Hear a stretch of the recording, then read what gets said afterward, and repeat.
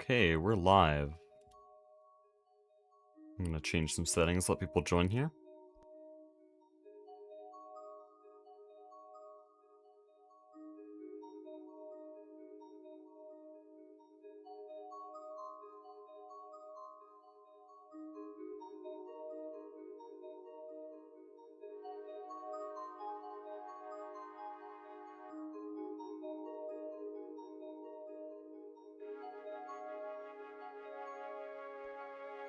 Okay. Right, I need to actually build walls. Every stream I end with just like, I don't want to do that, I'll leave that for later, and then I have to deal with that bullshit the next stream. Just make the start of every stream miserable. We'll start with this side, because we already have some walls around, and so I'm expanding off of something. What is this? Okay. It's gonna be fun.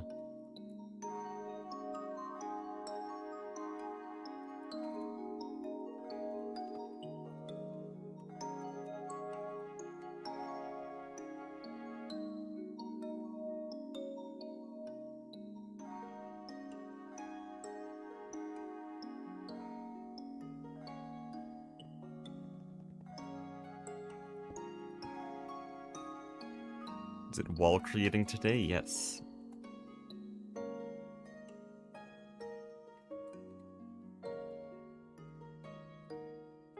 Oh. Okay, this is annoying. It'd be best if I put the pillar here, because then it's centered on that. But this will be 7 blocks, this is 8 blocks. Live with it, I guess. We'll probably put a window there.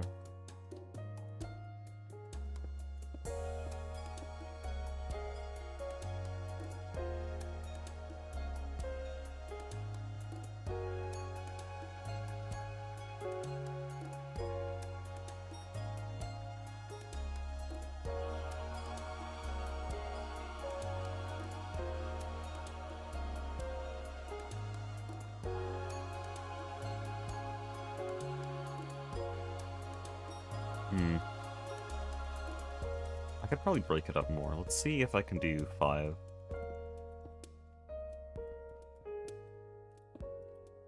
Well, that's 5, 5, 4. Well, shit. Why have I done it like this?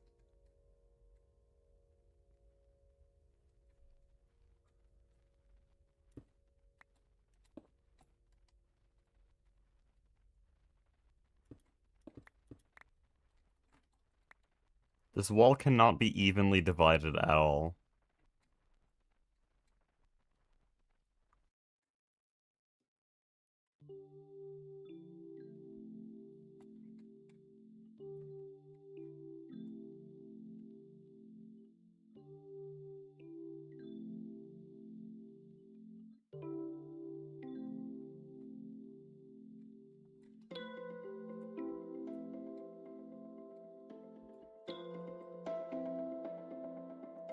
I'll just live with it. Okay.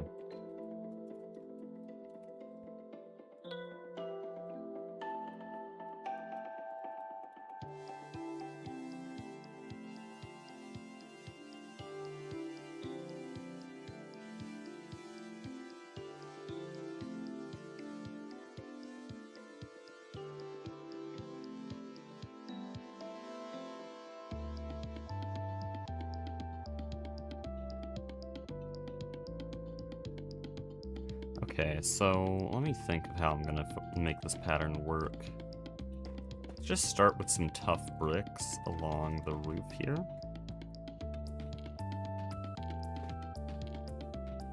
That was a good start.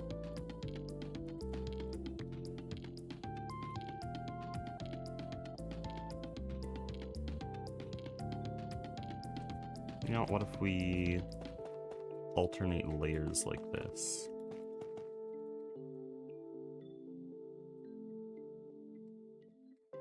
Well, it's actually 4 long in each direction, so then we go like this.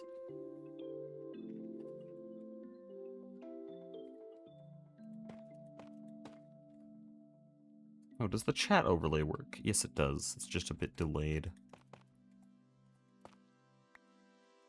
Stream delay is supposed to be 6 seconds, but always feels a bit longer than that.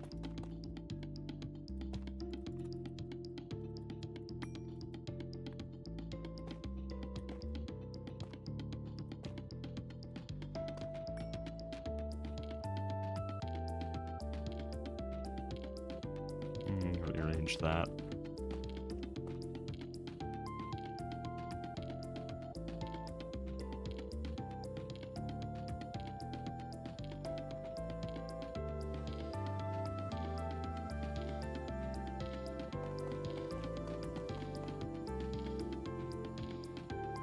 I think I have to end this with a window, so then I'll have a window here.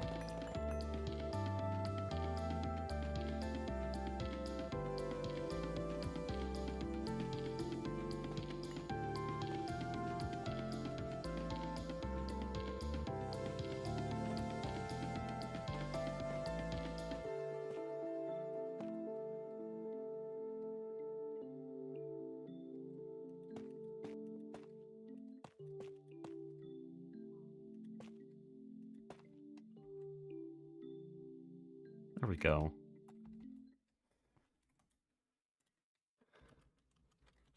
Oh.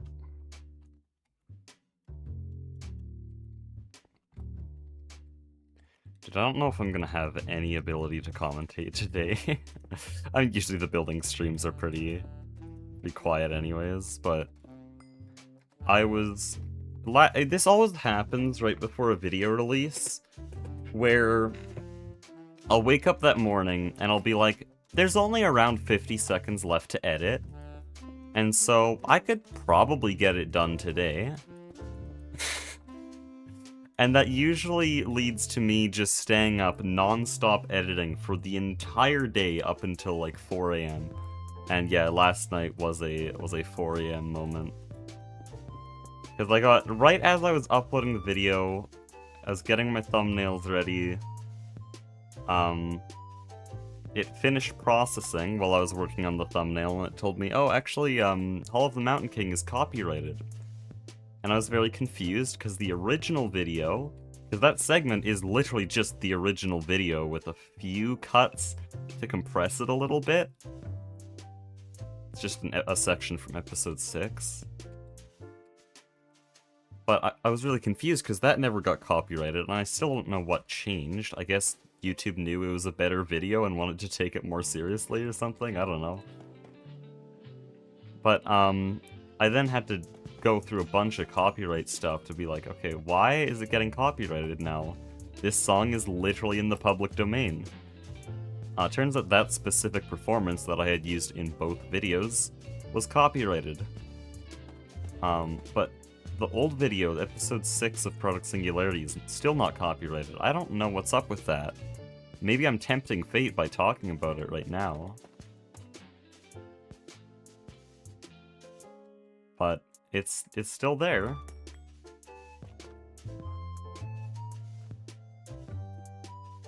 Anyways, I eventually found a version of Hall of the Mountain King that is royalty-free, and then I realized that it was the exact version that literally everyone uses.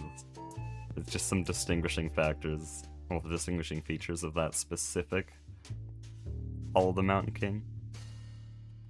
So, I assume that one's safe if literally everyone's using it. Surely. Oh no.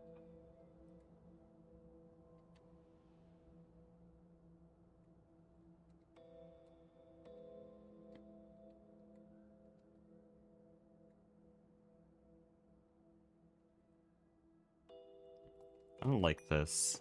What if I don't have a window here? Ever thought about that?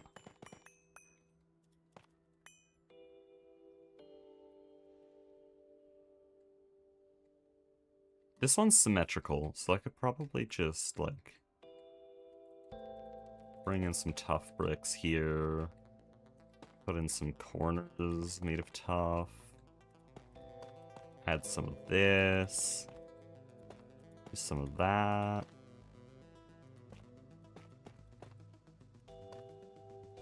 replace some random bullshit.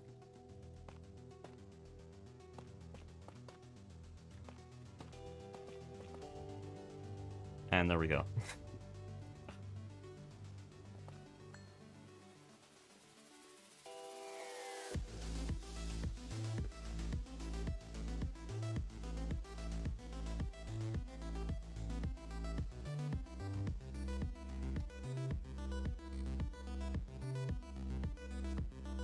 So who here has watched the new video?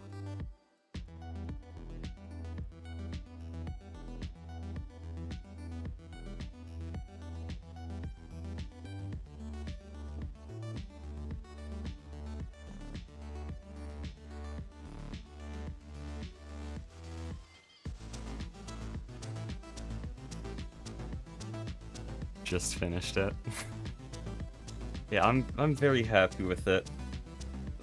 I'm also so tired. I don't want to edit anything for the next like 5 days. I probably won't. I have a lot of stuff on the server to do.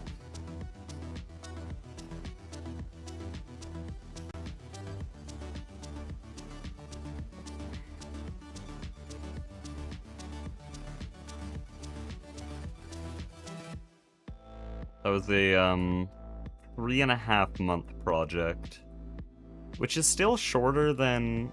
Oh wait, no, it's longer than the equivalent length in the E2E movie. Because remember, part 1 of the E2E movie was around that length, and that took 4.5 months to make. But the difference between this and the E2E movie is A, I've made videos before, B, I'm using DaVinci Resolve, which is just better, and C, I actually have world downloads of old versions of the server, so I don't have to rebuild everything from the ground up. I have stuff to base it off of. Which, in case you're unaware, that was a big thing in the E2E movie. That entire thing had to be rebuilt just from memory, because there was no recordings.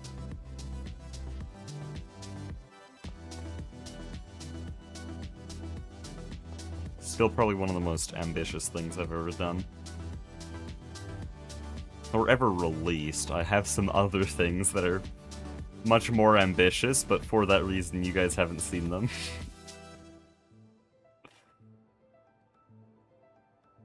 Yeah, this is bad. Should I just break it all? Destroy it? I mean, this would help a little bit, I think. Makes the window a bit large, but... This is also ass, like this entire panel's just dog shit. I should have made it random.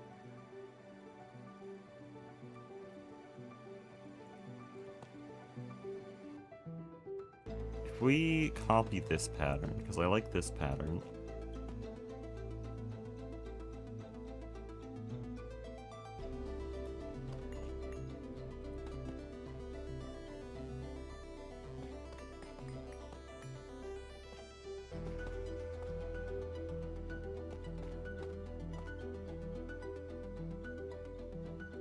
There we go, and then we add this.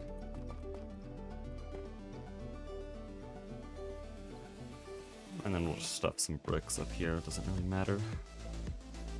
There, that's a bit better.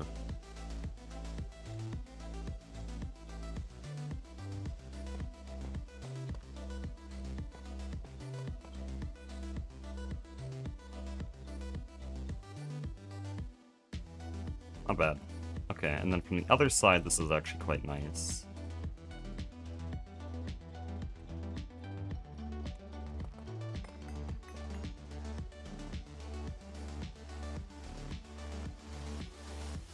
Could I just make a window that's larger on one side? Why not?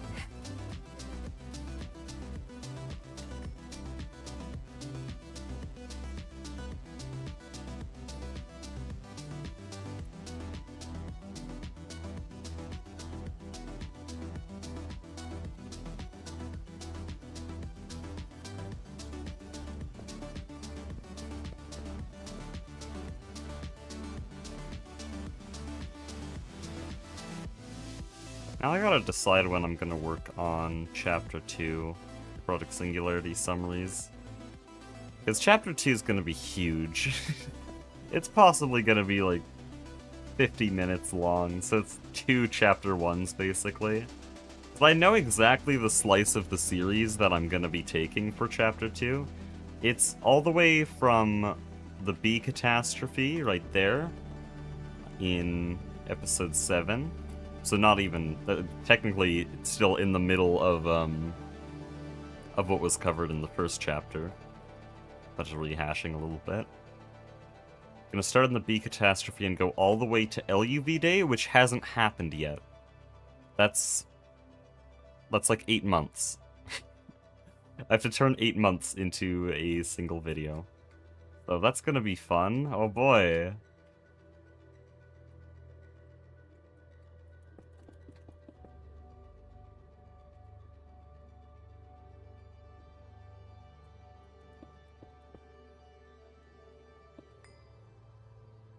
We're an Ivy? Yes. LUV in 3 days.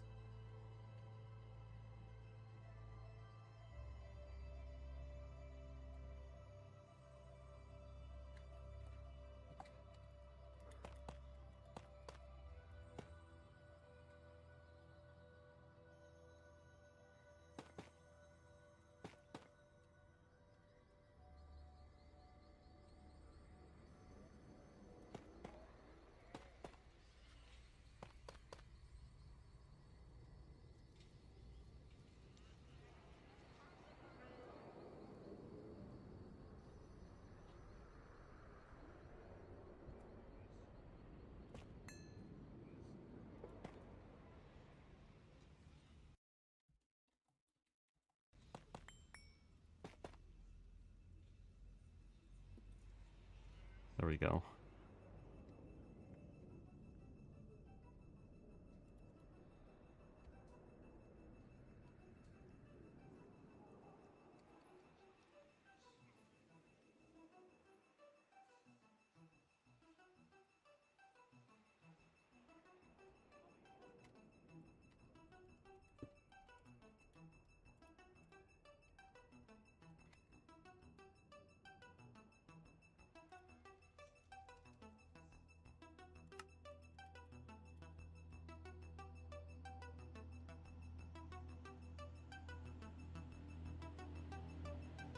I don't know how to make this wall work, because this is way further than this section, and I'm trying to make them line up properly, but that doesn't seem possible. Okay, this is a different design now. I can't follow the same thing.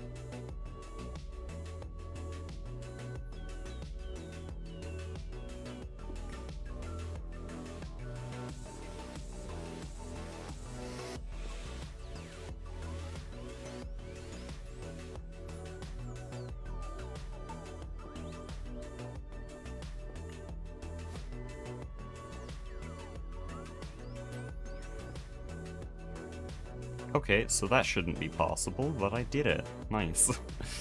You can't get that texture on the bottom.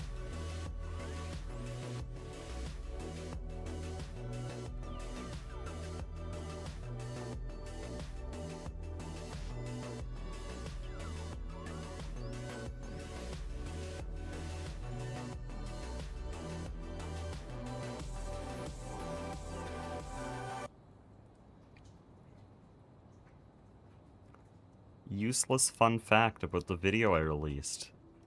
This song, President is Dead, is the shortest use of a song in the entire video, other than Axolotl, but that one doesn't count because that was used as ambient sound. President is Dead was used for one segment in the Steam Age for like 30 seconds.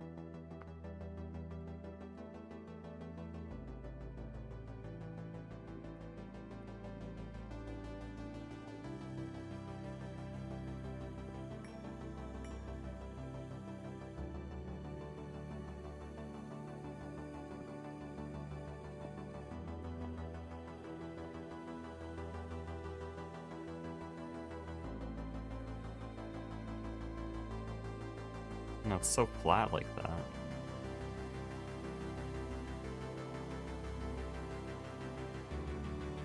Don't like it.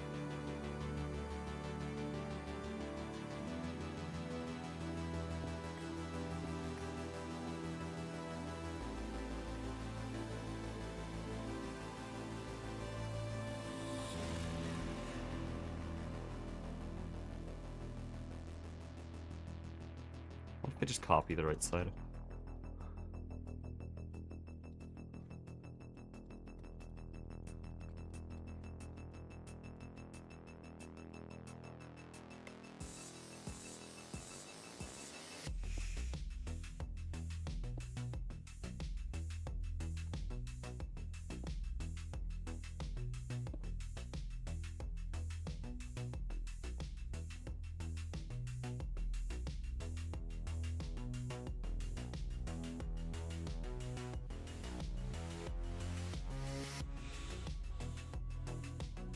What? You can't cut that? Why not?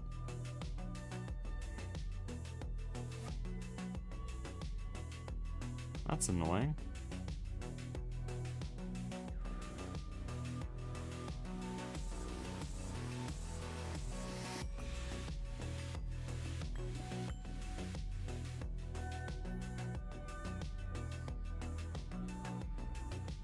Yeah, I have no clue how to make this work.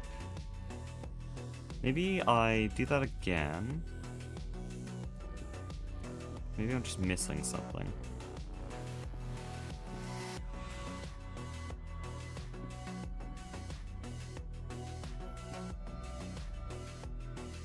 If I do this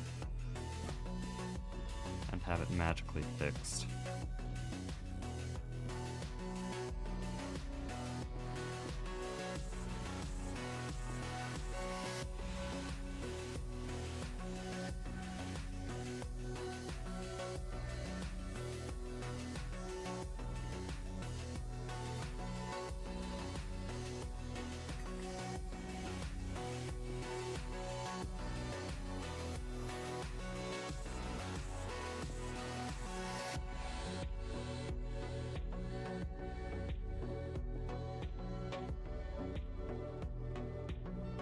Okay, I kind of forced it. Now it works.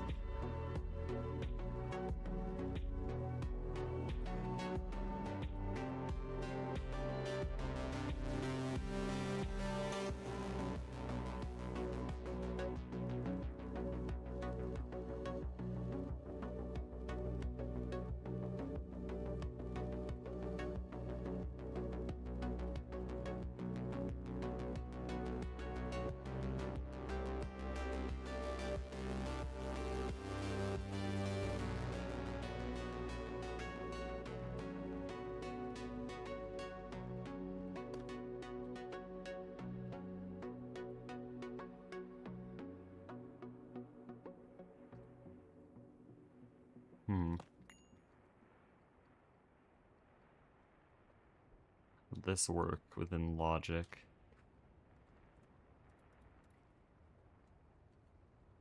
And there should be something like this, right?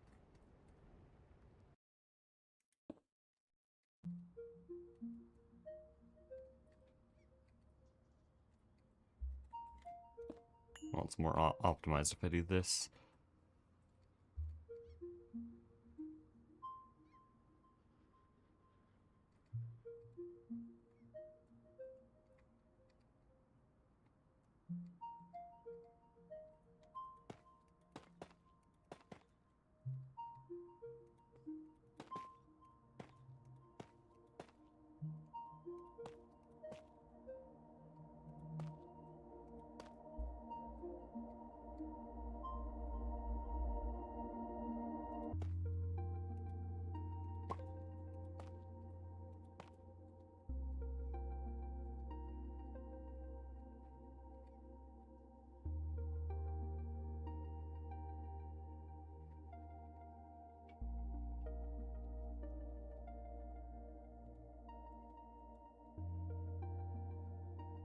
There's so many problems with everything I've done. I mean, that's just a nightmare. Don't like that at all.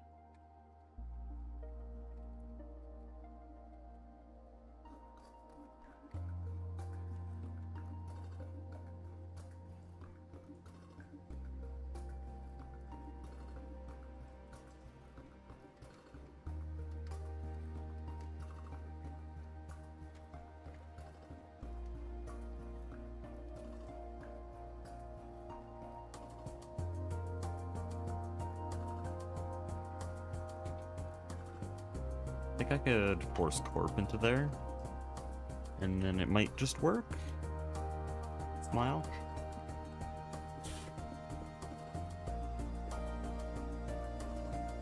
Yeah, actually it does. Nice.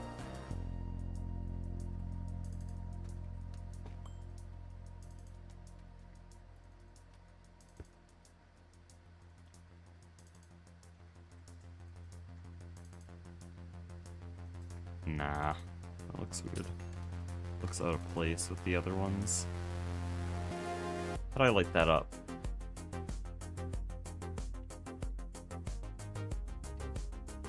Well, there is supposed to be a lamp here. I don't know if it would look odd. But the spacing's right.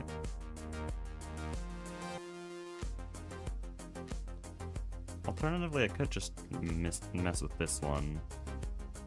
Oh, yeah, idea.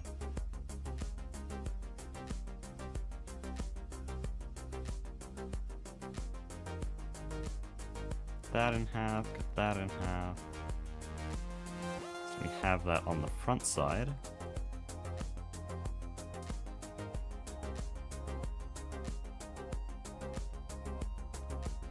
Go there.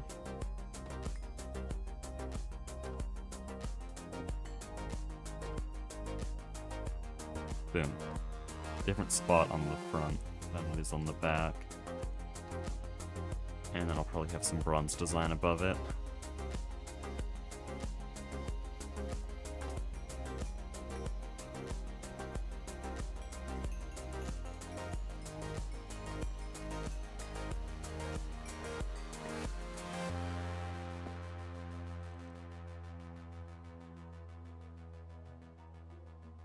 There we go.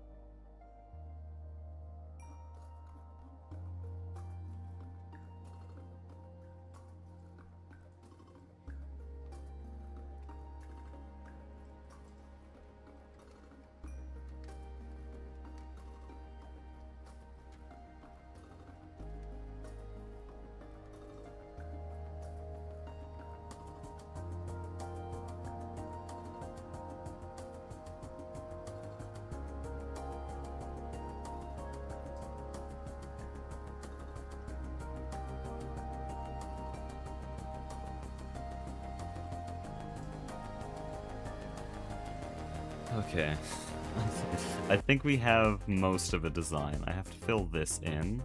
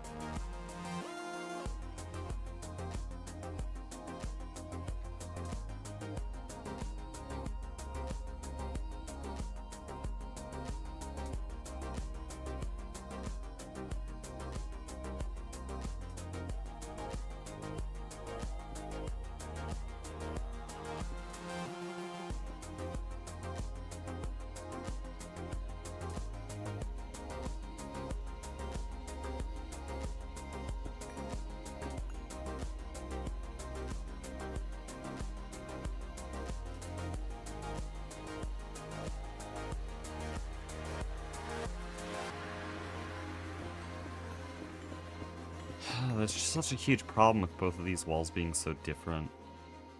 Maybe I do just make this one a window.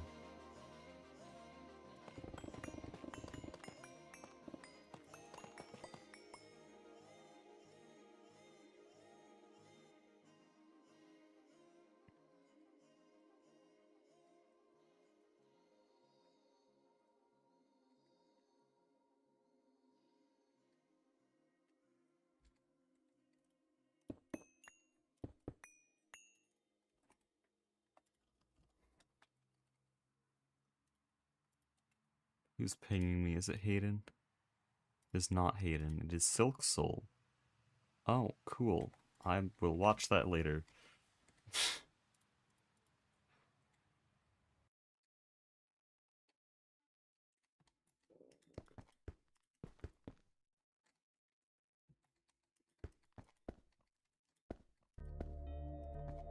How it feels to know the Silk Soul devs before they were popular.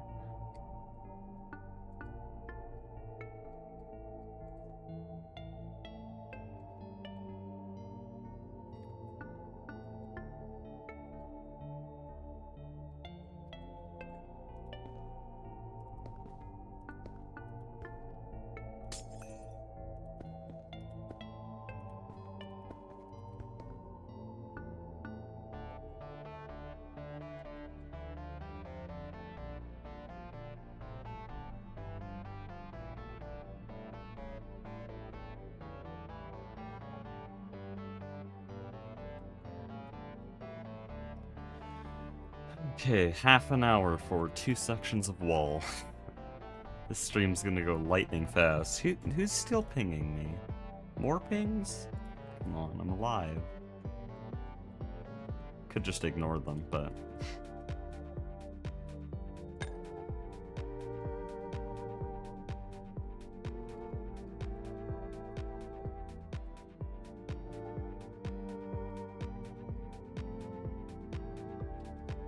One is probably from Silk Soul. I did literally just say that. Welcome to the stream.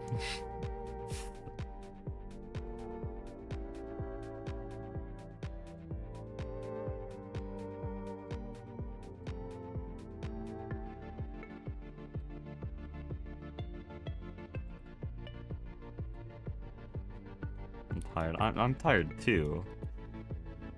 I'm on 4 hours of sleep after editing until 4 AM last night. Actually, no, most of that at that point wasn't even editing. It was like tweaking the sponsors segment and making the description. You know how long a description on a video like that takes?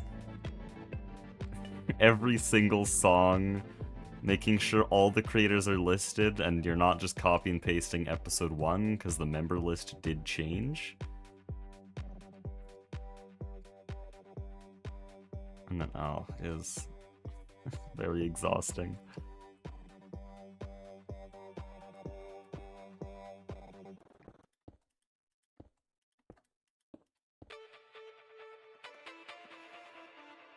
Sarah, did you watch the new video?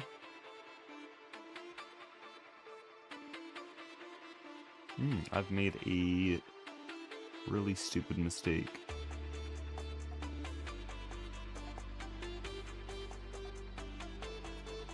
This wall goes this way.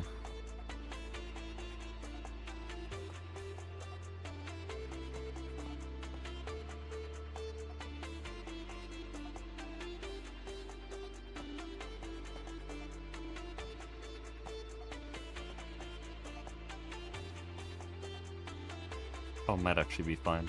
If I make this a window, then it's fine.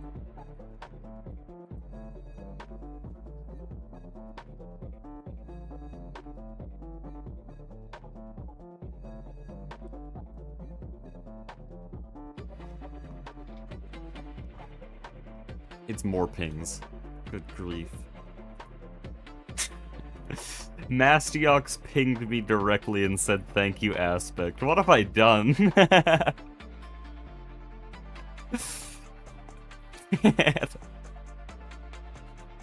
It can't be that potent of a gag.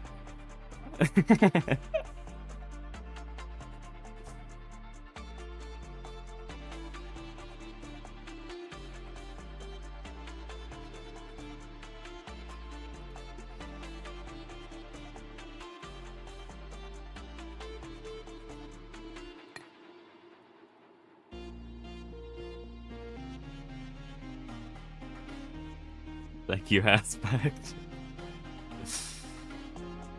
I did not show Aspect that part of the script. I've shown him a few other things that I need to ask him about, because I always make sure I'm saying things correctly about other people on the server.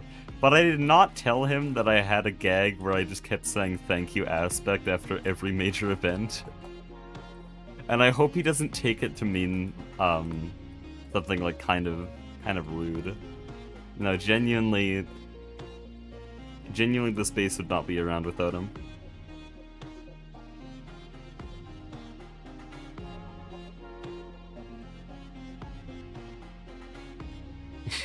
But at the same time, I spent 20 hours mining and then he built a witch farm.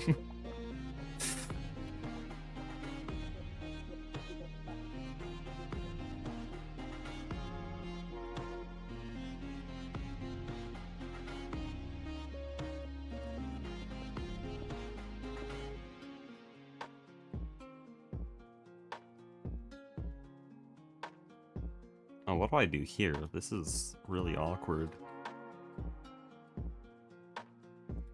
So just generally, what do I do with all these supports? I think we can just put some stairs over it.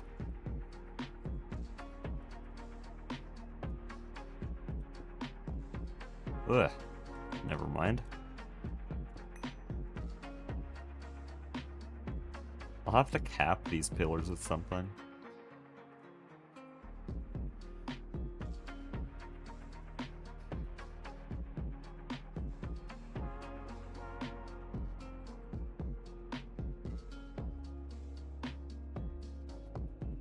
Because of it. Do you normally watch streams, or are you like an actual new viewer? This is just an analytical thing, because I'm kind of curious how many new viewers there would be in a video that new. Statistics say that, like, basically everyone watching it is already subscribed. But also those are usually around 2 or 3 hours outdated.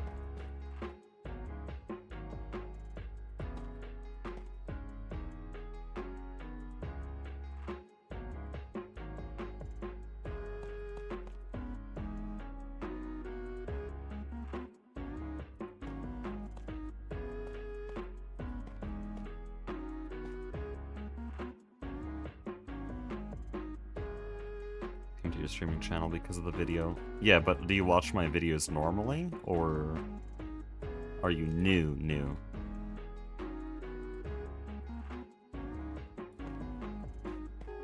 This is the type of information I can't really get from analytics. Yes, this does not answer the question.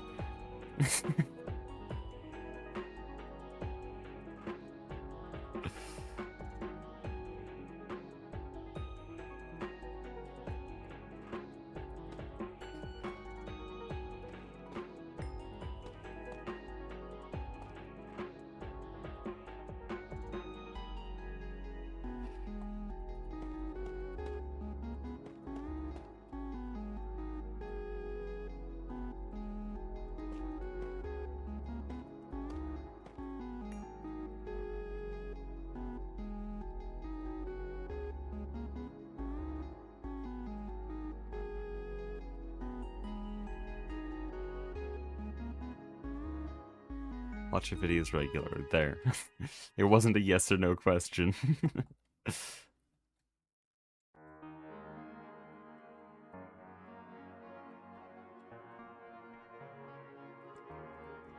Yeah, I assume the majority of people who watch that video by now are probably in that demographic. Regular viewers.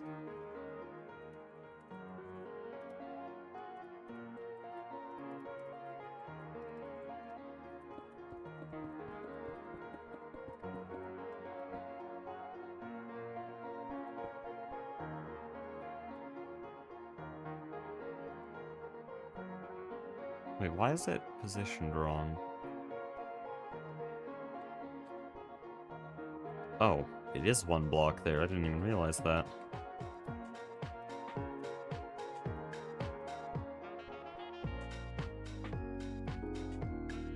Me when I have 31,000 Tinker's Construct copper, which is unobtainable. Thank you, Aspect.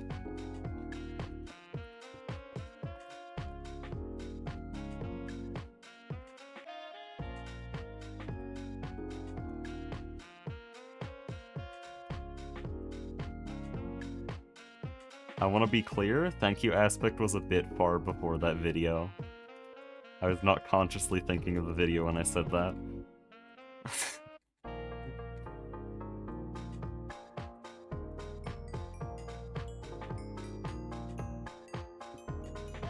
This is wrong. No, it's not. What? Okay. There's different blocks around, though.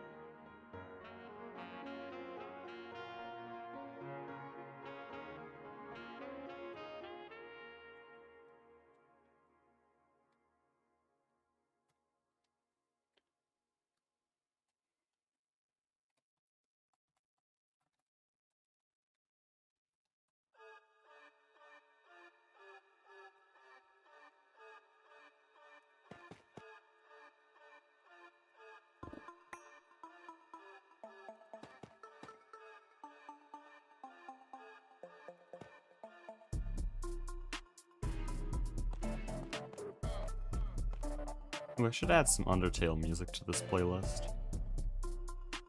Honestly, I think I've already discovered my favorite section of the new video, which is early LV, start of LV, with the LV circuit crafting animation, and then all the crafting animations after it. Basically anywhere where another medium is playing. Because for some reason that song goes so unbelievably hard in that segment. I've never used Undertale music before that.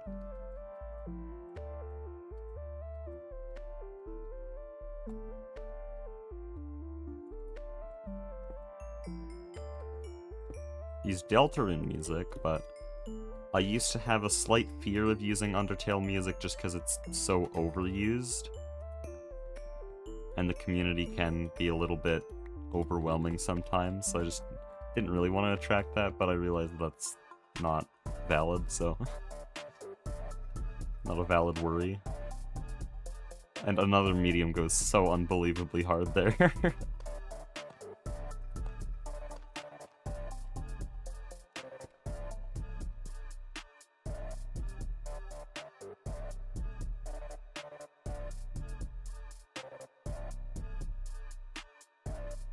A lot of good Deltarune music, I'd love to hear that in streams. I haven't actually listened to anything past Chapter 2 apart from Third Sanctuary, just because that one has a cool time signature, so I heard it a bunch of different places.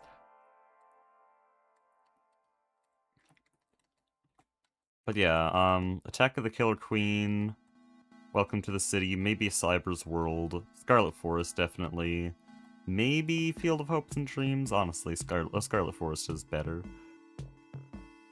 Broodbuster, I could throw in a couple.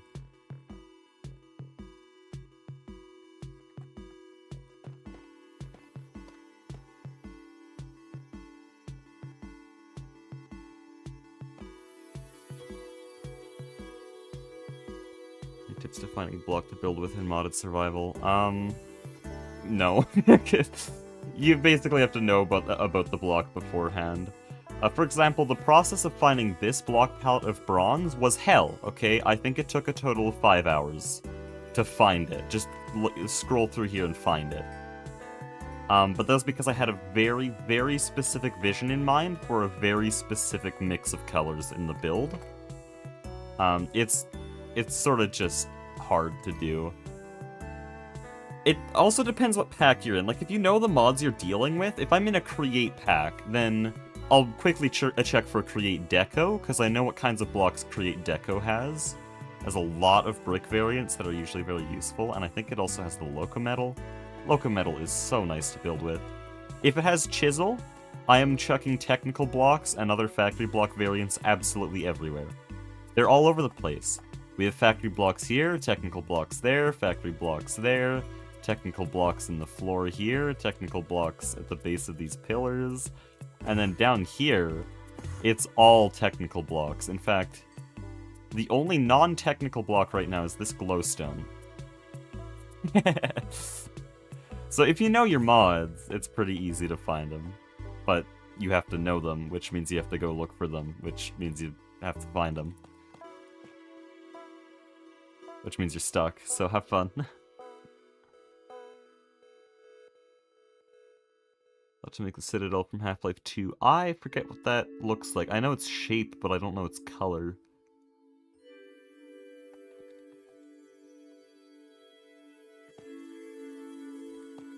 I think if you have access to Locometal, I don't know ATM 10, but every modern pack has Create for no reason, so you probably have Locometal. You could probably find some... Isn't black and gray kind of the colors you'd need?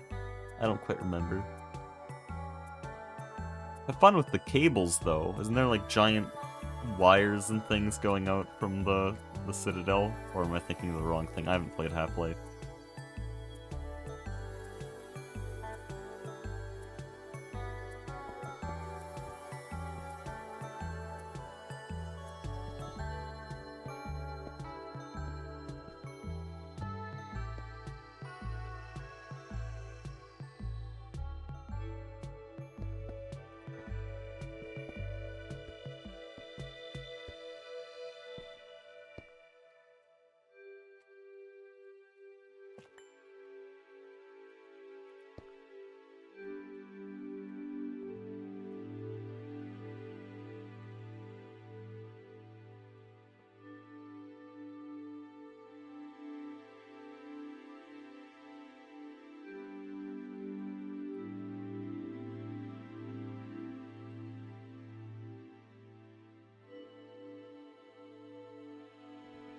This is so nice.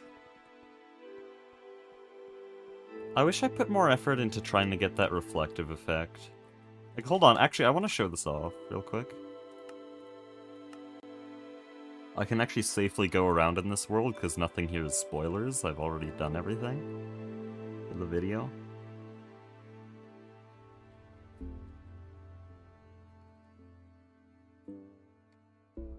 Oh, it's so slow.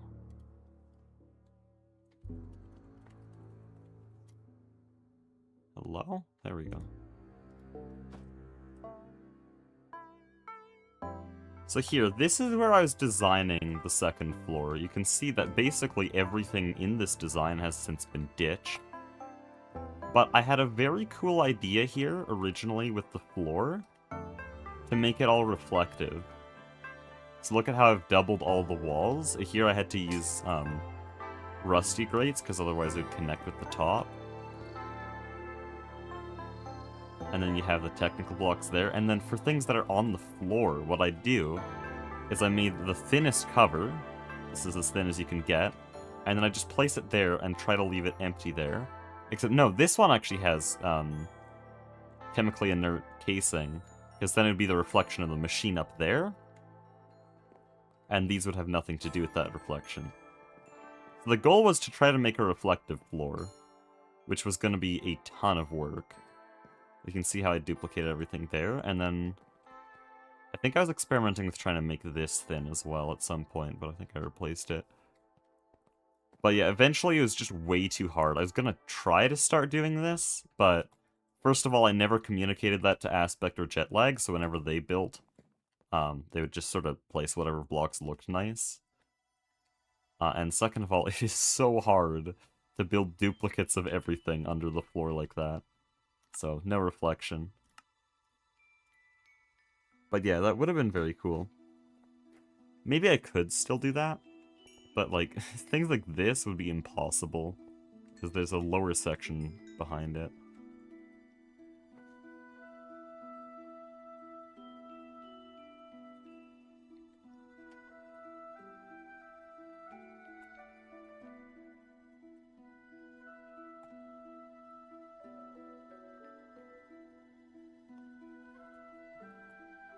Also, I didn't realize that just having a glass floor is actually quite nice.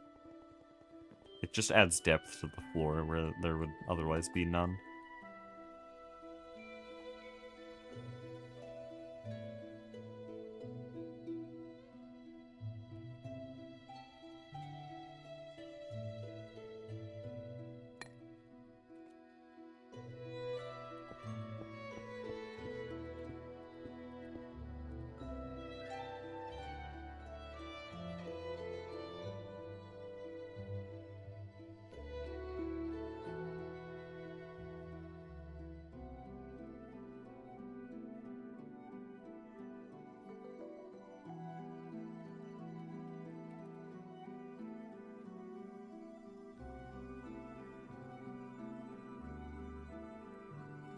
Oh yeah, we should work on the thorium reactors a little bit more. We're still missing some of the casing.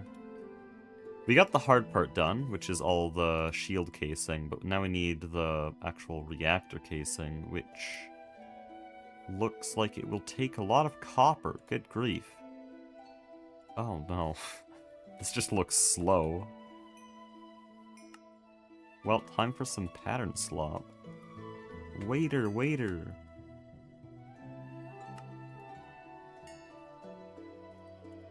Get me some AE2 slop.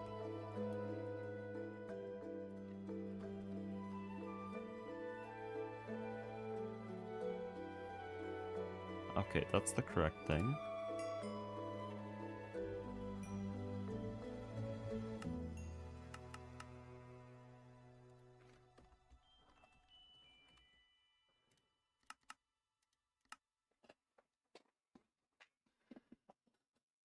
Litterbox, have you watched the new video?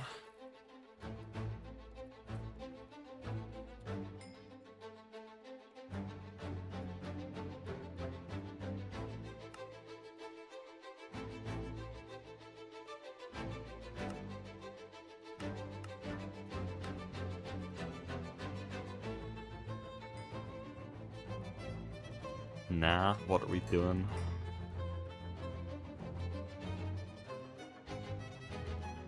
Get a load of this guy.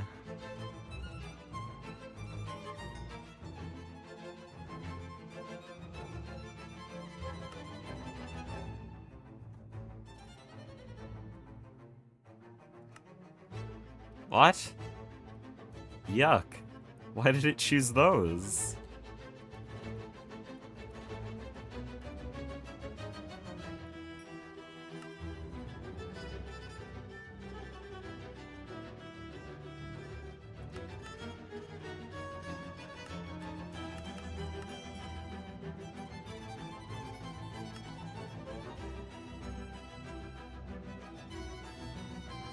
Is this seriously not automated? Okay. Oh, wrong lead plate.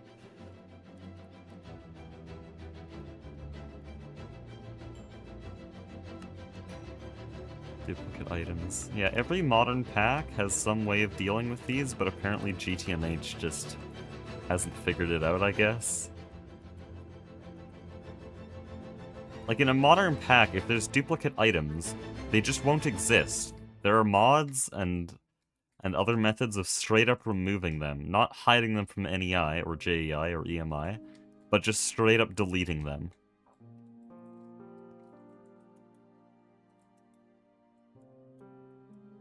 But here, like, I have 31,000 Tinker's Construct copper in my storage system. What do I do with it all? Music makes pattern coding seem integral to the cinema.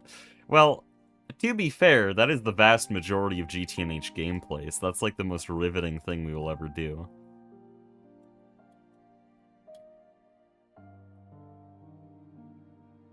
Okay, so it's 13 by... Oh no. It's math time. It'd be 6 times 10 plus 1, which is 61, plus 13... no, times 13, what am I saying? Times 13, times 2, good grief, okay. We need a little bit of this casing, I think. Is that correct? We'll need a little bit, oh, a little bit more than, oh, stop it, there. Oh no, we don't have enough copper.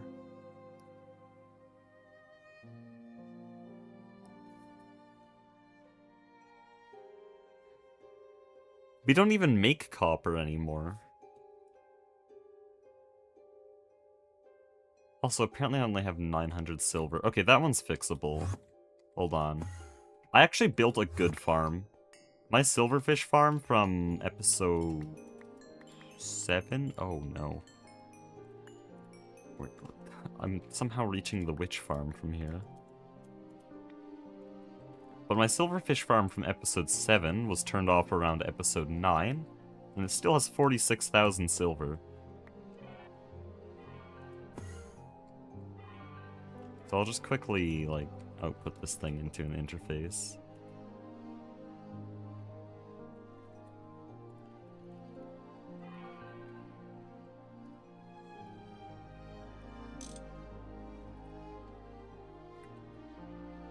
So that gets us all the silver we need. Oh, and there's silver dust, it just doesn't know how to smelt it. Where'd the silver dust come from? That is a shit ton of silver.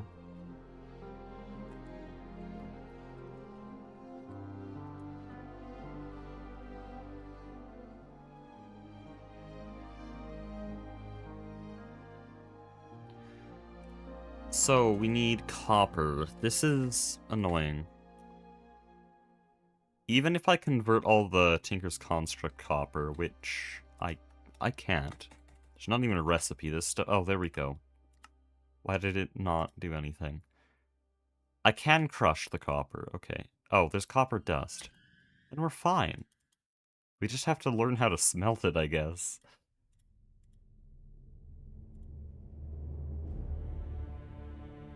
Wait, I thought this gave something different. Huh.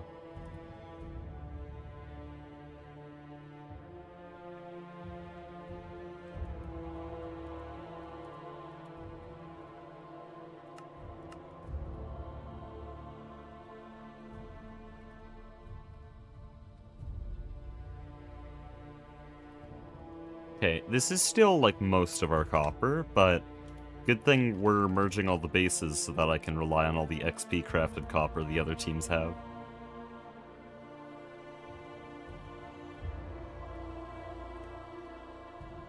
Oh, there.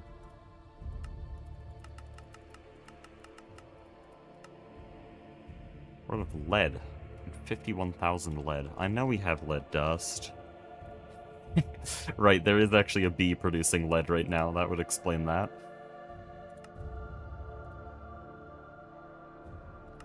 Oh no, spoilers for everyone, all the new viewers that don't know what's gonna happen with bees. Prepare yourself, okay, for chapter 2. It's all bees. 740 kilobytes.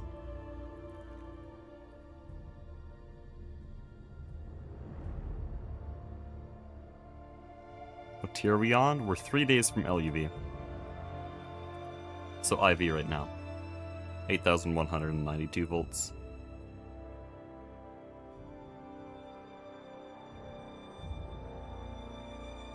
The B chapter has begun. Now, the B chapter began in HV. I'm just saying the next chapter of the summary videos.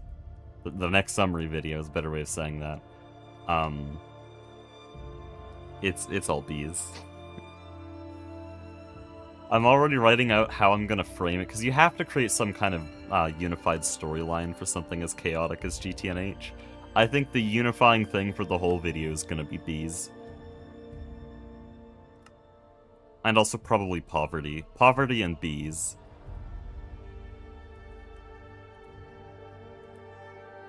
Okay, so we need 700 kilobytes, so do I have a 1024K? No, I don't have a 1024K. Guess we're using bees for LUV and onwards? Yes, me and Mastiox are the bee crew. We're gonna build a giant skyscraper using multi-blocks for all the bee processing, and everything's gonna be bees. And because of the amount of storage we're gonna have, or the amount of power, also, hi, speaking of storage, because of the amount of power we're gonna have, we're gonna be able to run all the bees at, like, EV and IV, which means they'll be producing 4 times more than my bees currently do. Which, if you do the math on that, that's way too much. You do not need that much.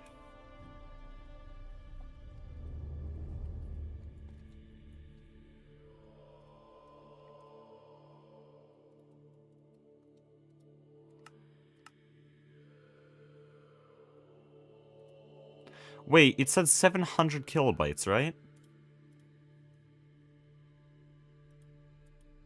No, I can do that. No, never mind. I was thinking 700 megabytes. No, that's like Stargate levels of crafting recipes.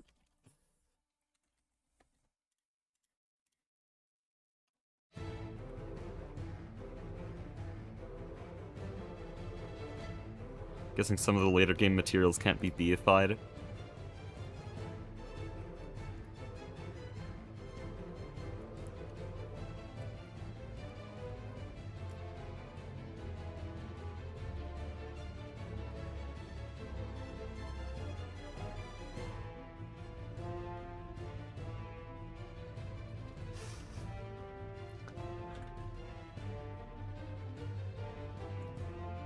No, we can deify everything.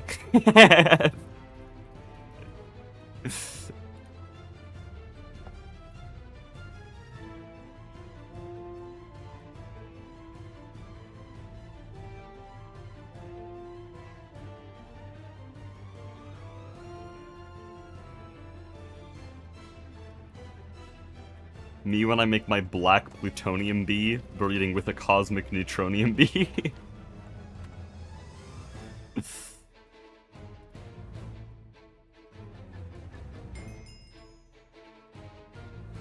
Surely 1024 won't be necessary. Surely this is overkill. Oh, that top one's actually bigger. I'll use the top one then. Okay, this one should be a huge computer then.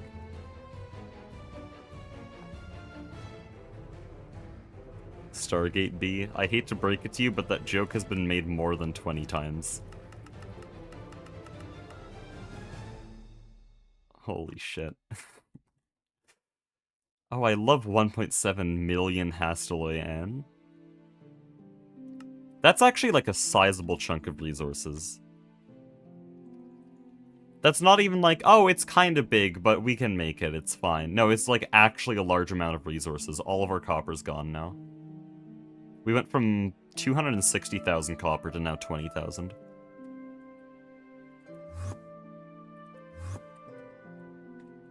But again, we're merging bases soon, and so if I go to spawn here, and go to the prepared PDIM here, which is where we're starting to bring all the AE2 nets.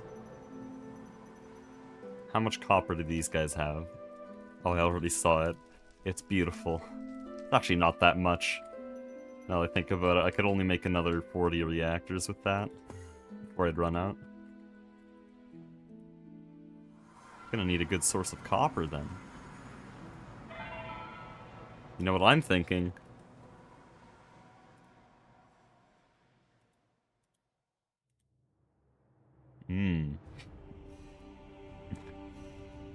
What's the percent? Oh, it's only 30%. Oh, that's not great, actually. We're gonna need a lot of copper bees to keep up. We'll also get gold as a byproduct. I guess I can just double crush it. Oh no, it gives purified. Never mind. I'll give nickel. Is there a way I can get extra copper dust from other things? Malachite can't get that. Whatever that is, can't get that. Bornite, no. No. No. These are fake ores. This just isn't even real. Okay, copper's actually going to be really annoying to do with bees. We could do infused seeds. Yeah, we can do infused seeds. Goose is actually good with those, so we'll probably have enough copper then.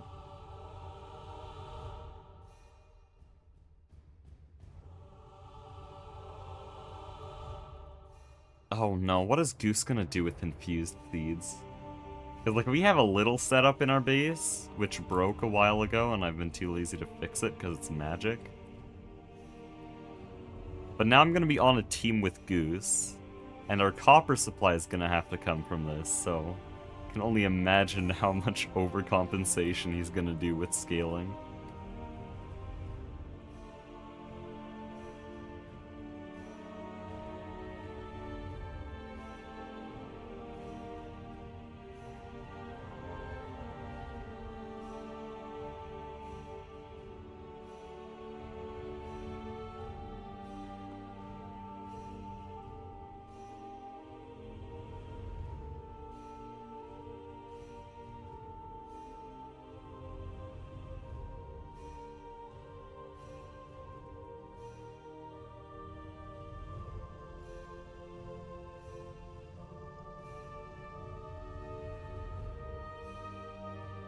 This mod pack all about scaling everything until you don't have to think about it anymore. Yeah, kind of. But it's more like... because it breaks so much, you do keep thinking about it. But it's scaling everything in the hopes that you never have to think about it again. But eventually you'll get asked to make 1,000,000 more. And then the system will break anyways, and you'll have to rebuild the whole thing from the ground up. And then you'll really have to think about it. So, in theory, yes. Oh, does this line up? It lines up. Holy. It's almost like that was planned or something. Oh, it's beautiful symmetry. Oh, it actually... I didn't even realize it lined up with the top. That's definitely intentional. I think I planned that from the beginning, but now I'm coming back and I'm like... I don't remember my own design.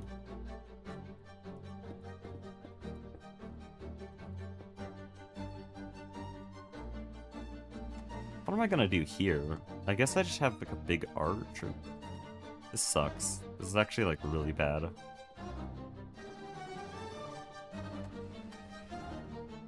Because nothing lines up at all here. Oh wait, the inside pillars will actually land. No, that's probably fine.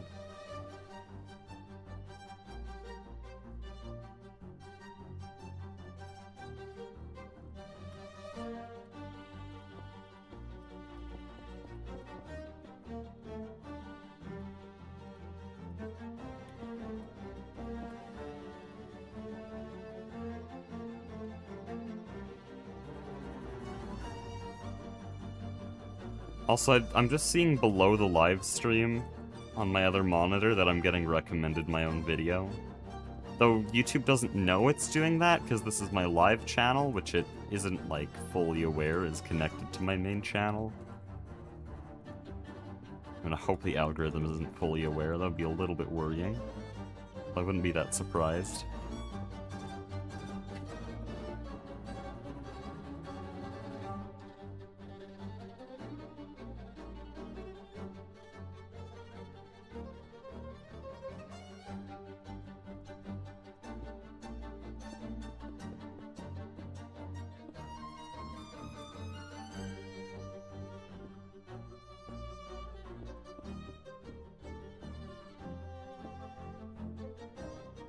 Oh yeah, I will say this, I did do A/B testing on the new video, and I say I did, that's past tense. No, I am still doing A/B testing on it. And so, the thumbnail I got was the more simple one. I did a simple thumbnail and like a chaotic but kind of descriptive thumbnail. I kind of want to see which one works better. I like both thumbnails. I think I did good on both of them. I just want to know which one communicates the idea a bit better. So far it seems like new viewers prefer the simple one, while old viewers prefer the more complicated one. Which is kind of expected.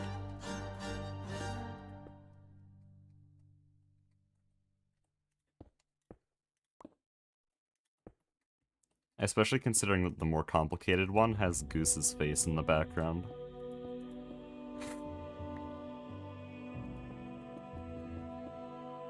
So if you're a new viewer, you wouldn't recognize that.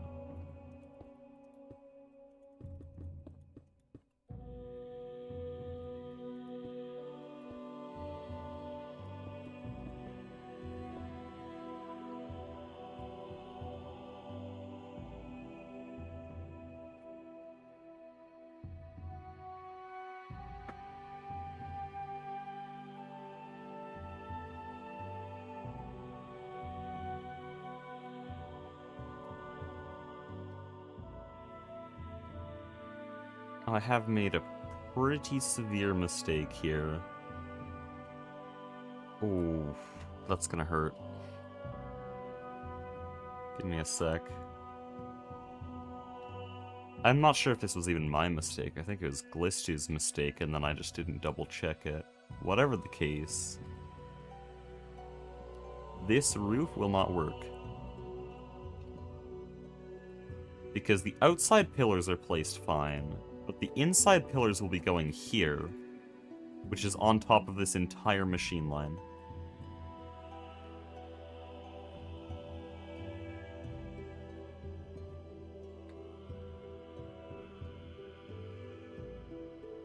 There is actually a pretty simple fix to this, though. And honestly, this is a really good fix. This actually helps a lot of other symmetries in the build. So we're gonna extend the roof 2 blocks. I'm looking at what it would do to the rest of the design, and it just makes it better. It's gonna take a hot minute, though. I also have to destroy every single pillar I just made.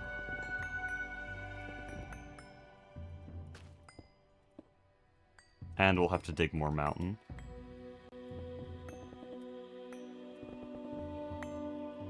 Yeah, literally everything is better this way. Trust me.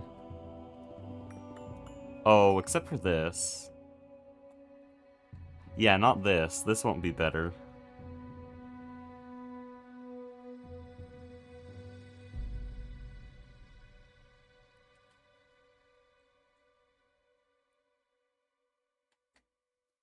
I'm trying to remember what my original view was, my original design this generator room was.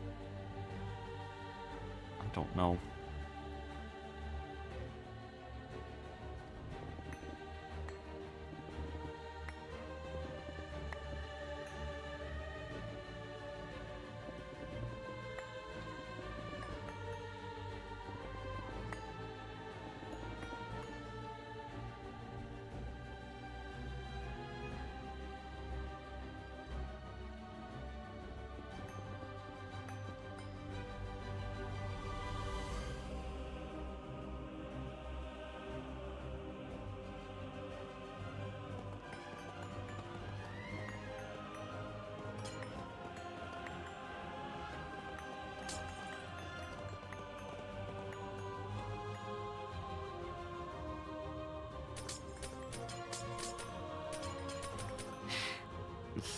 Over an hour in and we're destroying half the things I've already built.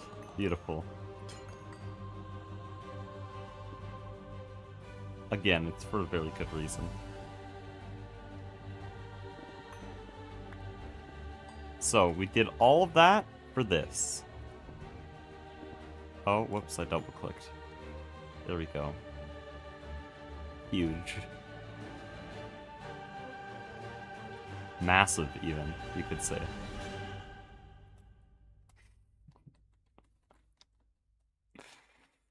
I was still making that joke in 2026.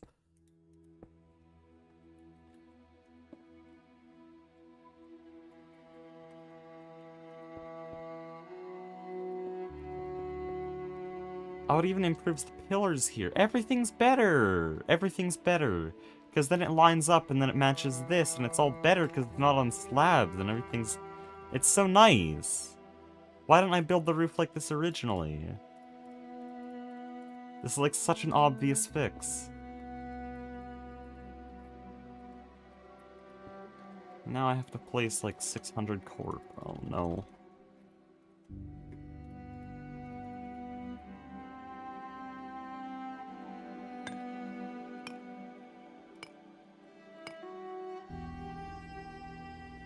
By the way, I will say, one thing I really like about GTNH, I haven't seen it in any other pack. It is probably by far my favorite feature, which isn't saying too much, is the overlay on the left. The item zoom. This thing is so helpful. Not just for gameplay, seeing everything I'm looking at and getting to distinguish the items better, but especially for videos. If you ever saw a picture of a block, and it was like, the shear lines were perfect in the video, and each side is perfectly equal, that was taken from here, from the item zoom. And basically every single item screenshot you see there is from this zoom. Or it's like, taken from the zoom and then modified slightly before being put in the editor. Because sometimes if it had durability, I had to paint that out. But I love that item zoom. Other packs should have that.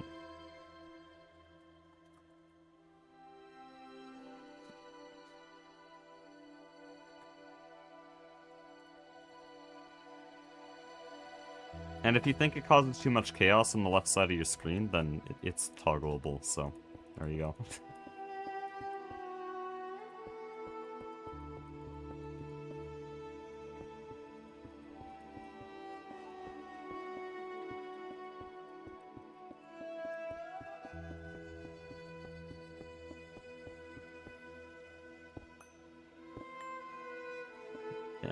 TFC slab placement logic.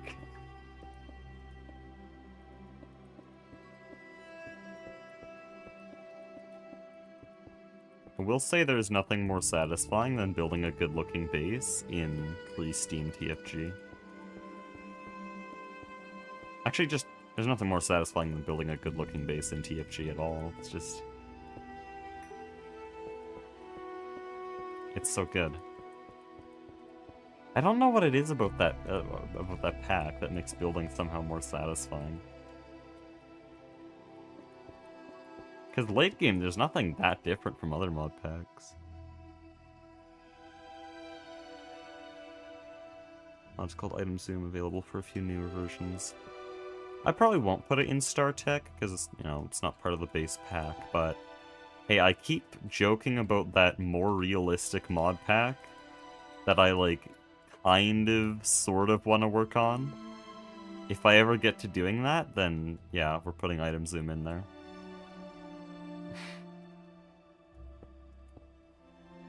What is this?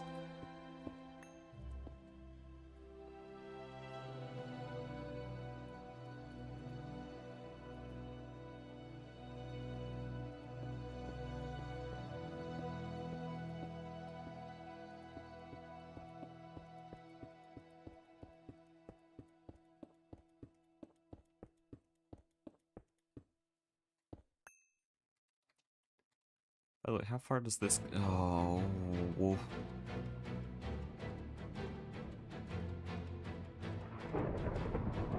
This side of the base is gonna be hell to make work together. I might just have a second roof like this that extends off that side. Is that possible? No. Okay, cool. Boy, I love what I'm gonna have to do to make this work.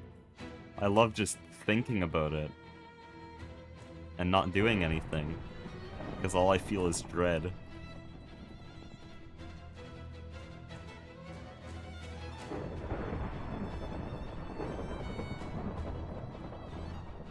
East side of the base is fine.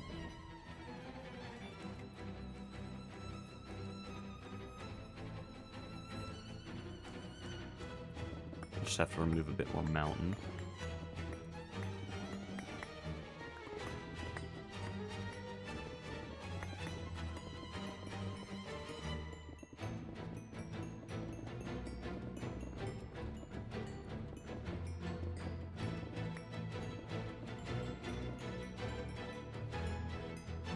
Also, since this base is only going to be here for decorational reasons a week from now, should I remove the glass roof? Or at least in all the places that it isn't needed? Because it makes it look really bad on the map. Oh, but architecture blocks already make things look bad. Never mind. Not really losing much.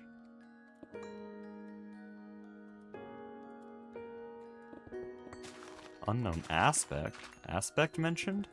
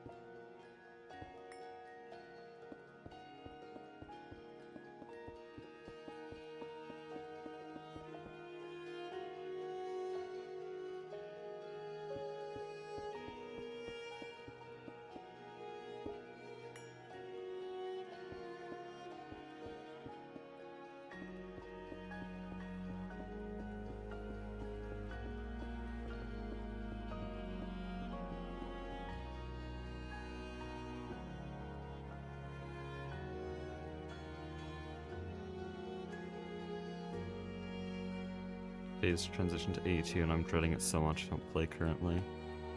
That's a very valid feeling.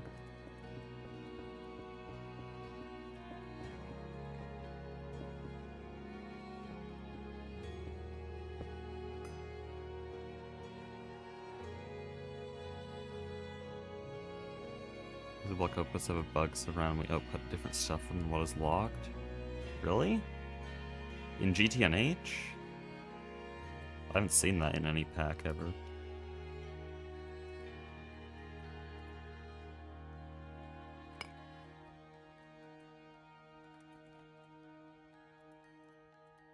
Oh, in TFG. That wasn't a thing when I played. I would report that, though.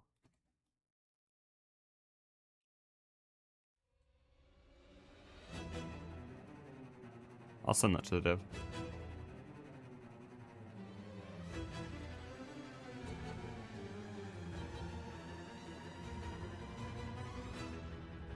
So they just output items that aren't whitelisted in a filtered output? Like if you have something filtered to... They fixed one in an old version, I see. What version? 0.12? 0.11?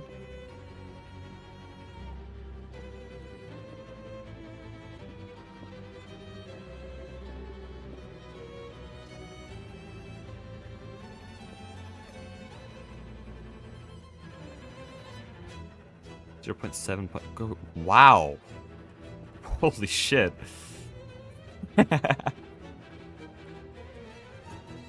How long have you been playing? None of the current devs worked on that version.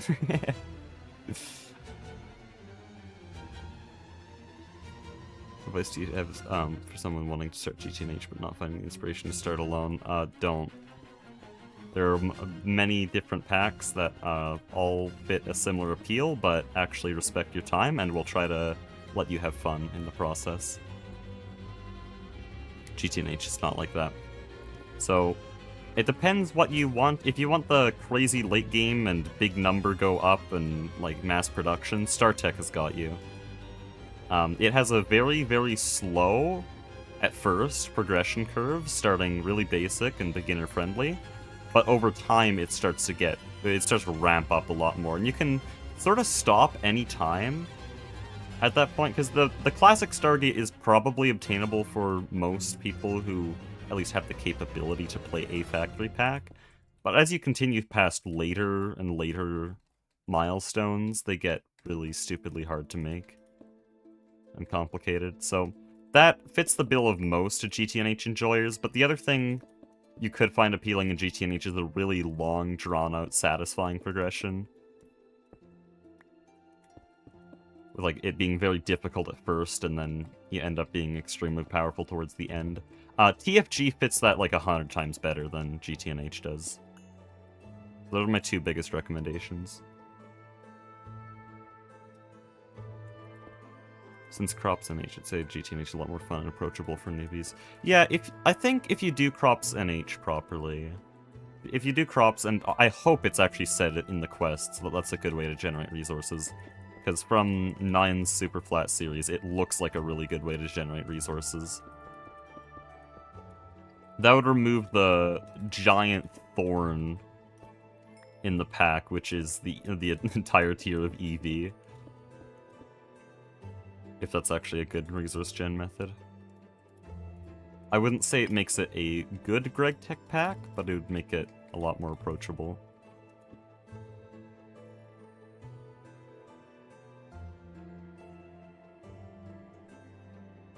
I made TFG early game and added guides. There was already a lot of guides, because the field guide gives you absolutely everything you need to know. But now they have the quests on top of that. And they have a lot more custom field guide entries specifically for TFG. So yeah, they've added more guides, but it was already really good. Stuck because they redid World Gen and corrupt the world I have. Yeah, let me think what version did that. Because 0.7 is a really bad version to live on. Especially as you're moving into AE2, there's a bunch of NBT conflicts and stuff. I think I was fine to upgrade to 0.9 on my world. I would go to the latest 0.9 version, because that doesn't mess with World Gen, but it does add stuff like the Beneath, and it'll make things a lot better. 0.10, I think, is the World Gen update.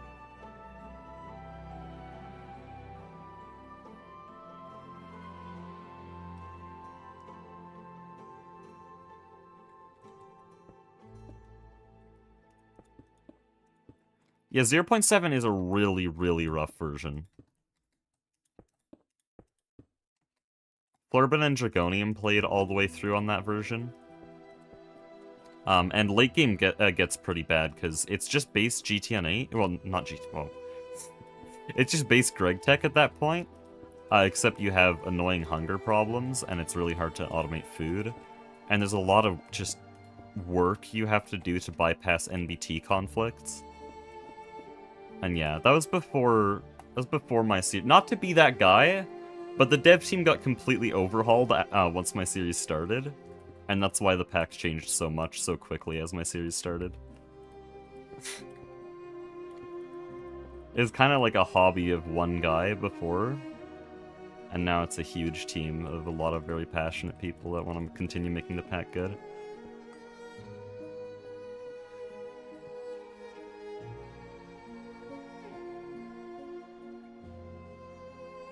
And crash and energy acceptor. Yeah, it's messed up. 0.7 is really bad. That's why I updated. Like I said many times in my series that I couldn't update. And that I was kind of stuck in 0.7 despite all the new features they were adding. And then I saw what AE2 was like the moment I unlocked it, and I was like, we're gonna update no matter the cost.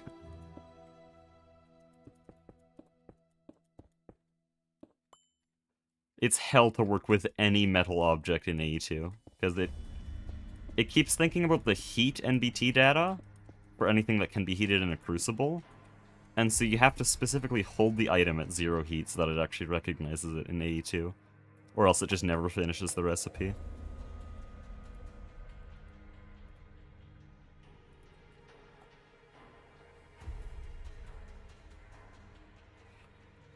Old TFG.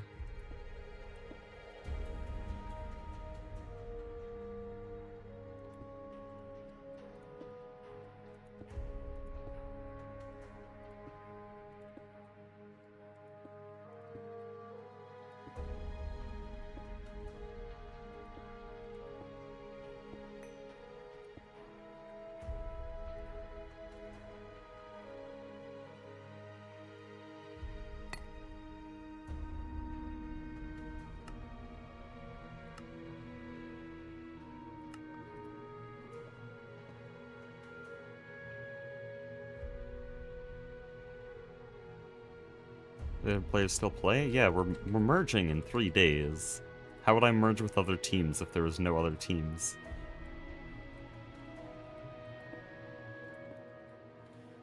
I have to reiterate this like every other day, but this pack from the, well, this server from the very beginning has been a background project. No one wants their job to be playing GTNH. The pack feels enough like a job already. So from the beginning, I basically told them, like, you basically only have to play once a month, sometimes even less if you don't feel like it. Just, like, show up for events and keep up with progression. And if you can't keep up with progression, then take handouts. Like, that's what I said in the invite that I sent out to everyone. It is just, it's a very slow-going process. The entire idea of the pack was, the series is to take the pack slow, so that none of us get burnt out, so people play whenever they want.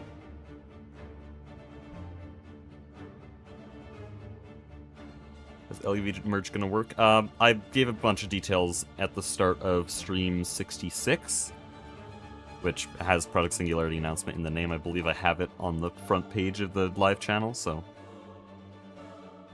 you can check it out there. But at TLDR, we're all moving into a PDIM, and we're all going to be in one giant base, and then no more tier gates, because tier gates are redundant if you're in one base.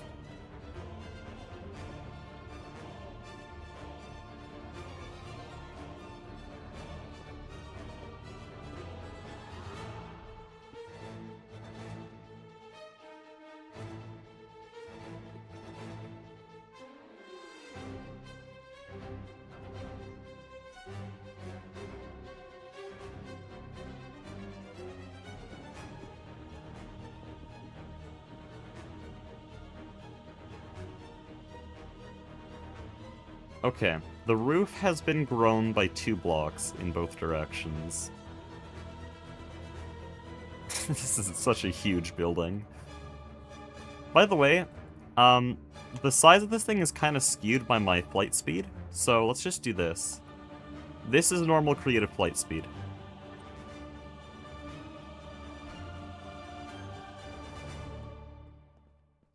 And this is normal running speed. Feels a lot larger now.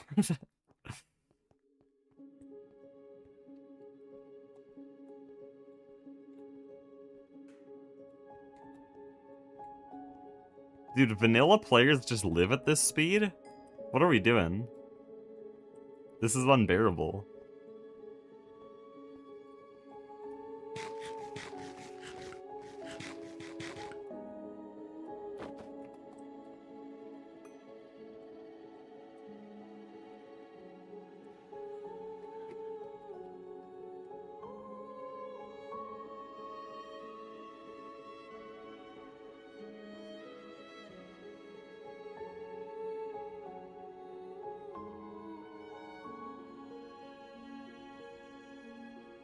Oh, let's rush boots with the Traveler.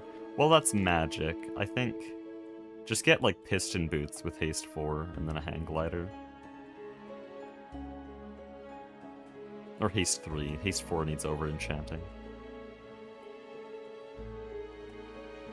Magic is cringe.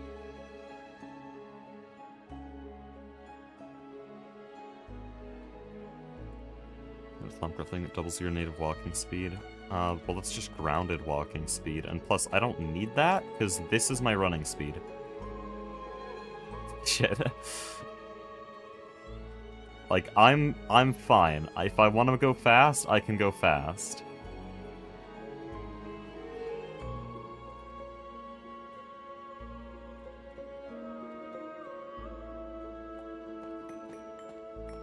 You want to see what that looks like while flying, by the way?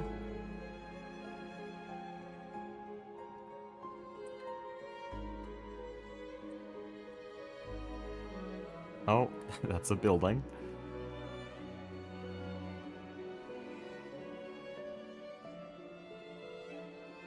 Wonder if I could go to the ducklings real quick.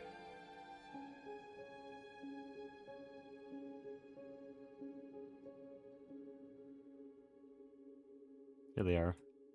Yeah, let's go to Vix.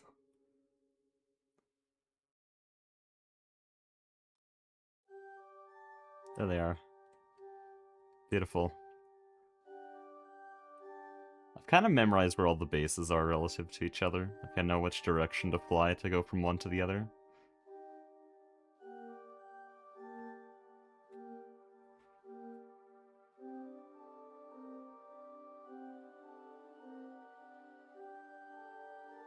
And we're back. So fast.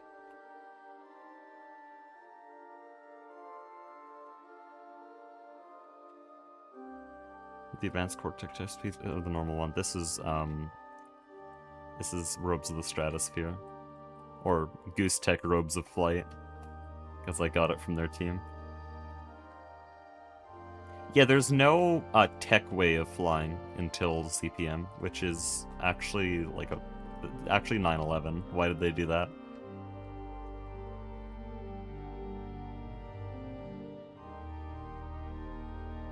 That just the shopping district and stuff gives me left. Oh wow, talking too fast. So said the shopping district's gonna be left behind. It's not really gonna be like it's not gonna be expanded on and grown. But our base is technically going to be in the shopping district, and we're going to build the base to look a lot like the shopping district. So, kind of, but not really.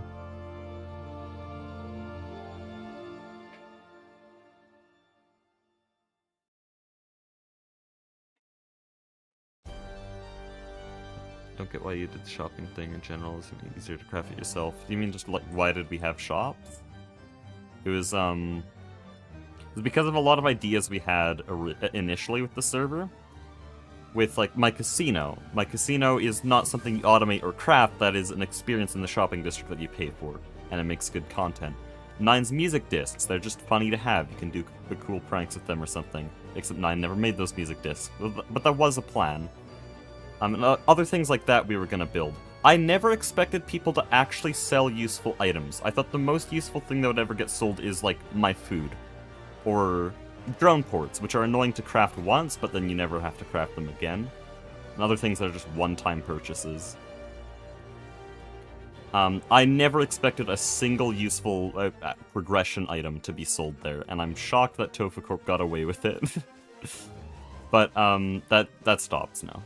That's the fact that it existed is dumb, and now it's gone.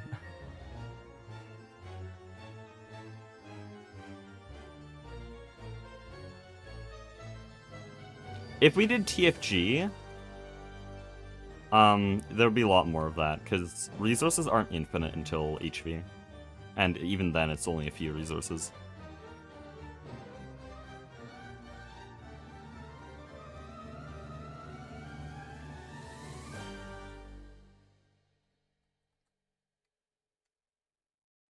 And dude, having a rail network between ore veins and bases would be so cool. I didn't do Project Singularity on TFG because it would be like a 2-month endeavor at the longest. But it's still a really cool idea, maybe one day.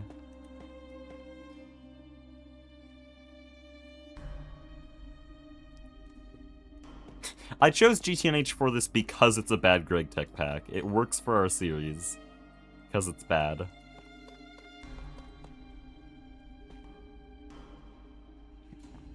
It takes so long and there's so many unintended things that it just works out.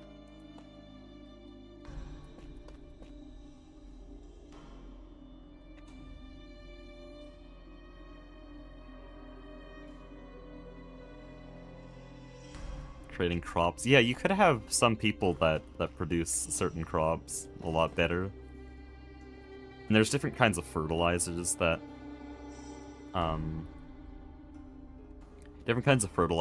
are easier to get in some places if you have like a saltpeter vein. Or you have access to sylvite.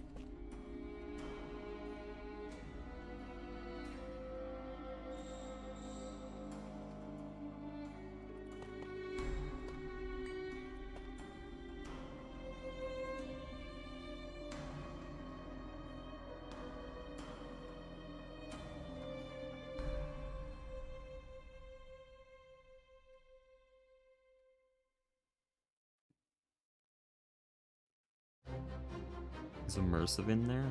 What?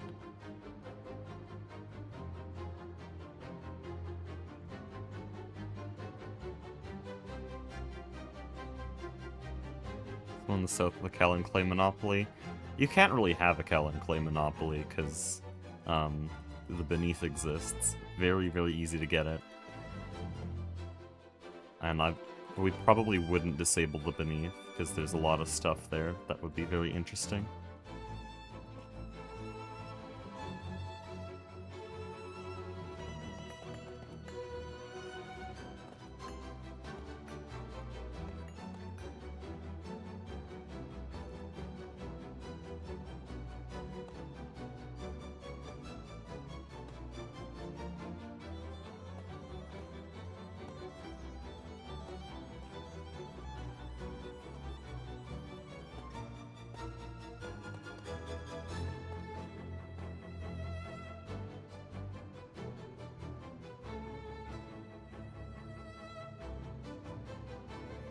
Need a heck of a community TFG server.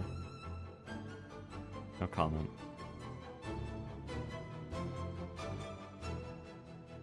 Can't believe TFG added cannibalism, McGarthia, and microplastics. They did, didn't they? It's peak.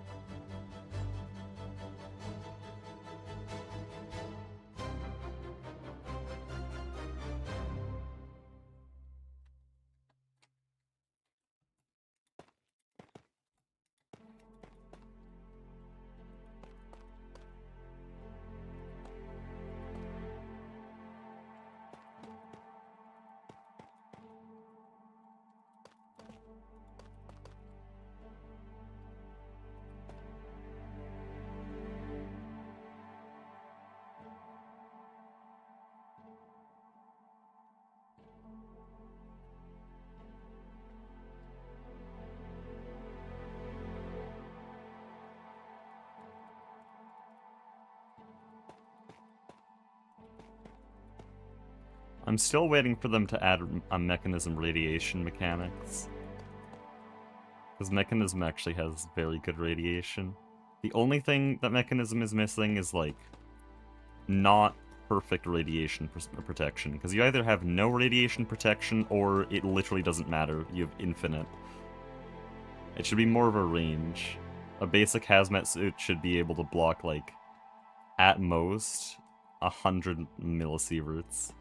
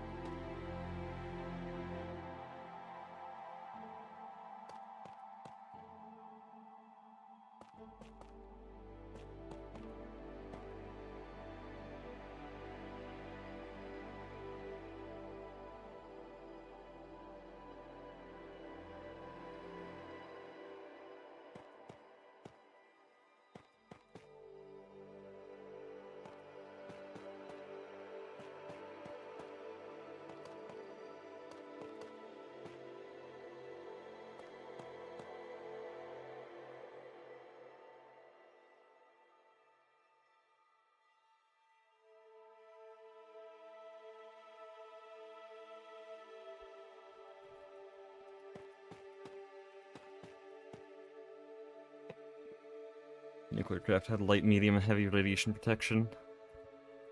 Well, nuclear craft is also bad, so...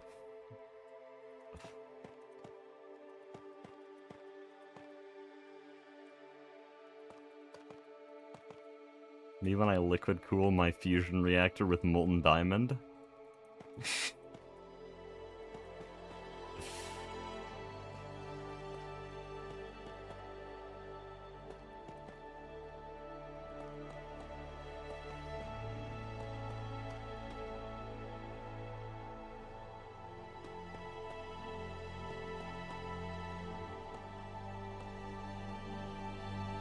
Having to get a corium bucket for the creative fluid tank was certainly interesting, though, in E2E. Just blow up a reactor.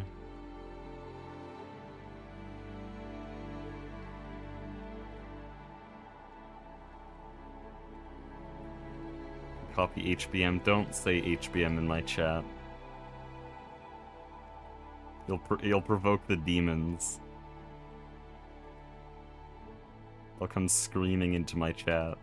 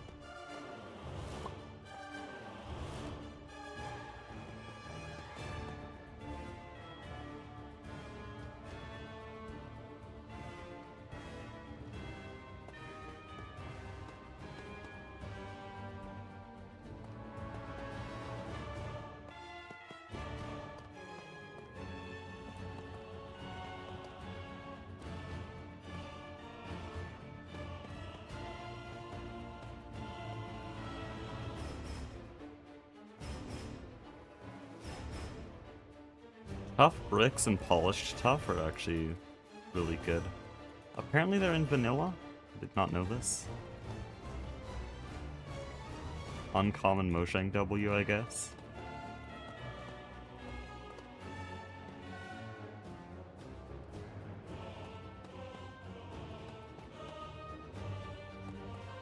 Very nice to just switch between the two.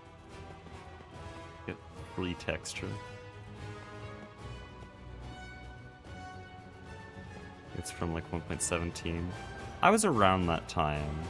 I stopped playing after the disaster of the caves and cliffs just getting completely cannibalized into many different sections that all disappointed everyone.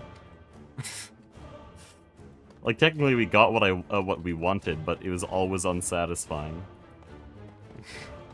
But yeah, 1.17 added tough, and then 1.18 actually made it obtainable, because apparently that's separate. But I don't know when tough bricks were added, because those weren't a thing back then.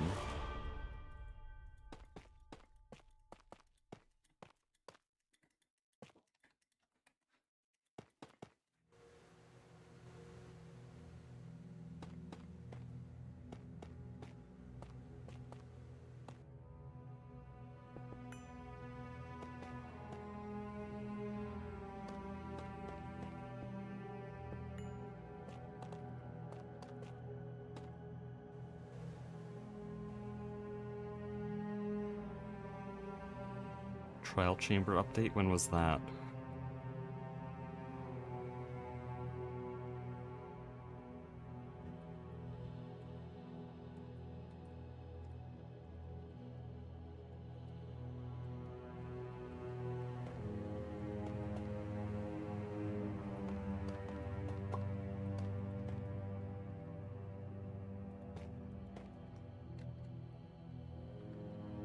Literally nobody knows.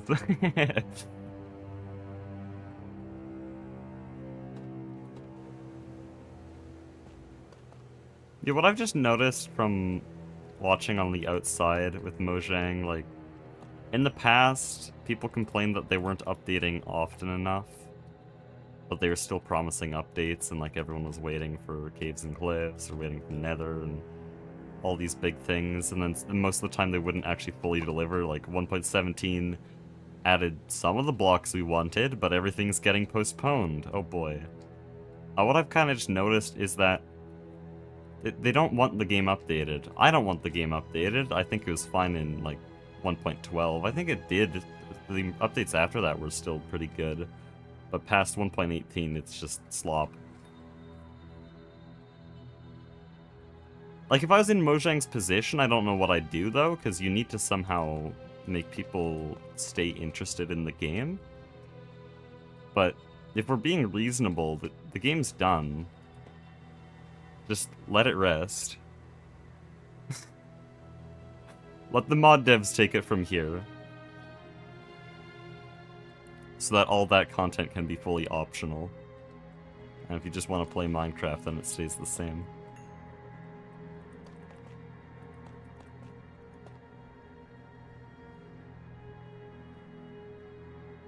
But yeah, as a corporation, they are obligated to continue making updates until eventually they add some that just choke out the player base and kill the game. Which will happen. And we've already seen a little bit of it, it just hasn't fully happened.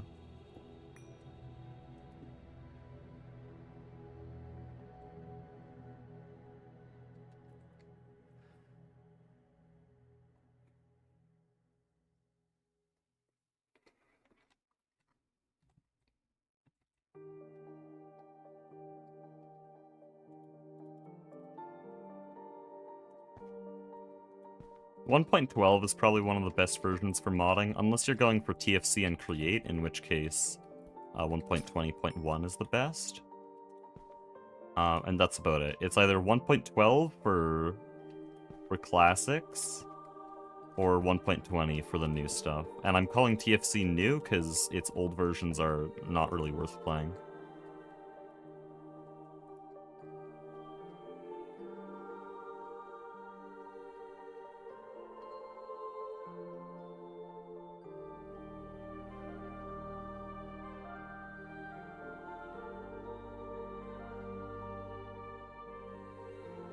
Is 1.12 such a widely used modding version?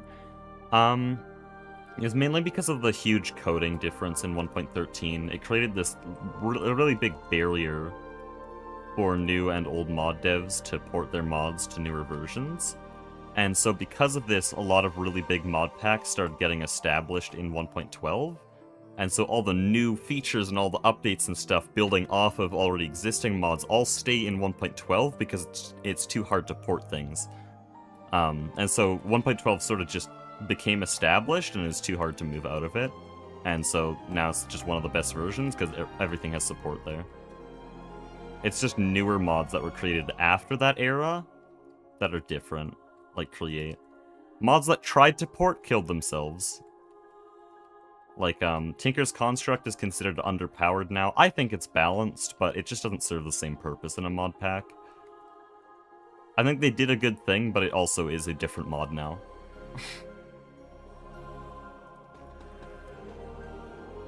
And then, Thermal Foundation. Thermal Foundation is the most tragic one. Seriously, like, found dead in a bathtub. What did they do to Thermal Foundation? Seriously, was that necessary, or were they just lazy to port that many features?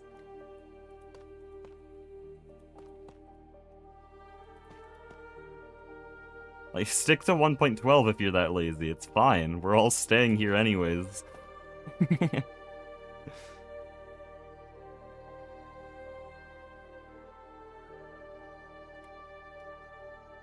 Yeah, 1.13 had a huge restructuring in how commands and tags work and stuff. Just, like, way harder for everything.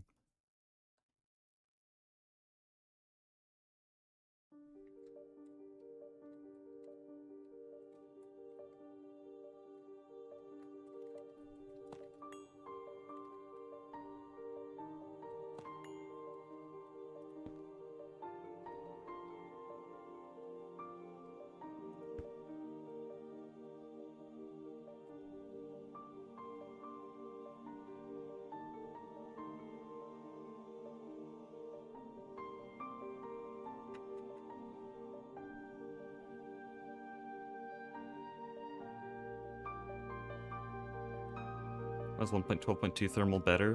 Because it literally just has more stuff. So modern thermal removed any form of even a remote idea of progression to the mod. You can make Inderium before your first machine. Inderium used to be like the final material of the mod.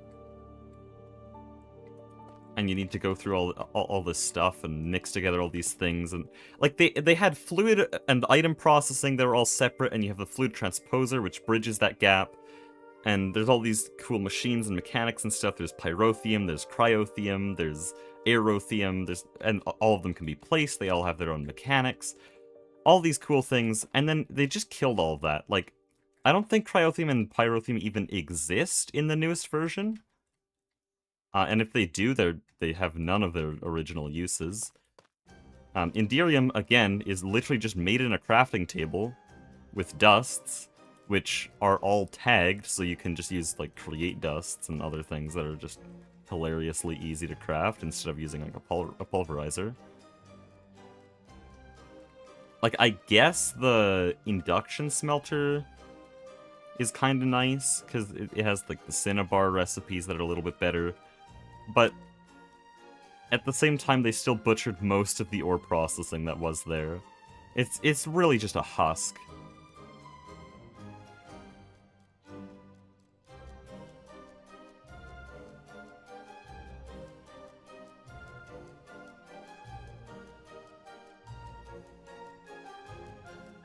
Why does this not work? What did I do? Oh, right, interior is separate, okay.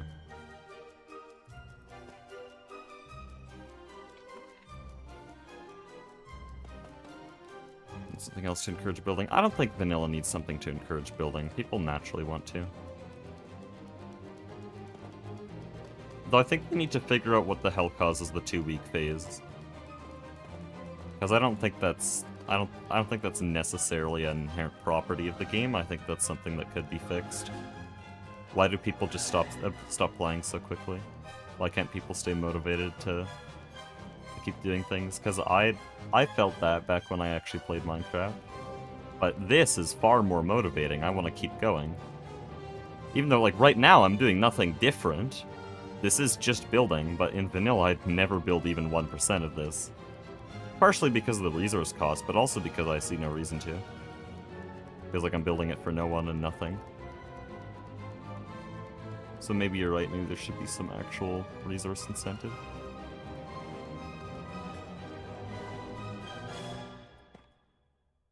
Been on the 10-month phase. Vanilla Minecraft or modded Minecraft?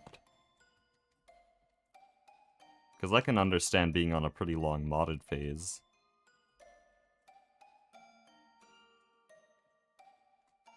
But basically only YouTubers seem to play a world for longer than a couple weeks.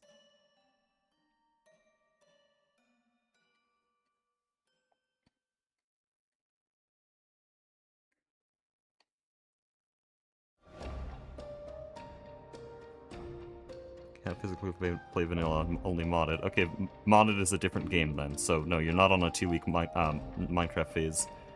You just enjoy modded. Like the rest of us. You can't tell me that this is Minecraft, is what I'm saying. I'm not playing Minecraft, I'm playing GTNH. It's a different game.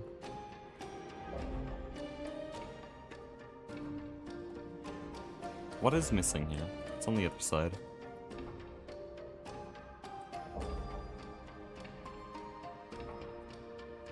They actually have an incentive to build true, actually, yeah. YouTubers will build because it gets them views, which gets them money. They literally get paid to build cool things in Minecraft.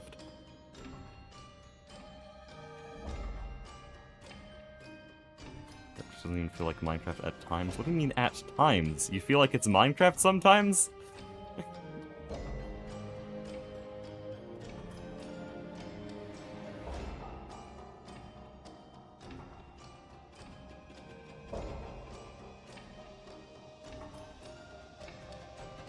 Let's get our facts straight. We don't like Minecraft. Why else would we do this to the game?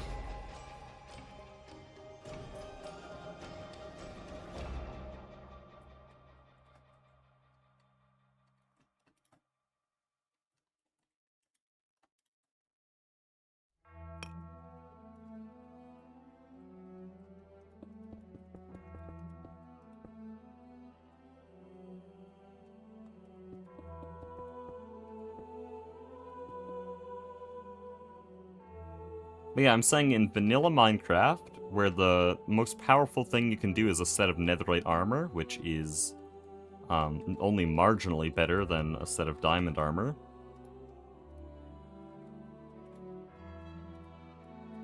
In vanilla Minecraft, once you have that stuff, what is the point in continuing? What are you building for? Like, for the vanilla players listening to this, because I know most of the modded players understand what I'm getting at, I'm not saying there should be electricity and factories at all. There should be something else. I play Silksong, okay? There's no factories, at least, that you can build in Silksong. But there's always something to work towards, and once you've done that, then you start a new playthrough.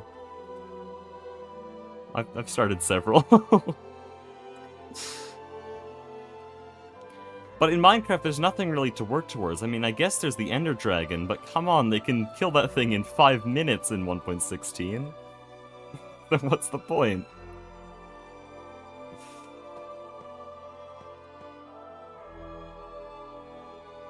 And the game's supposed to be a sandbox game, I guess, but... Other sandbox games I play have a lot more value to what I make. Like, here's a little obscure one. I think it's obscure. I'd be shocked if someone knows what this one is. Stormworks. I treat it as a sandbox game. Technically it has a career mode, but, like, I don't know anyone who plays it, so... Actually, no, I know one person, but it's only because they played the sandbox so much. But that one, when you build things, they work. They do things. You can mess around with them. Like, actually, this is probably why Create is such a popular mod, because it's the exact same thing, and especially Aeronautics. So Aeronautics is probably doing some big numbers. Once you build something, it actually works. Stormworks, I mainly build boats, but you can do planes and stuff. It's a sandbox game for building vehicles, generally. I mean, you can do cars as well. You can basically do any kind of vehicle. I'm building this wrong. I'm not sure exactly what I did wrong. But, like, there's actually something functional. I feel like I accomplished something. In Minecraft, I build a house, and then what? The house doesn't do anything. I've had fun in some Create worlds in the past, just raw Create, nothing else. Because maybe I'll build this giant airship dock that has a cool opening sequence on its top door, and that's cool. And that keeps you playing for a long time. But unless you're really good with slime block machines, you can't do that in Minecraft. I'm still trying to look at this and figure out what I did wrong.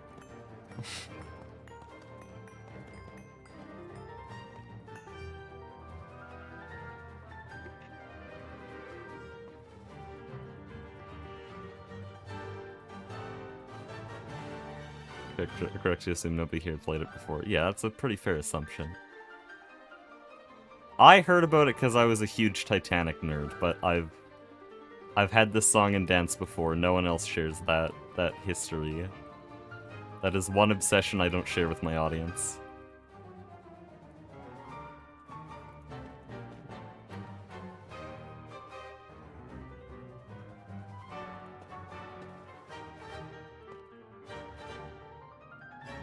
Obsession?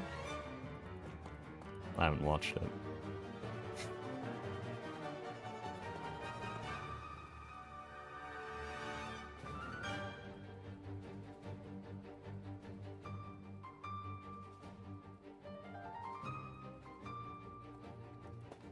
But yeah, I've built some pretty insane stuff in Stormworks.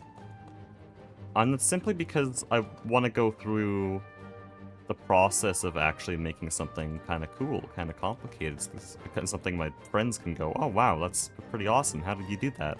With a Minecraft build, there's kind of a how did you do that part of it, but it's more just a, like, how did you keep playing for that long to build that big of a building? Like, what the hell are you doing? Both some of the boats I build, like, it is a genuine, like, I don't even know how to start with building that. I have one of the ships I built is a big nuclear-powered cruise ship, and there's a bunch of automatic systems to make it flood really satisfyingly, because I need to see the cool sinking ship. Also, that's something about Stormworks. It has very nice fluid simulations for sinking the boats. It's half the fun of building them. Sink them.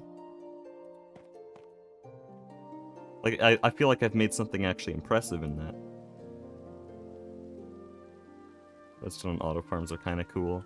Yeah, they're just kind of really unintuitive compared to how other games do those same kinds of systems.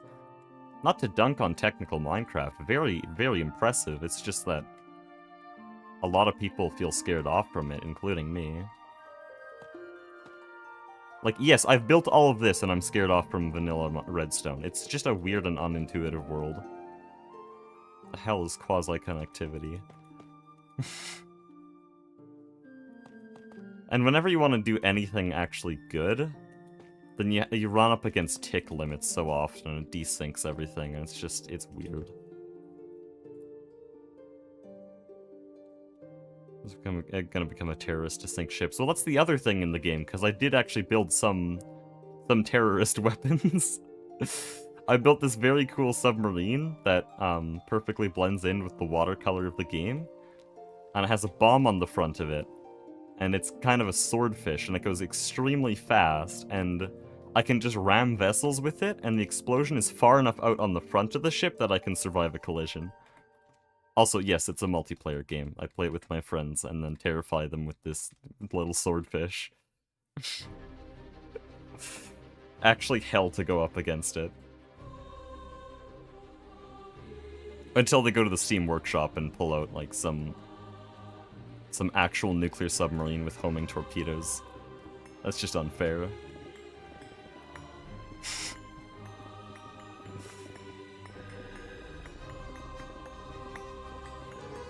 But, like, with that submarine, there was a lot of logic I had to do. I had to actually build a bunch of logic gates and stuff to handle the directional output of my camera, because on the seat, it has a number output for where I'm looking, separate values for X and Y, and then I would have to use a bunch of logic gates and math to turn that into signals to send to all the rudders on the ship so that it would always turn towards my camera, so the whole thing is camera steering.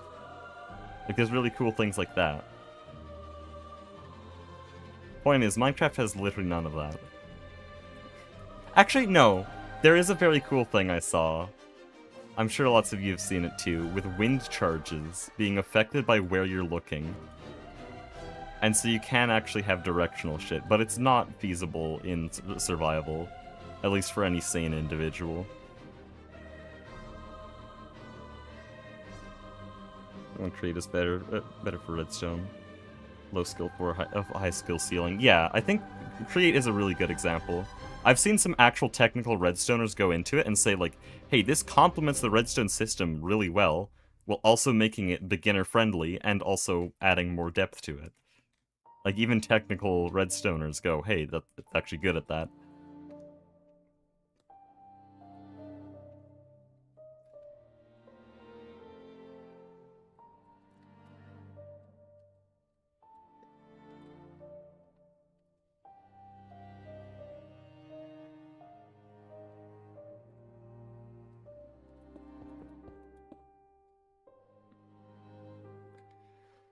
I'm not sure how I want to do these walls.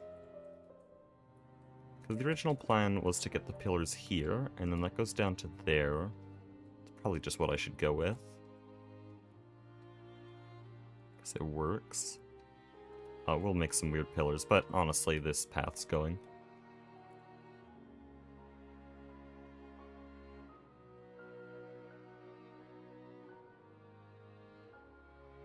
With just an engineering degree and programming knowledge, you can make a 3x3 rotating piston door. Yeah, simple.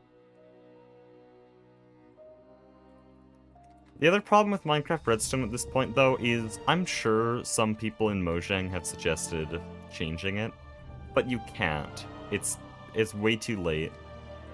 If they changed a major system of Redstone to try to make it more beginner-friendly and approachable, they would kill the entire pre-existing Redstone community. And they kind of got dealt a bad set of cards, because the Redstone community is way older than almost anything else in Minecraft. Like, people were building computers back when it was just dust and torches.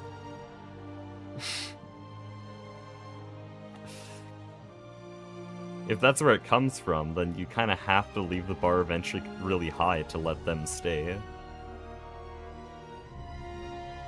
What I'm trying to say is they're all elitist. I can't believe Mojang would let this happen.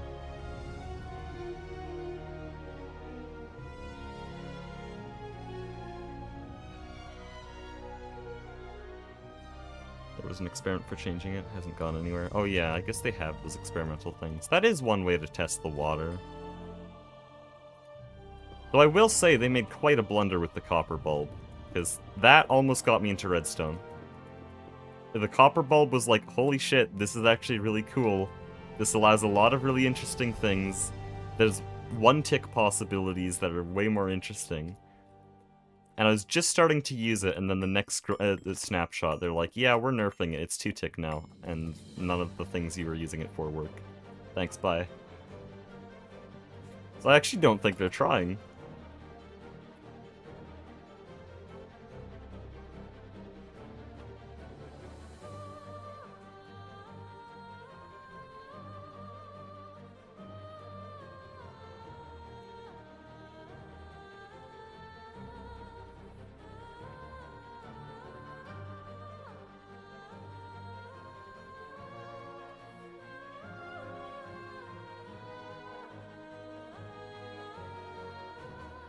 Okay, so how do I connect these pillars to the roof?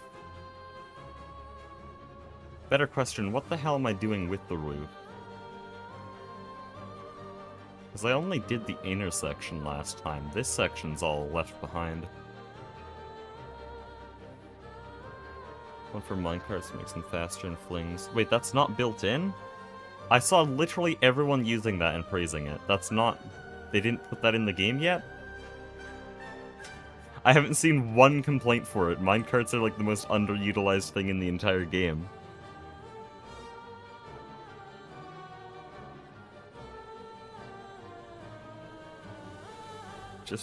Wow. That's a blunder. The longer I go on here, the more I realize that they don't actually really care. They're very buggy? Then fix it. Except they made Bedrock, so I don't know if they know how to patch bugs. They're probably vibe coding most things at this point anyways, because that's how Microsoft is.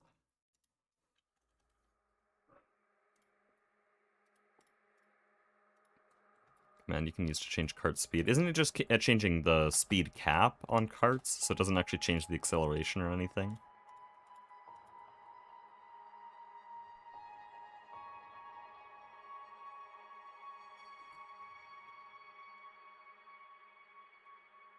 Bedrock is a different team. What, is it just like a local high school or something? What'd they do to Bedrock, man? What the hell is that?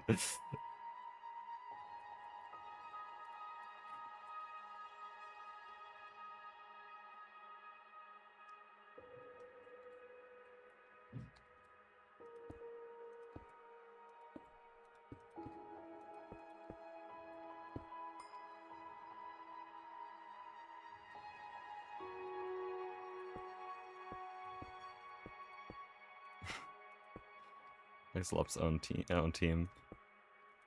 I was making a joke, though.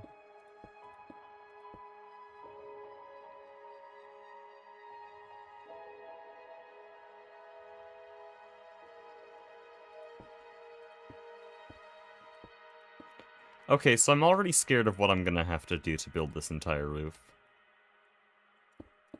I don't like how this has started. It's gonna take so long.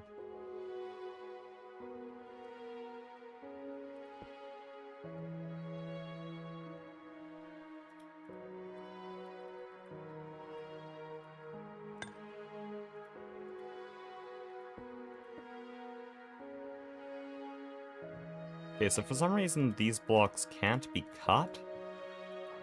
So we're just gonna do it the hard way. Oh, come on. Also, I see the multi-smelter's still on. Is that reactor casing still cooking?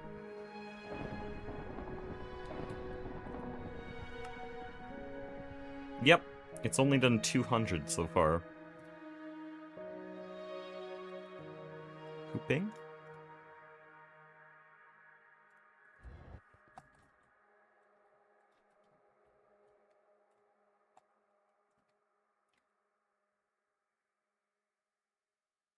Java team often hires modders. Can they hire Gregorius T, please? For an April Fool's update? It would be so peak.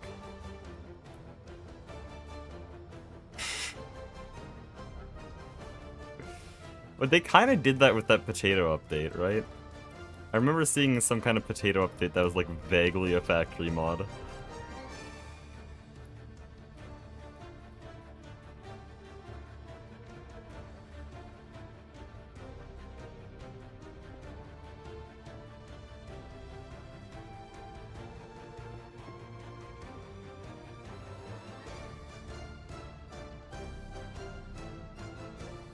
And rubber trees and stuff in the beneath.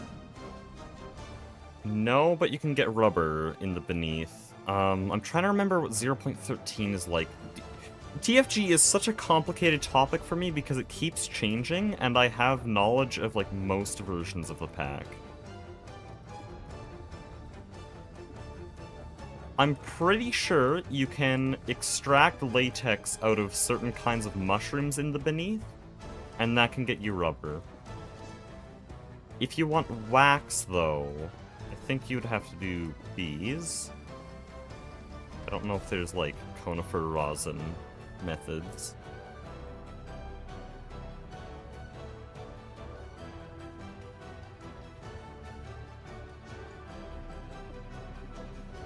But yeah, I don't think there's tappable rubber trees in the beneath. I remember talking to them about that, and they basically said it would be a bad idea. It'd be a very bad idea.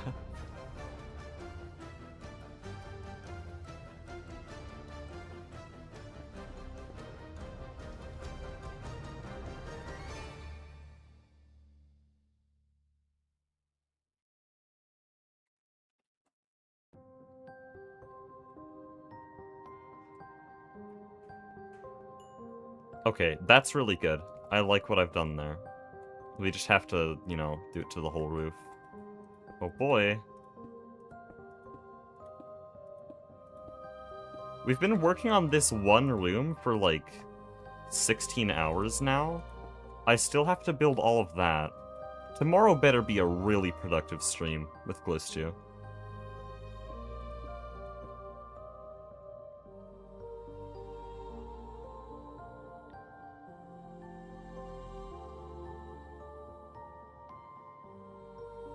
Don't know much about the new slime. Oh yeah, there's slimes and stuff. That's another way. I know literally negative information about that. I was busy looking at other things during the Beneath update.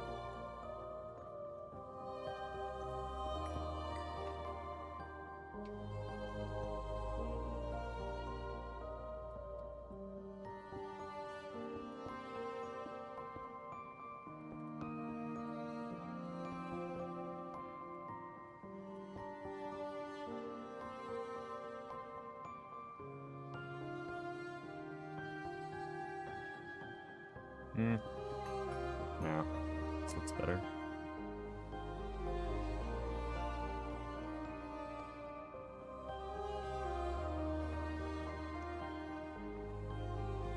So one thing I'm a bit concerned about is that daylight will just shine directly through here, but I guess I can just sort of act like the windows are shining down. Because none of these blocks are solid. Since they're all micro blocks.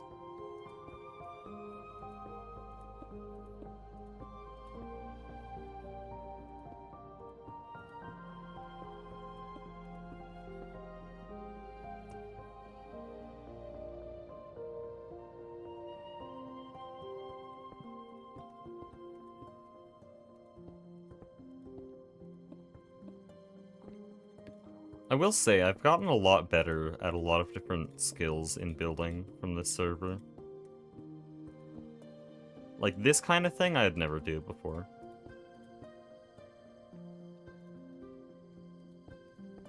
I feel like I've gotten a lot better at using color for accents rather than texture. Because another example is I would never use bricks like this before this series, because I'd say, oh, the bricks don't make sense. But now, to me, it's more about the color to match the pillar. The pillar's going to be seen a close-up, so it needs the texture. But then beyond that, once it's on the roof, I just need the color to match, and it's fine. But working with color is the main thing I've tried to teach myself this series. That's what I did with the bank. I think I've done very well. Oh, I skipped one.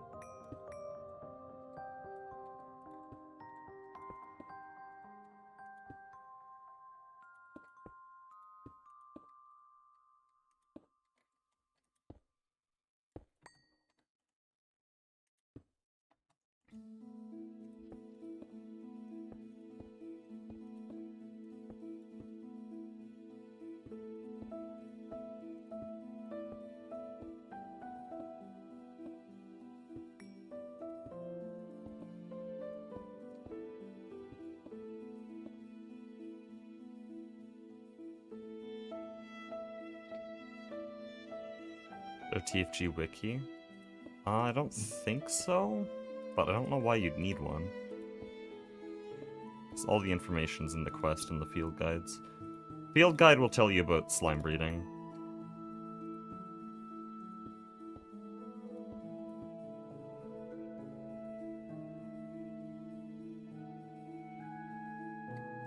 Yeah, there's some good ways to farm mushrooms, though, if you want to make rubber from those. I think it's called the unposter, which just... Do you remember how the unposter works? You, like, put something in it, and then it duplicates mushrooms around it.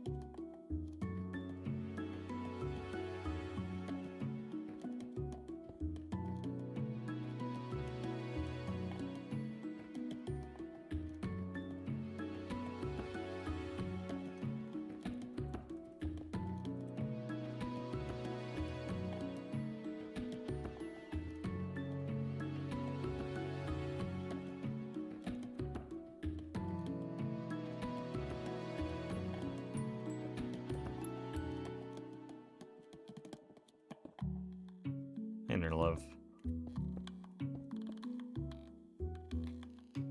Dude, I've been doing this for half an hour and we're a quarter done.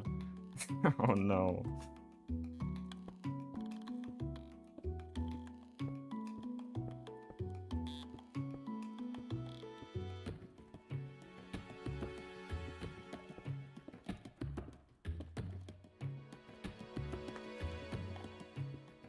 Is there anything bad that can happen from using so many microblocks, by the way? Because this second section to the base has used way more micro blocks than anything else on the server. This roof is entirely micro blocks.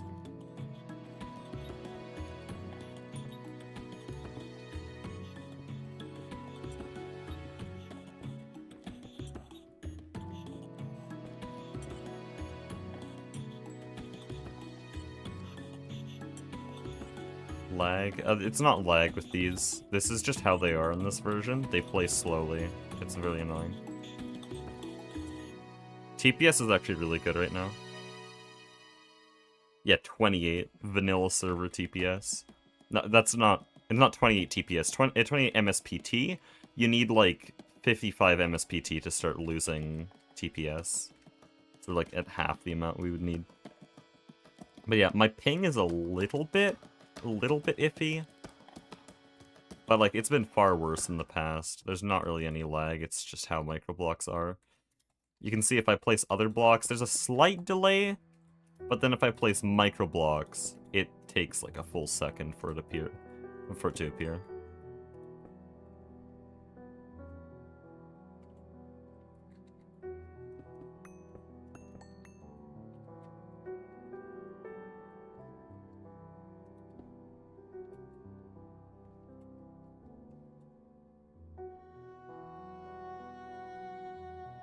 Do I want to add anything to these sections, or is that good enough?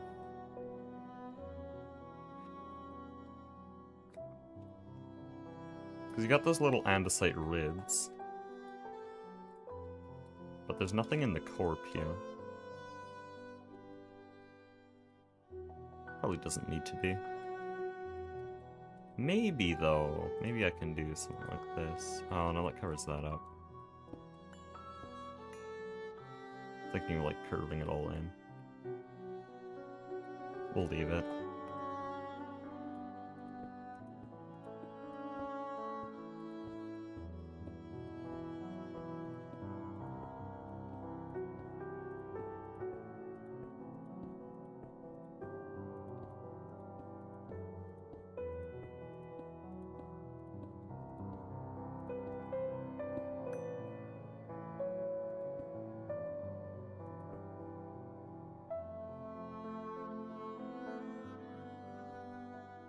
Of the video earlier? I do too. Very good. Easy to say that it's the best Greg Tech video I've released. Not just GTNH, just Greg Tech in general. And then I have to make another one. Oh no. And then another one, and there'll probably be 4 for GTNH, either 3 or 4. I already know what Chapter 2 is going to be. It's going to be from the end of Chapter 1 up until LUV Day, which hasn't even happened yet. But that's in 3 days. And then Chapter 2, based on that trend, honestly, Chapter 3, could honestly be the rest of the pack, from LUV to Stargate. Because the pack gets really repetitive. If I'm smart about it, I could condense that all. But if we're being reasonable, there's probably going to be 4 parts, especially with how much shit's going to happen in the new base.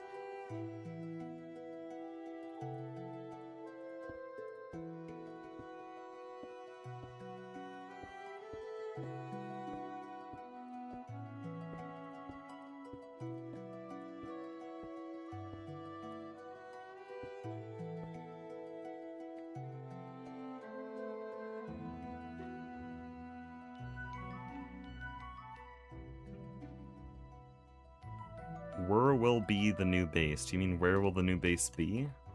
It's in a PDIM. Check stream 66, which has like Product Singularity announcement in its title. Can't miss it. That has more details. I properly explained everything there, but basically we're going to a pocket dimension that's a super flat world. It never rains there, the sun never sets, perfect for the factory.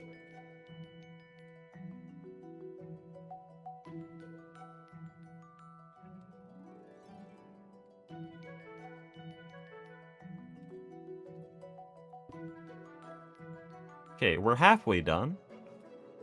Only 40 minutes before the roof is actually properly done, because it wasn't done the first time I said it was done. Sorry for my English, I'm Brazilian. Sorry if I sound like I was making fun of you.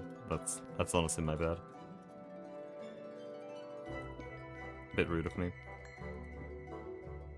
I was able to understand what you're saying. Video editing software, are you a fan of DaVinci Resolve? Absolutely. Not even a question. By the way, it's not even a matter of money. People will say, oh, use Premiere Pro if you have the money. No, I specifically stopped using Premiere Pro when I had the money to pay for it, to switch to DaVinci. DaVinci is better than Premiere Pro, and DaVinci's free. It's crazy. DaVinci Resolve, okay? That video would not be remotely possible without DaVinci. I mean, I guess you could pay for Premiere Pro and After Effects to get a similar result, but then you're paying, I think it's $70 a month for something that is on par with DaVinci, which is free. Also, it's harder to use that way because After Effects is a separate app, while DaVinci Fusion is built into DaVinci Resolve. So it's like not even a close competition. DaVinci's the best.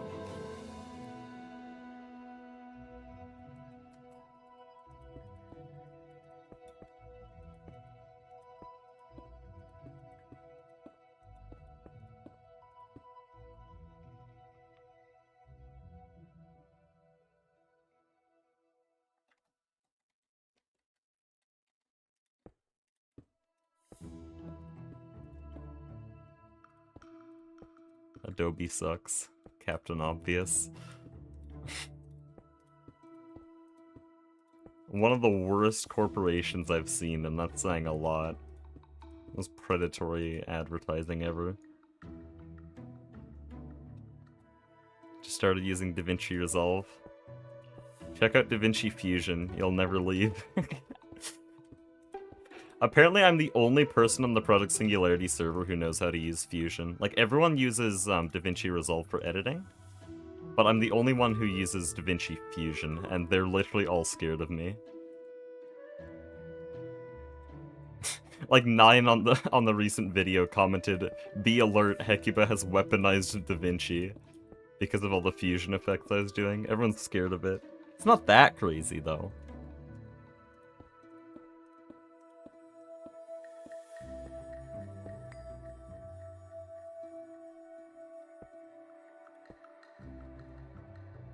But yeah, if you ever have a really ambitious edit in mind, don't just write it off in your head. Try to do some research in Fusion, figure out what effects would be good for it, and then mess around with them, see what they can do.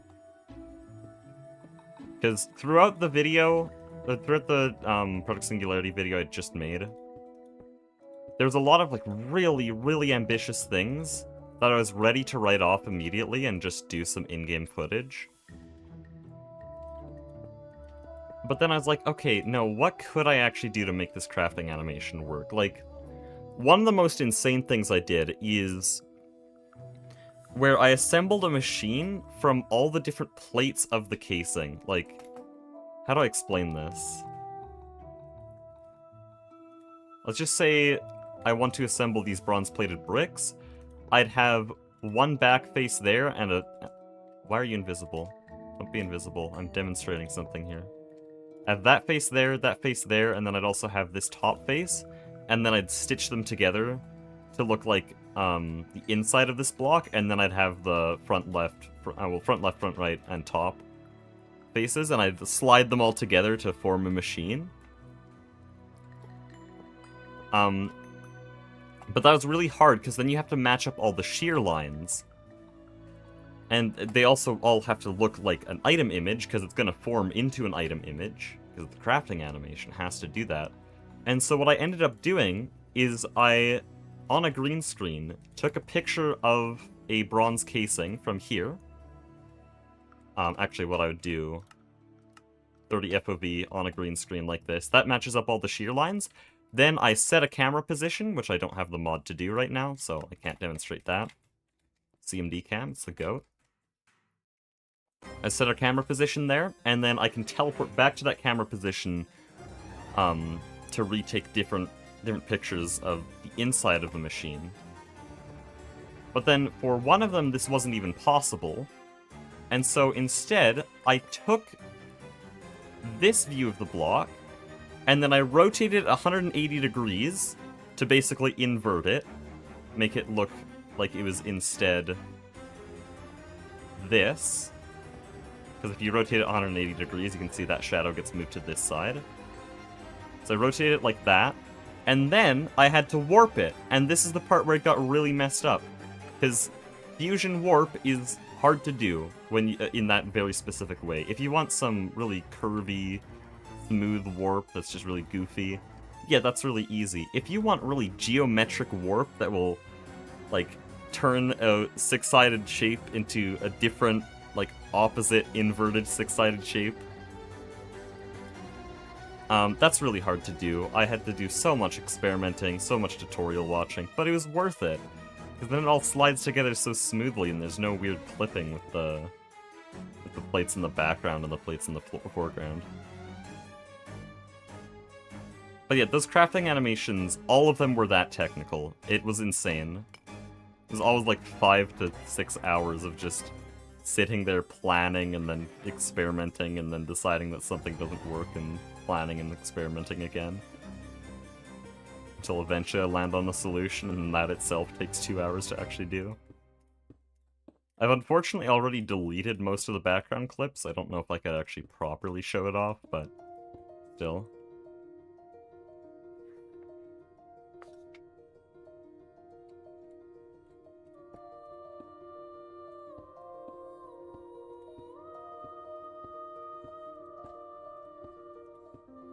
Color correction's also really fun. At one point I put glass dust in a ball mold, and then I made it go from dark red to bright orange to yellow, and then blended it into a overexposed glass tube that I then went backwards through the same colors to make it look like it had heated up, formed into a glass tube, and cooled down.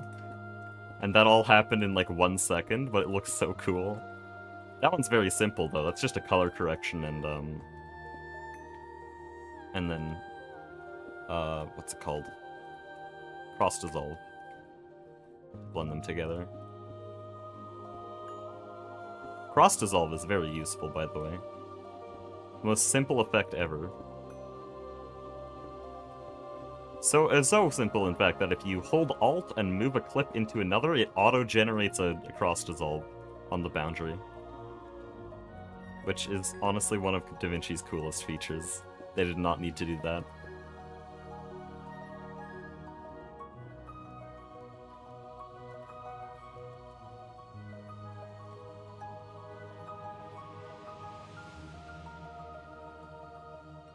Oh. Oh. Oh. Oh.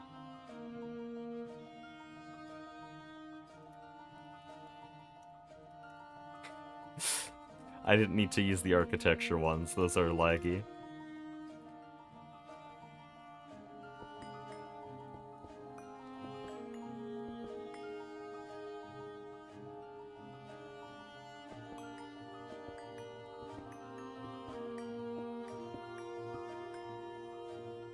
Oh, another thing I had a lot of fun with in making that video. What the hell? These are different. They also don't look right. One thing I had a lot of fun with is in all the progression maps, I used pixel art to kind of show what each tier was like. Like LV is just copper on steel, very simple, but then MV is like this LCD gray screen with an aluminum casing, copper wires hanging out the bottom, and then HV is like a mini oil distillery with gold gold lettering, stuff like that. I made all that pixel art. That was very nice. I've discovered that I'm actually good at pixel art. I'm gonna do more pixel art in my videos because of that. Takes a long time, though.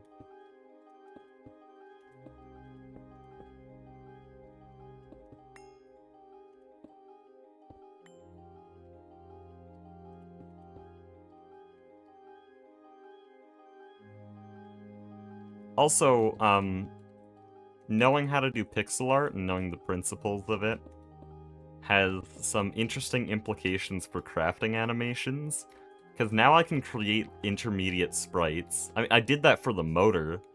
At one point I rip a motor apart, pull the back half and front half off separately, and then pull out the central rod, and then transform it into a magnetic rod texture. That was really fun to do. But yeah, obviously those motor component textures don't exist, so I made them. There's gonna be a lot more of that in the future. Still making roofs? Yeah. This part has been by far the longest.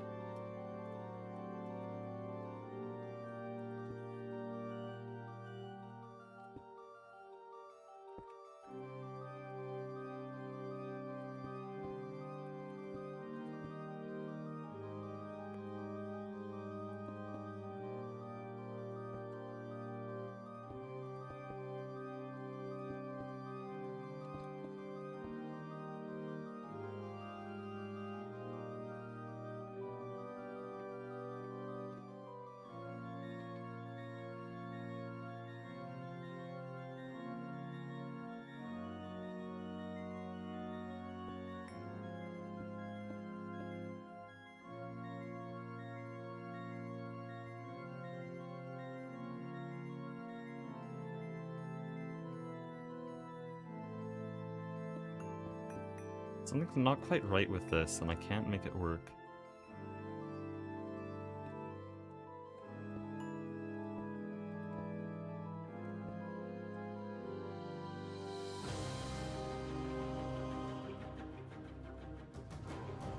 I think I'll just continue with this.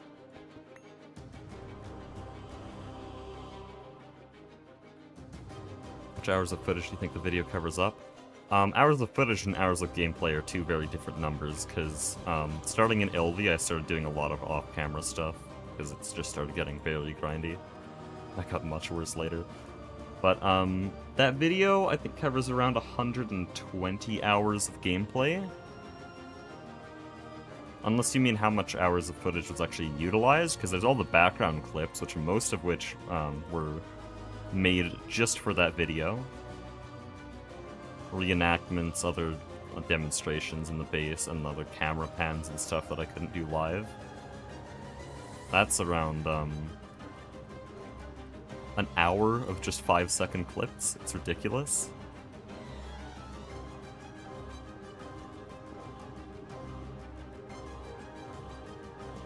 I've already deleted it for file space because that's 90 gigabytes of 5-second clips. I'm not keeping that. Of course, all the raw Product Singularity footage stays. I think that'll stay for a very long time.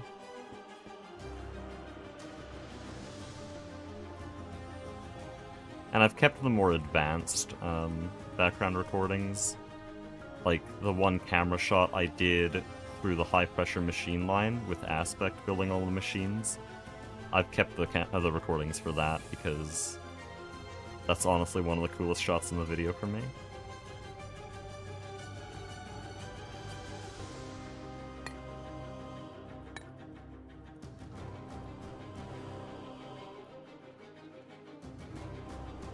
I still think I could have done a little bit better with that shot, but I don't know exactly what I could have done. That's why I didn't change it before releasing it. I just feel like there's something I could have done. My brother had a cool idea when I brought that to him, though, because I have to act as Aspect, like I stole his skin, and I was acting as Aspect while the camera is moving, so I'm in a weird third-person state that's not at all locked on my character, and it's very hard to place blocks like that. I ended up having to scrap a few things. But my brother just said I could record a macro, and then get it to play those inputs every time I do the camera shot. Which is a really smart idea. The LFTR in your recent searches? Yes, in fact. Yeah, hold on. We have 1,550 Hastelloy end reactor casing, 588 reactor shield casing, and 20 thorium reactors, so we're ready. I can't make the LUV hatches yet, because I'll need 4 buffered LUV hatches for each reactor. Maybe you're allowed to do a 64A, I'm not sure.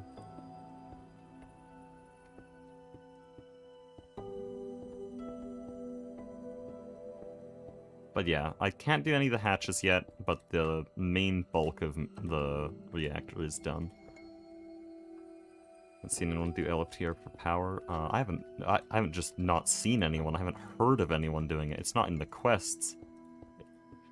Out of all the stupid power gen we've done, from bee power to lava power to solar only, it seems like LFTR is by far the most obscure and cursed. Reactor's ready for main base? Yeah.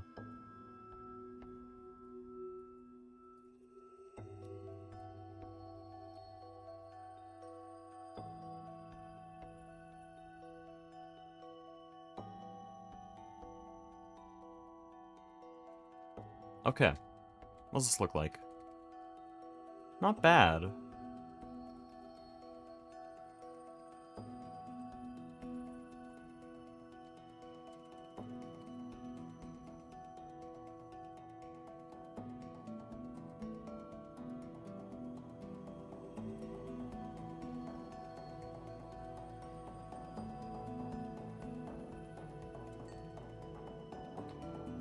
Dude, do I still have my shader pack?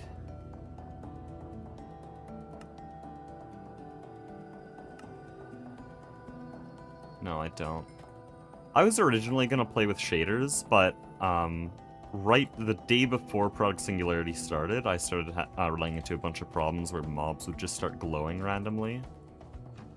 And so I made the decision to not use shaders at that moment, because it's like, if we're getting problems on the very first day, or before the very first day, it's not gonna last. But yeah, originally everyone was gonna use shaders, and so that's why you see, like, jet lag, aspect, flurbin, I think Goose, Mastiox, like, most people are using shaders. Soycake 3, I don't know if I said them. But a few of us decided they were a bit too risky.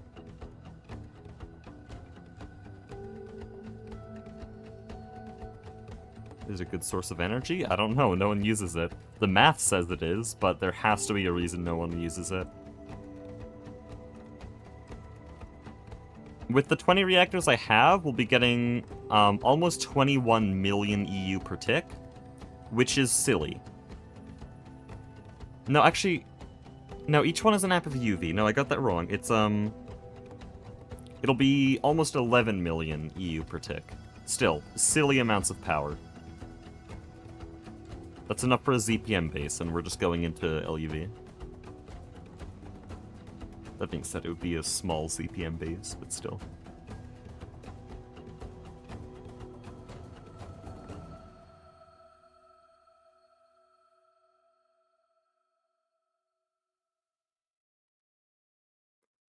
Which LUV amps? Are you talking to me or Syl? I just realized that you were possibly talking to Syl. You guys will be merging. Will you just be making nukes again? No. I'm handling power gen. They're gonna still do a lot of solar, but the solar is just gonna be to power the B system, the reactors, and the AE2 system. Systems we never want to go down, because solar cannot fail. It's impossible. Especially since the PDIM is always daytime. It's just infinite power.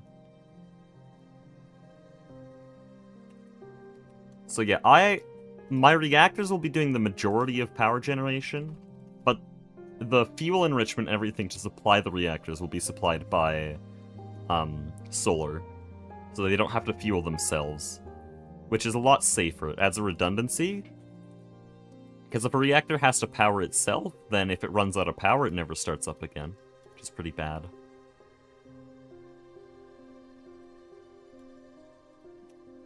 So yeah, we've already discussed how power is going to go. Goose wanted to do solar only for the whole playthrough. Like, in his own base, but, it's become very repetitive at this point. It's basically just compress the solars and spam more of them. So there's not much of a point. Thorium's more interesting.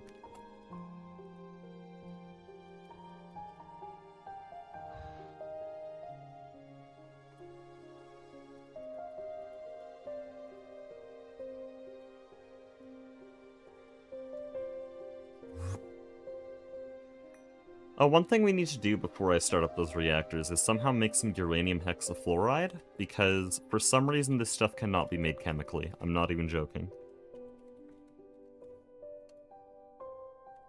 This is why we don't call it Minecraft's most realistic mod pack. You have to do it from fuel reprocessing, which basically means I have to do LFTR Fuel 1 just to make a bit of uranium hexafluoride, and then we get a huge positive feedback loop on LFTR Fuel 3 once I can get it working. You get thorium from bees? Yes. We also get lead from the thorium bee. A lot of bees are down right now because my power system was a bit unstable for a bit, but the thorium bee should be right. No, that's thorium, yeah. So this makes thorium ore, which gives a lot of lead as a byproduct.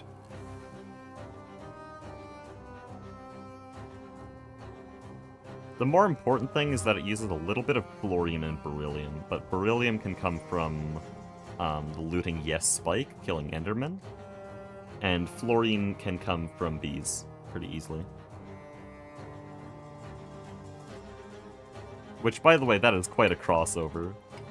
Our power generation is going to be a mixture of bees and the looting yes spike. Supported by solar power.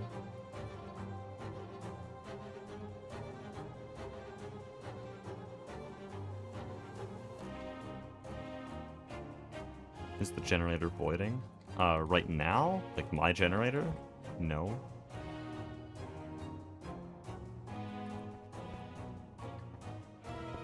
It's designed to shut off once the battery's at 90%. And turn back on once it's below 30.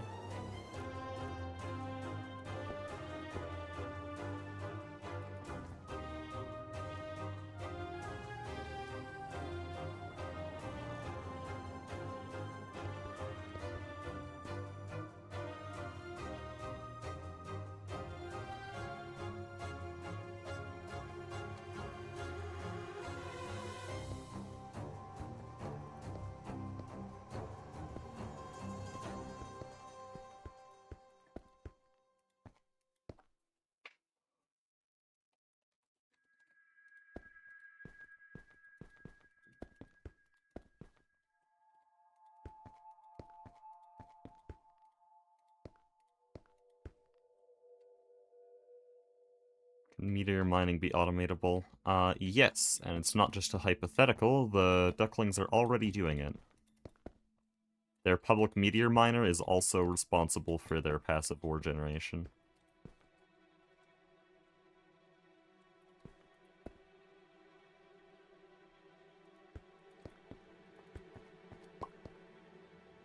We've already agreed that the current meteor mining setup will not get moved because we don't feel like it, and so we're just going to quantum ring it and attach it to the new base.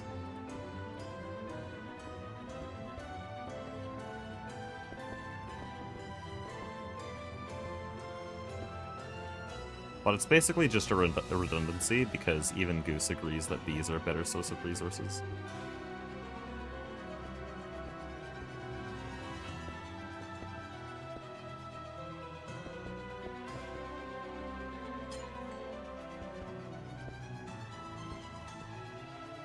Also, there's some things bees do that meteors can never, like fluorine and krypton. And just the sheer amount of phosphorus that the phosphorus bee makes, it's stupid.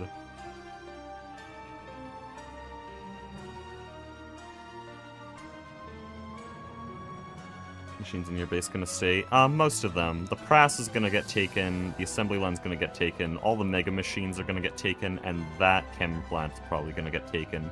Might also move the Vulcanuses, because these are the worst thing ever to move. And there might also be some energy hatches and dynamo hatches. Like, this is pretty expensive.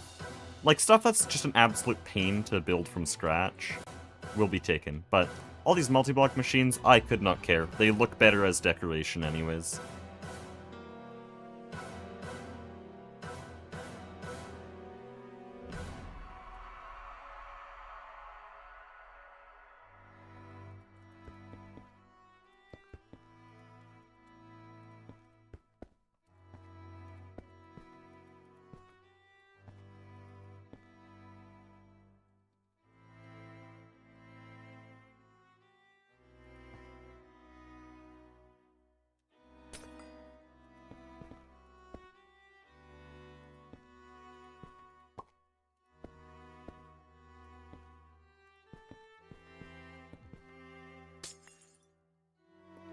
Solar factory still existing. Oh, this solar factory? Yeah.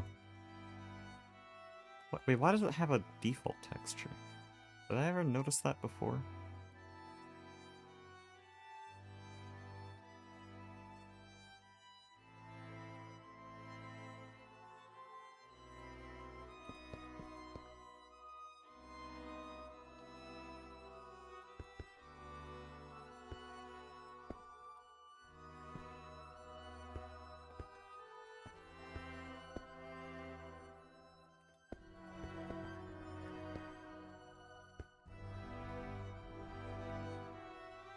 Oh, the one you blew up? You? What? The one I blew up. Yeah, we removed it yesterday when we were destroying the entire mountain. The parts of it are still in here, like, it should be, yeah, Damascus frame boxes. I left it in storage, but the thing itself is gone.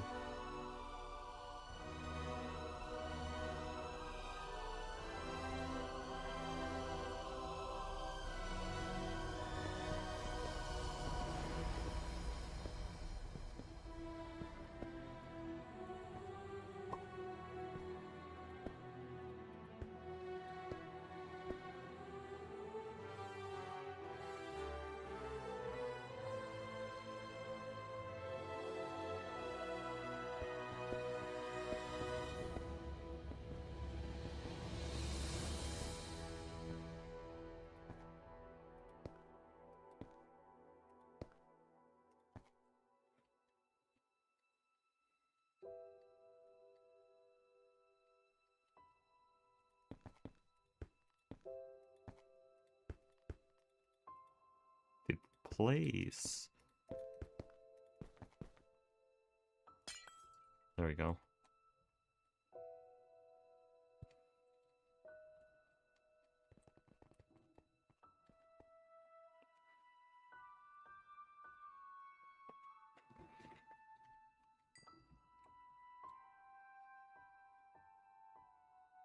They have a thing for warehouse spaces. How else are you supposed to make a GregTech base look good? Also, this is more of a factory building, I feel like, not a warehouse. But yeah, you need things you need in a GregTech base. Very large space, a very high roof, because you need to fly. What does that? Big-ass room. And also, easiest way to light it is to use a transparent ceiling. So, it all works out.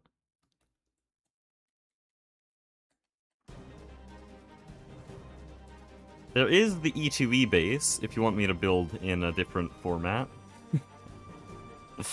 I don't know if you know what that base was like, but that's probably the reason Jesus hasn't come back.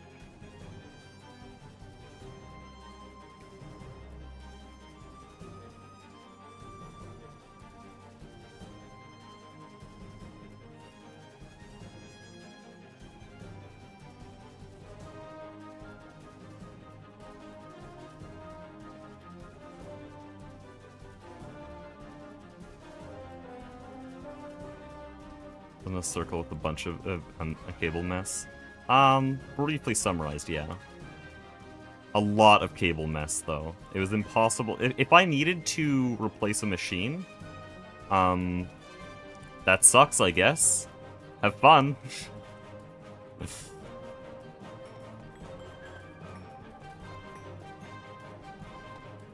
I decided, because that was the first time I'd ever used auto-crafting, and I thought it would be a nifty little thing that helps with just a few crafts. And so I decided it would be nice for all the auto-crafting machines to be in the wall, hidden away, and then all the manual machines are outside and accessible. Only after around 50 hours I realized that there's no such thing as a manual machine. But it was too late because all my machines were already stuffed in the wall.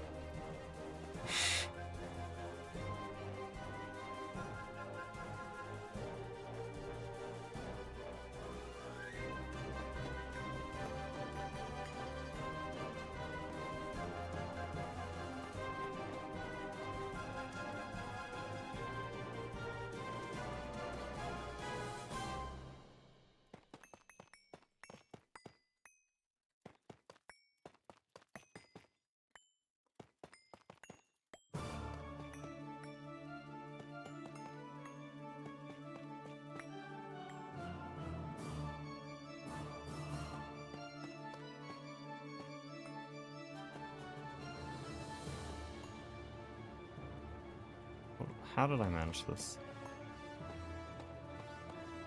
Inverted it.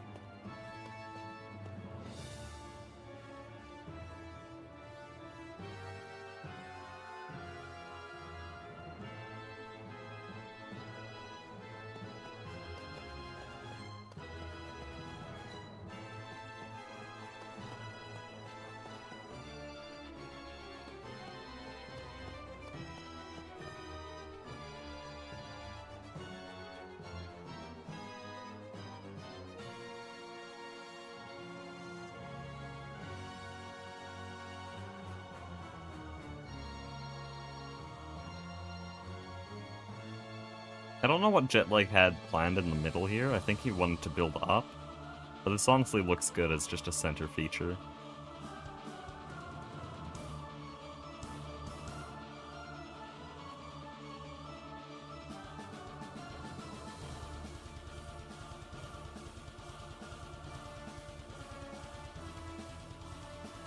But also, I noticed over here that there's missing blocks.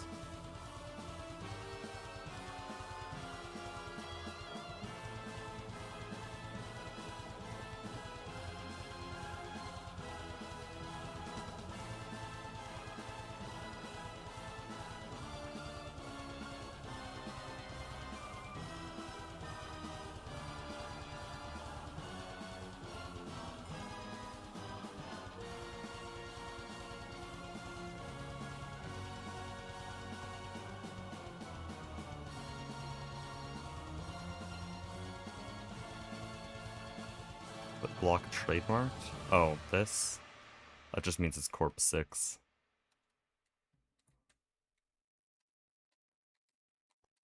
Because there's a bunch of variants. I think there's 14 variants?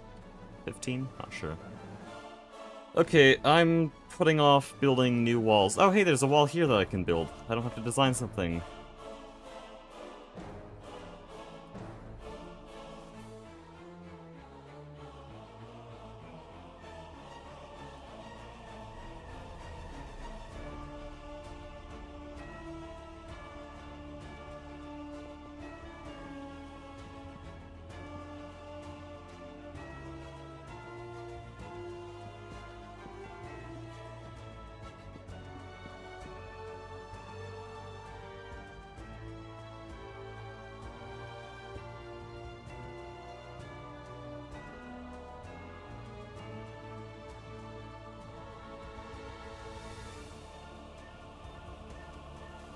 I don't know what to do here. This is scary. Should I move the chemical bath? Oh, but it's kind of in a cool spot, to be honest. Also, Portal 2?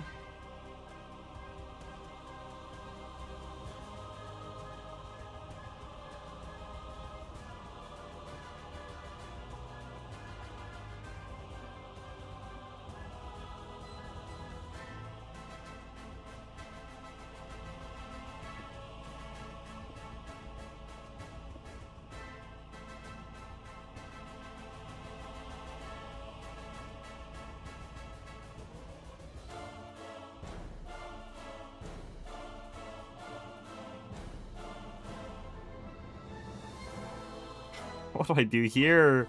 I keep looking at this and I'm just scared. What do I do? How do I make it work? How do I transition from this roof into this roof?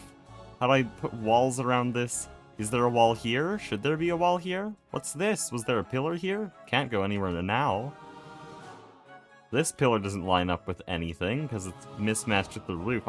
This corner just worries me tremendously. I don't like it. Oh, server's restarting.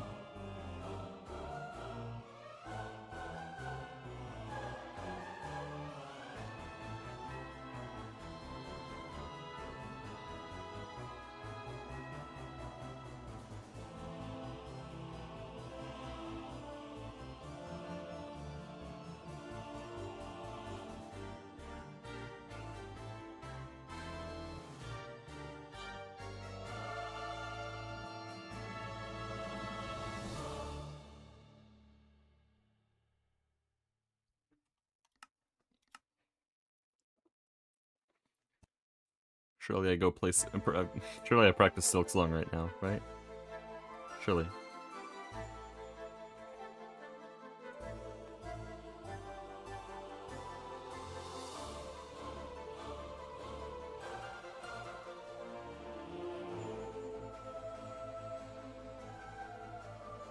Phelps is here. Let's go.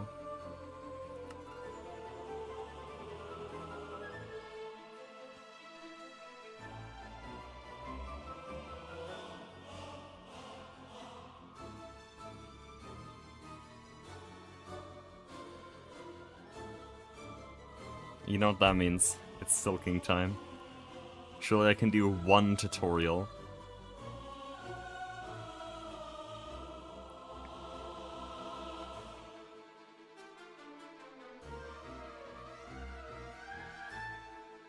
Surely I don't mess this up.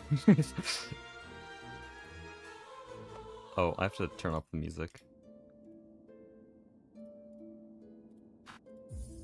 Okay, we're just gonna do the tutorial once, and then that's it. Because I gotta practice my neutrals. Oh, it's dog shit. It's dog shit already. It's so over.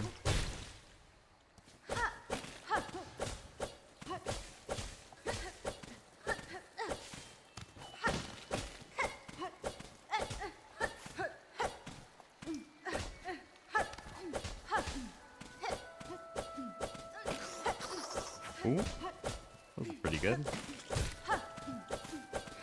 I should try to hit the second moss scrub because it makes the ending work a bit better. Why is it in Chinese? Oh no, not this again. It's in Chinese because it's faster. Each Chinese letter is about as information dense as an English word. And so text scrolls by much faster, much less text. Saves around 30 seconds through the whole run. But we're only doing Moss Grotto, so it doesn't matter. As the run going, yo!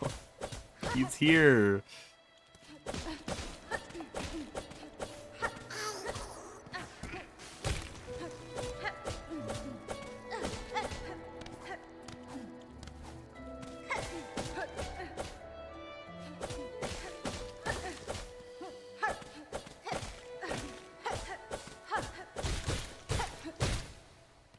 Incubus speaks Mandarin? This is factual trust.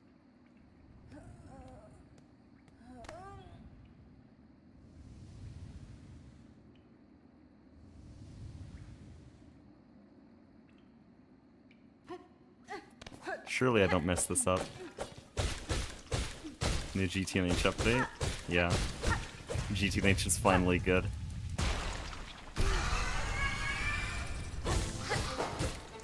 What? No! What the hell? You ate my swing! You guys not hear the sound? There's literally a swing sound, but no needle. What the hell?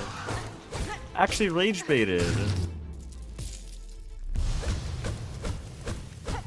That was a late inventory. At least I remembered. Yesterday I forgot all 4 runs to open the inventory. Okay, that's it. Bye.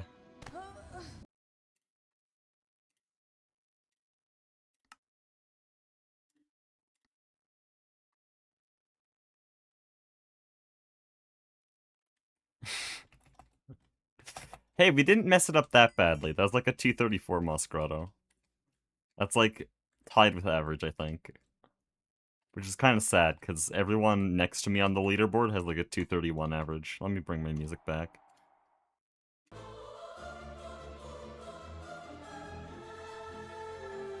Washed, true.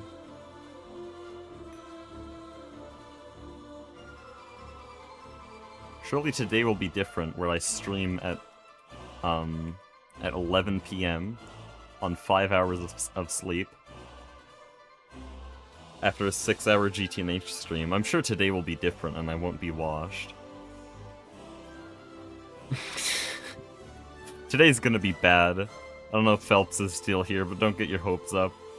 It's gonna be so ass, somehow worse than yesterday. After LUV Day, though, I'll be able to lock in again.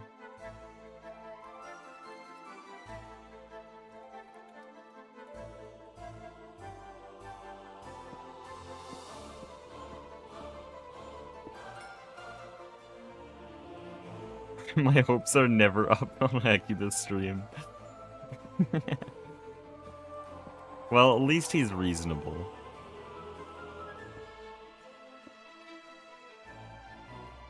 And then Mad Jack sang PB Trust, the duality of man.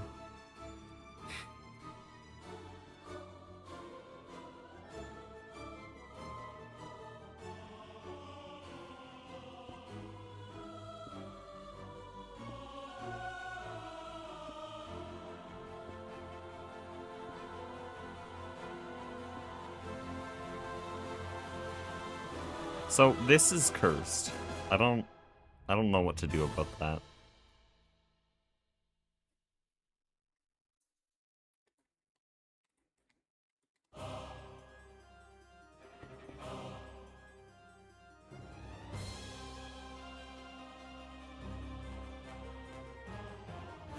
Dude, it's gonna be so off-center, because this pillar has to merge into there, but like, look at it. Oh. Wait, I could make it good if I matched that symmetry. Oh.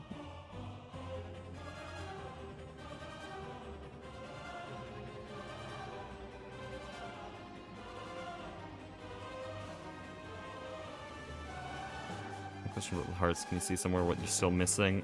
There's no limit, and so I'm not missing anything. Really? I don't know how to explain this. There's no coded limit to how much health you can have, and so there's no true maximum that I would be falling short of. And so I have 107 hearts, and I could maybe one day have 200, maybe 300. Who knows? There could be some exploits that get me to 400.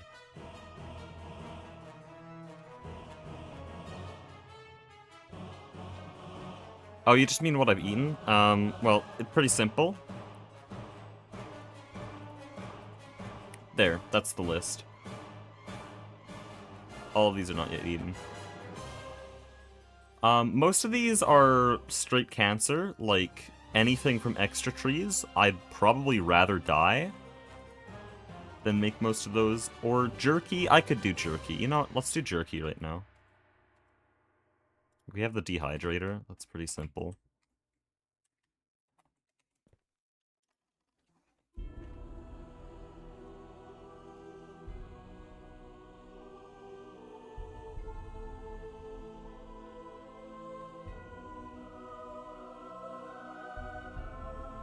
16. Botania ring that increases max health. I'd be down for doing Botania, honestly. It's not a magic mod in my eyes. Just a retextured tech mod. Okay, there's jerky. Well, there's bacon jerky. Then I need mutton jerky. Then I need chicken jockey. Sorry. That's my bad, seriously.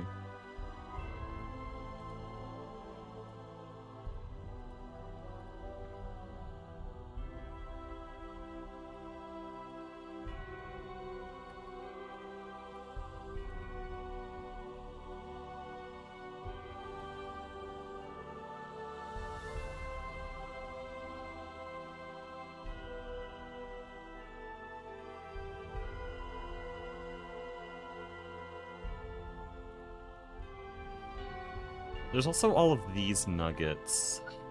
These are kind of weird, because you can't actually get them from bees, and I think I have a beefy bee. I have a porcine bee. But I don't have a... Oh, there's no such thing as a fish bee. Oh. That's sad.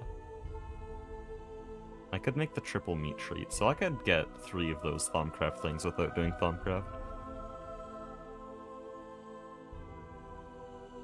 Chicken nugget bee? We already have a chicken nugget bee. Right here.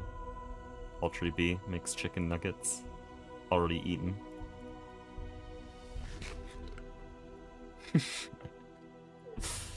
Love this pack.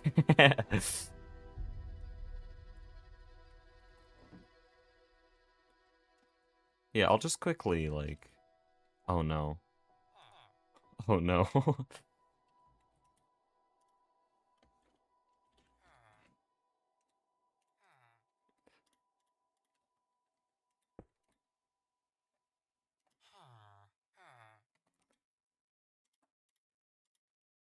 We'll put this in here. That should make at least one beef nugget, I think.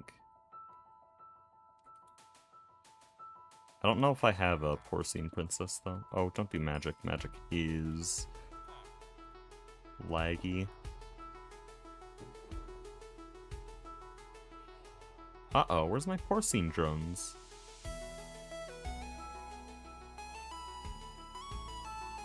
Those were really annoying to get. There's no way I somehow killed them all.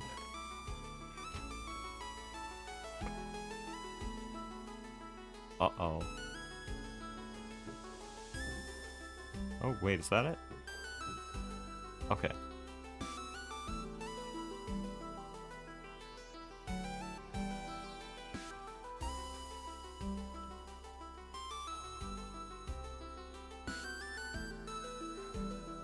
Where'd the frames go?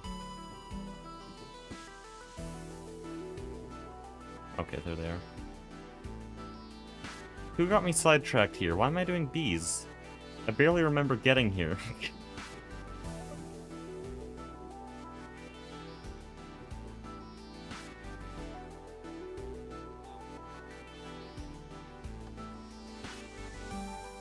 Oh, there's not even a world accelerator here. Not anymore, at least.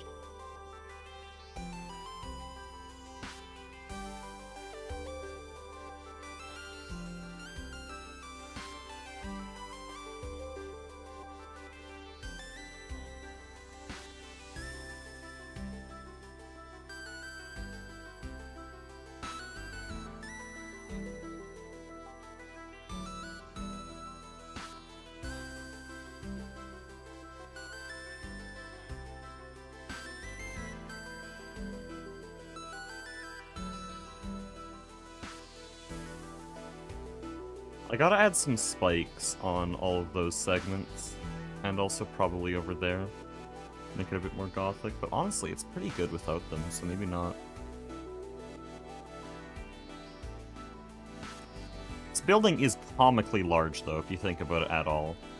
I love going back to the old world copies when recording the summary. And just like our MV base is a tiny little hole in the ground that barely breaches the surface just around there. And then I can imagine in my brain like, oh yeah, we go to about this part in the mountains, so the base is like that big. Wow.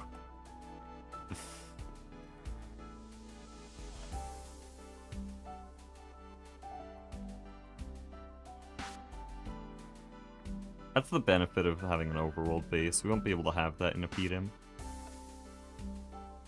That ability to look back on the true expansion of the base. There we go, that's a beef nugget. I need 2 though. I need 1 for the triple meat treat.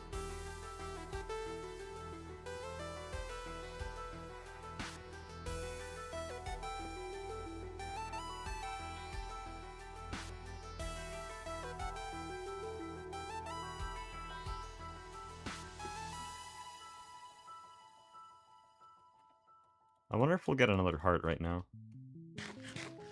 Probably not, these aren't worth very much.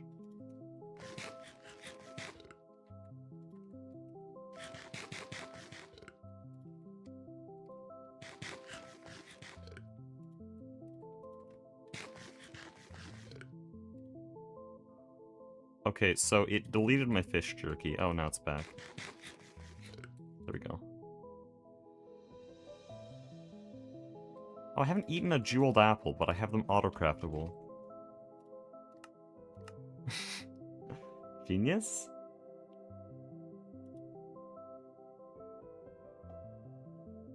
Hopping on a stream unprompted. We are getting food right now, because I got bored with building. Oh, I can make a chocolate coin. Oh, but I don't have cocoa beans. Uh-oh, turn off the magnet.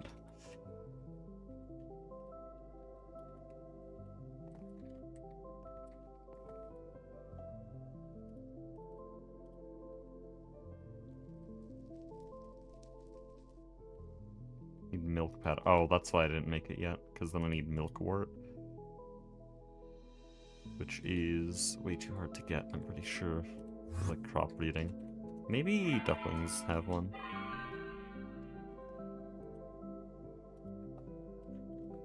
No, okay. No chocolate coin. Really sad.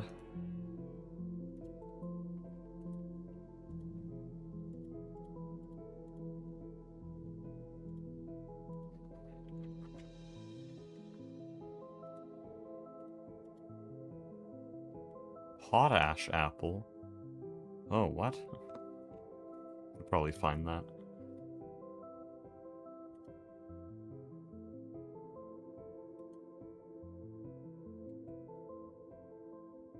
Why?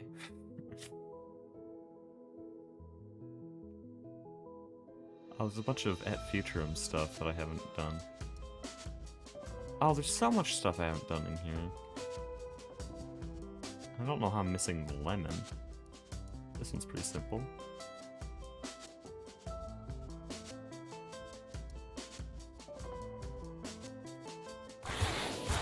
Oh. I forgot about you guys. How we doing? 47,000 human meat. W. Can I have some dough, please?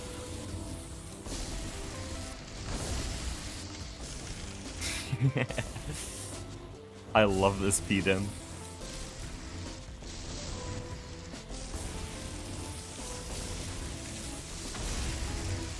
Oh, give me that dough, please. Thank you.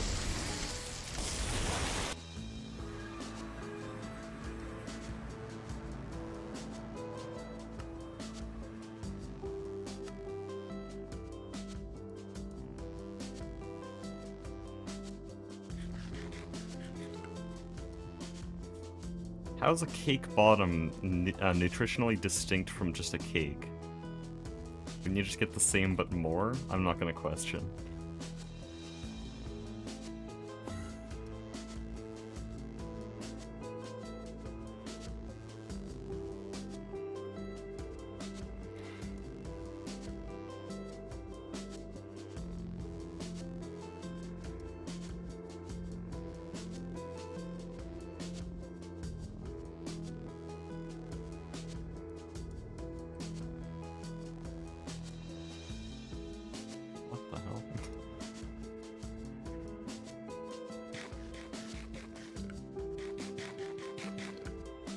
Oh.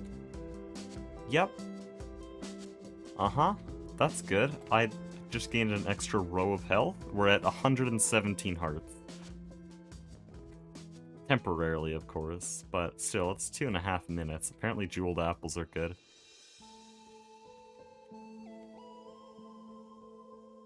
Oh, that's a lot. Okay, I don't know if we can do that. I haven't eaten salmon? What? I probably have salmon. I don't. Wow, okay.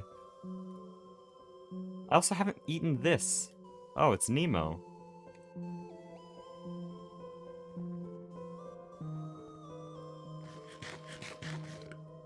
Nice. Free food.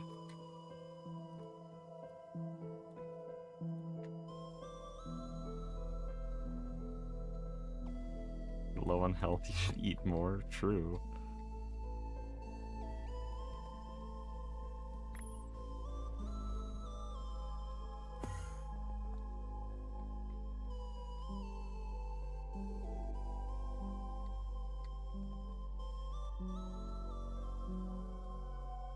This is just a vanilla Minecraft food that I haven't eaten.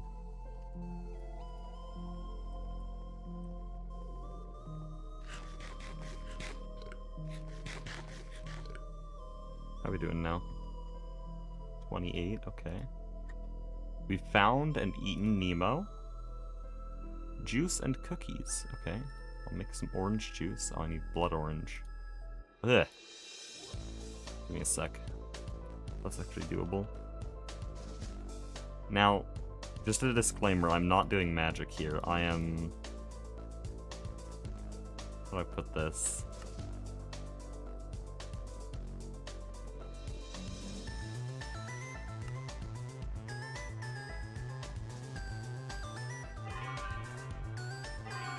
I am merely accidentally slipping. Hold on, hold on. It's just... Oh, whoops. I just... What the hell? There's a... Oh, there's a walrus in the way. That's my bad, honestly. I forgot about that.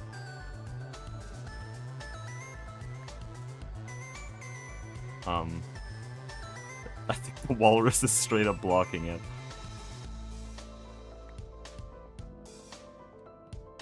Also, why is the texture gone? And why can't I see the walruses? That's a better question. All the walruses are missing. Huh. I would like to be able to use this thing.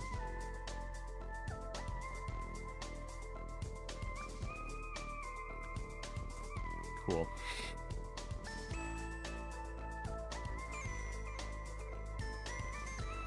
Yeah, I think this is above tier 1. I think it has at least 200 or 20,000.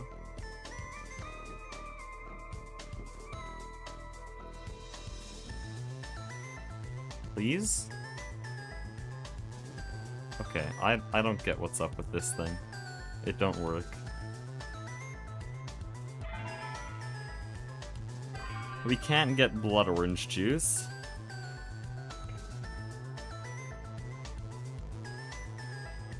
Unidentifiable cooked meat? Oh, flesh, of course. Do I have this? Oh, I can do that. If I crush my human flesh into an unidentifiable form, then it'll be a unique food. That is my playthrough of GTNH summed up in one sentence. Didn't recognize the macerator there.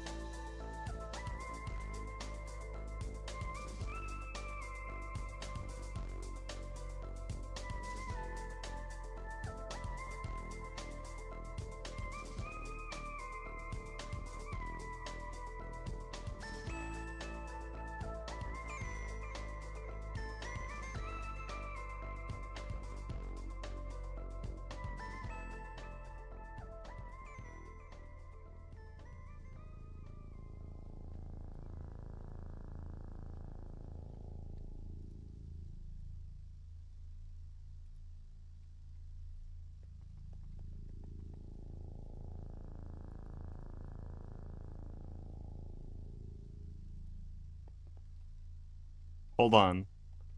Wait. Holy. Okay, guys, am I allowed to make human flesh chicken nuggets using the Brickstractinator?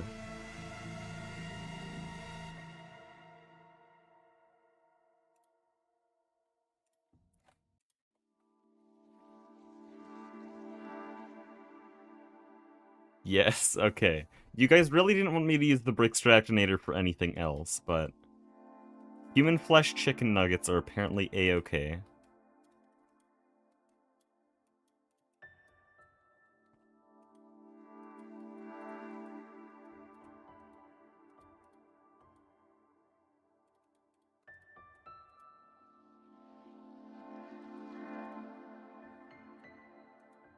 There we go. Unidentifiable meat nugget. It will hate you. Didn't know I made that thing with feelings.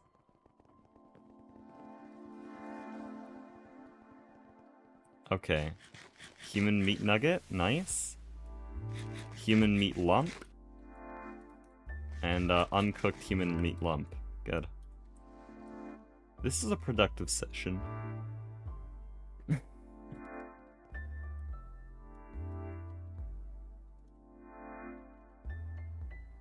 21. We might be able to do it.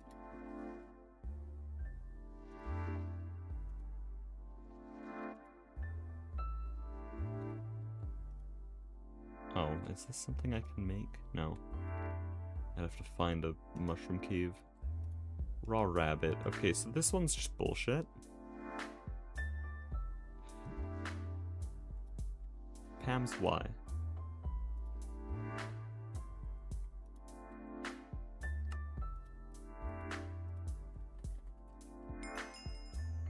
There's a quest for that. I'm not entirely sure how this works again.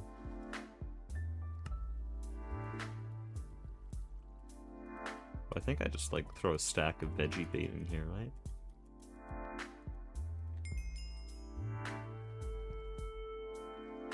I don't know if they need to be like spaced out at all, so I'll just do this.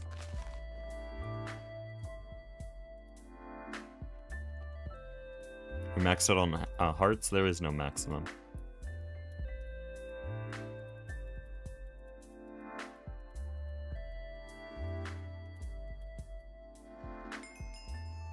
It can technically go forever. Right now, we are 21 half hunger bars away of unique food away from getting an extra max heart. But that's only one way of getting extra health. I have these heart canisters that together give me an entire 3 rows of health, and then nutrition is giving me another row of health. And then I think there's something else that's giving me some health, I'm not sure. No, I think that's it. Someone said there's a Britannia ring. What's it called?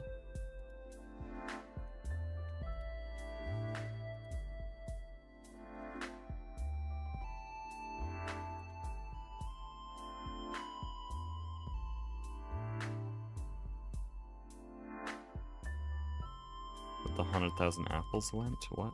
Or where'd they go? Do you mean where'd they come from? Because they came from the horse bee, of course. The horse bee that makes apples. Ring of Odin? Okay. I'll see if it's bad to make. Oh. It doesn't have a recipe. Really? Also has no effects. At the end of Britannia from the Gaia boss. The thing isn't too hard to reach, right? It's okay, it's pretty bad. Do I need Terra Steel? It basically just means I need a lot of grinding. I'd probably do that in the new base instead. They'll set up a bunch of Britannia stuff there.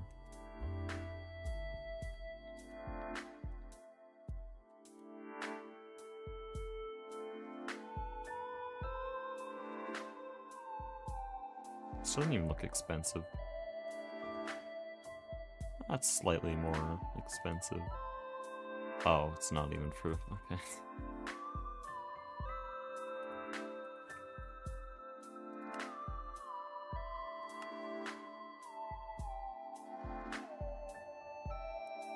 I have some quests I need to fill out here. Hold on.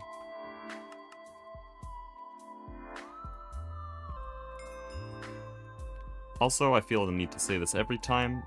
The other members have given me and themselves permission to do this kind of thing in case a quest is supposed to be claimed because you did all the stuff in it, but it hasn't claimed it because you've already used all the stuff.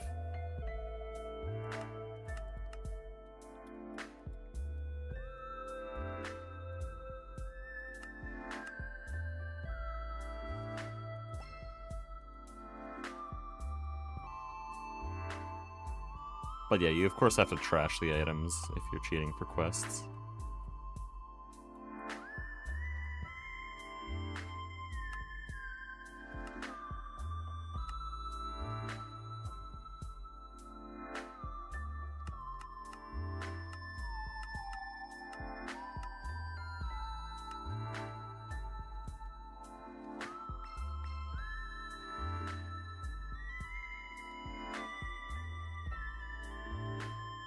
Is there any more foods I want to do? Or are we back to building?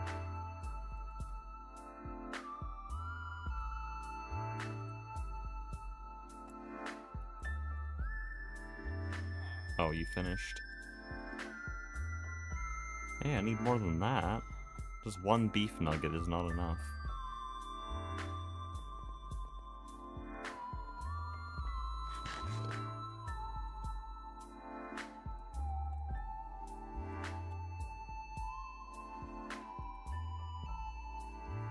Okay, these traps seem to take a really long time. Okay, back to building then, because I can't see anything else that wouldn't be an utter pain to get. And maybe, That's, why'd you do that? This one might be doable. A little bit annoying.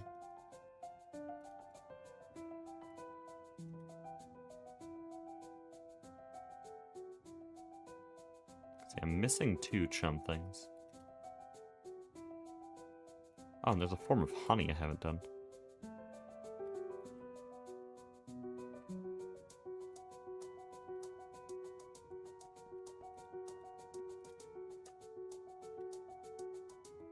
$1.4 million wax, yep. That is the Locuba base.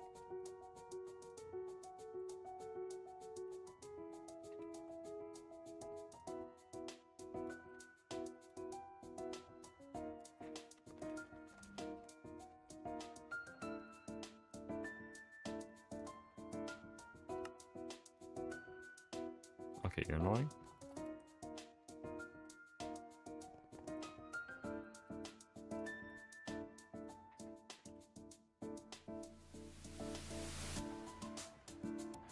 You come with the name Locuba?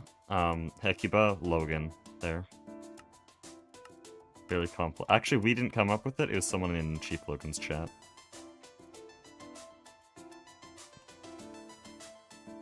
There's a little bit of trivia for you. Everyone thinks we came up with it. Honestly, I kind of forgot until just now.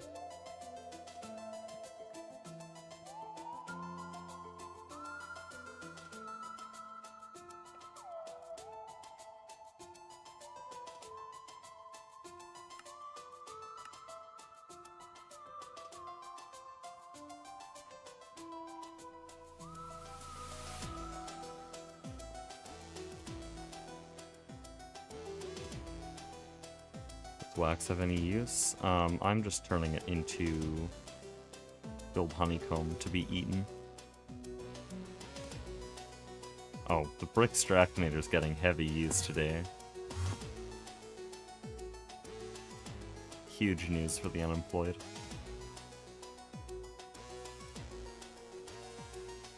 There we go. Does this honey have any unique recipes? I don't think it does. Oh. Oh. Genius.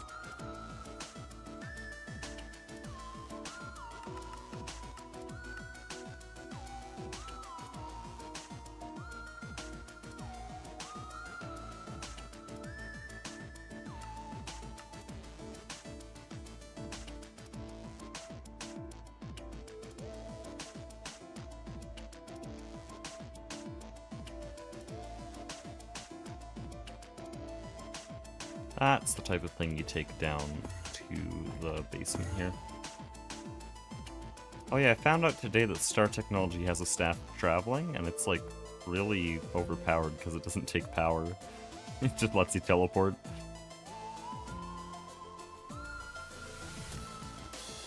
Why can't you do anything?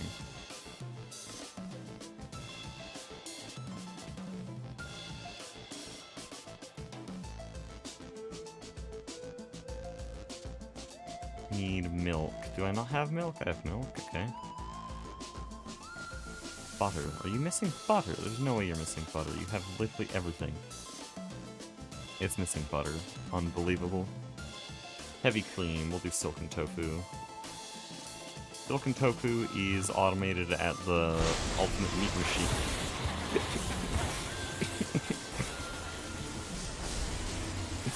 It's just the sound as you enter this dimension. It's really beautiful. Oh no, silken tofu isn't made here. We just have a bunch of soy milk.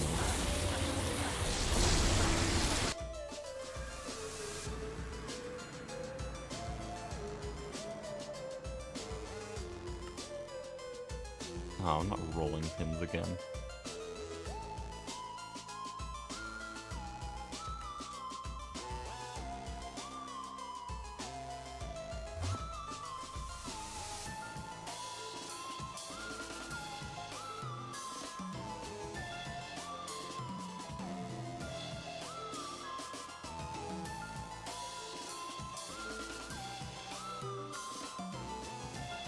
There we go.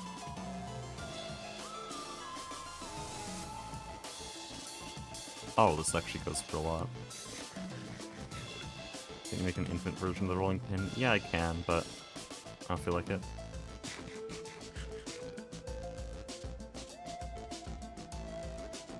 Also, I'm filling my storage with a bunch of useless bullshit.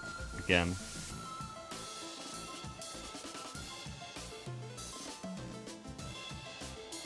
Goose literally just did a huge cleanup of my storage system to remove all the, like, food. And this type of thing, like, why would I ever need that? Trophies can stay.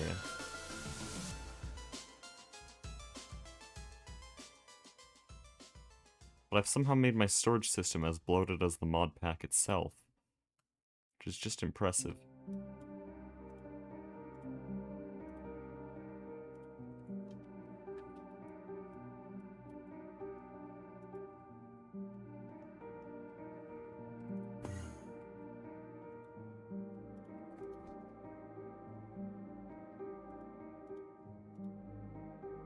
Golden head, you can just...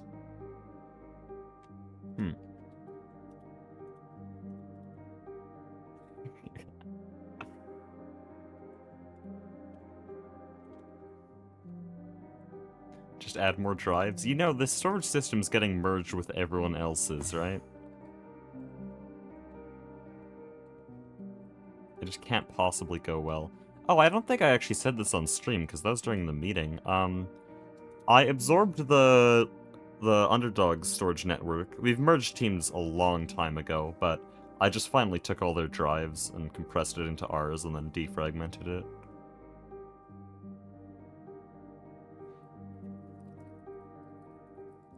So actually, that's where most of our copper is from their base. Or was from. We lost it all now, because it turned into reactor casing.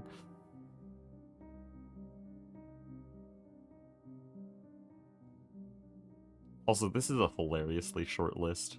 Oh, poisonous potato. Give me a second. I literally have a box specifically meant to stockpile these things. There. Is it used for anything? That I can eat, that is? What's that? Oh. Yeah, I don't think so. Blood cake. Can't make it. Turnip. Okay, maybe one day I'll find them. Also, berries. That's a thing. Where would I find berries? We're so sidetracked. I don't really want to build right now, I don't know. Building for so long. Oh no, I'm gonna be burnt out on building when the new base comes. That's actually really bad. Ballista's gonna be hard carrying.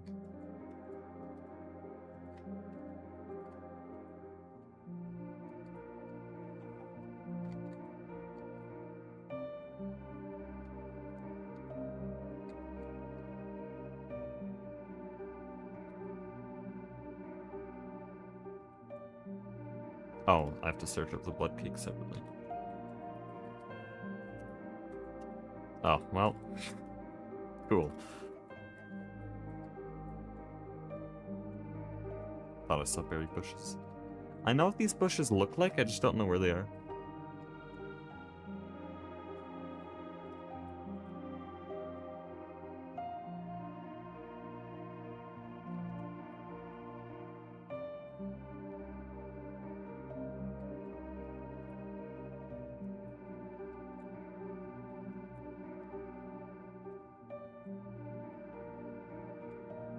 I've never seen this area. What is that?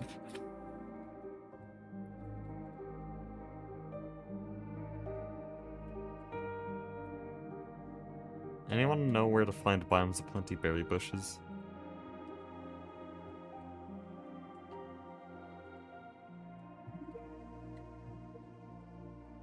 Oh. Redwood forests. Well, I have one near my base. Do I need more than one? Ah, yes.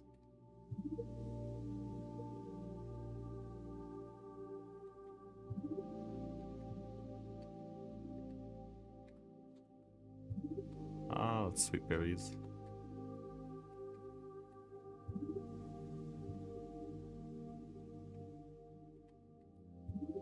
Grove biome. I don't remember what that is.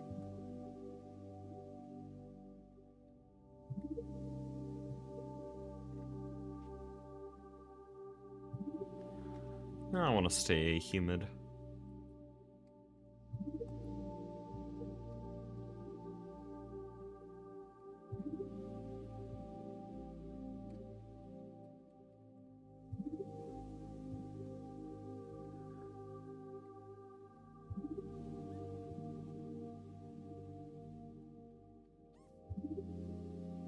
There we go.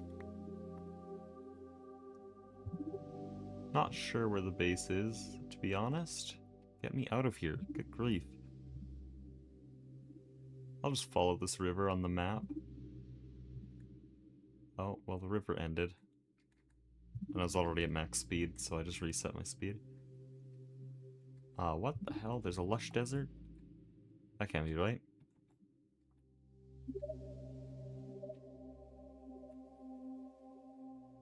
So, village. Where am I? A bunch of stuff I would have wanted a couple, like, months ago. Can you bone meal them for more? Maybe. Doesn't matter now, I have everything. There's a desert west of my base? When was this a thing? What? There's so much stuff out here.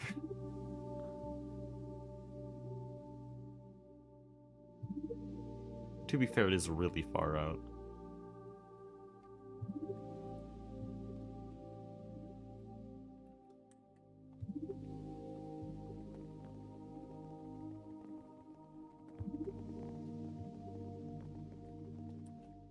Oh, okay, I have eaten berries.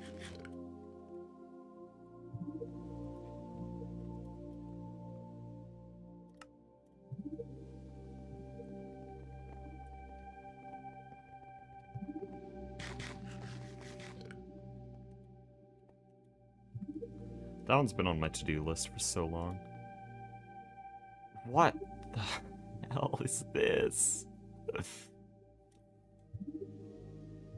Yeah, we can do this later. I'm good.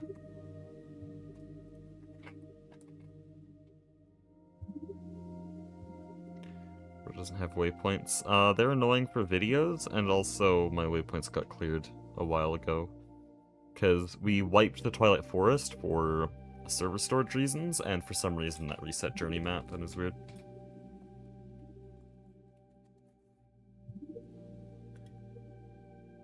We do regular things to delete chunks that we're not using, but for some reason that one just killed the map. Also, I've eaten Terrawort a lot. I don't know what the game's talking about. Uncoagulated blood? That one's pretty simple.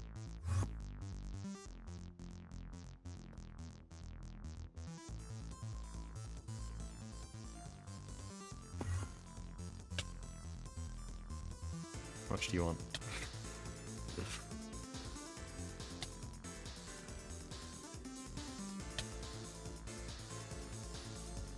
Oh, this is fun.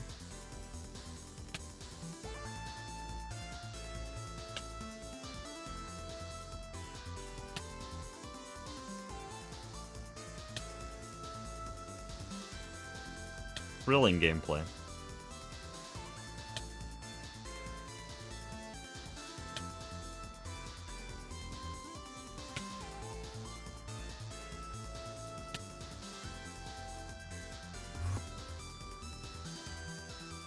Where am I? What? We missed one. Where is this? What? No!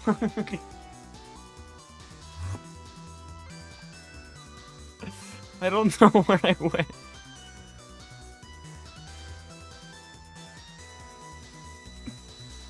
Oh, don't do that.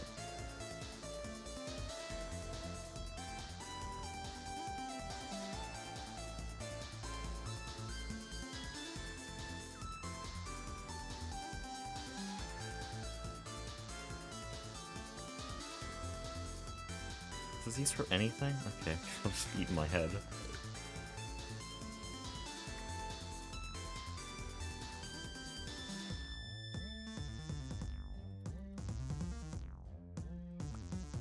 I don't know why item models won't render right now. This happens every couple of sessions.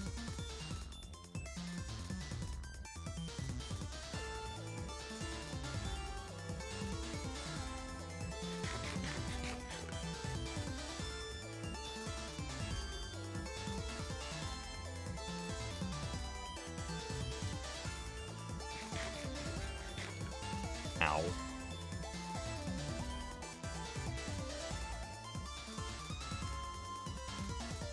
How do you make this? No, is it unobtainable? I've seen this in Skyblock. No. So sad. I haven't eaten suspicious stew. Is there a recipe I can do? Here. I don't know what's a suspicious stew I just made, but we'll find out. That's fun. I have a charm that clears all abilities every couple of seconds, so it doesn't really matter. Forest fruit. Where do I get these? This is 1.7 end. There's no chorus fruit.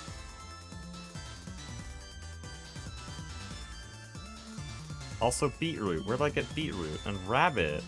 How do I get rabbit? Okay, rabbits do spawn and they just drop it, like normal. I don't know why it's not under the trap whitelist, but whatever.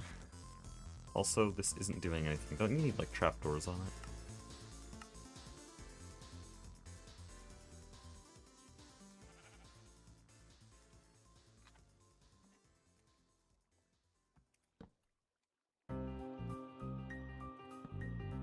Something like that. I really don't know.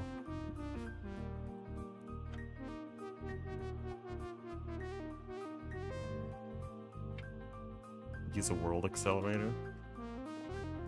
How would I get power to it? Does it need to be near grass and stuff, or can I just have it in my house?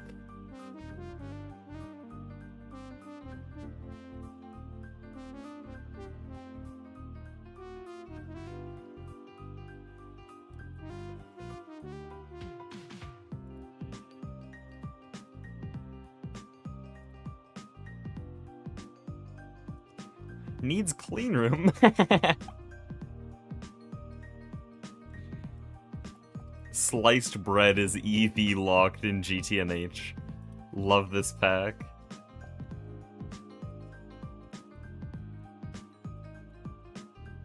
No, it's HV locked. Still.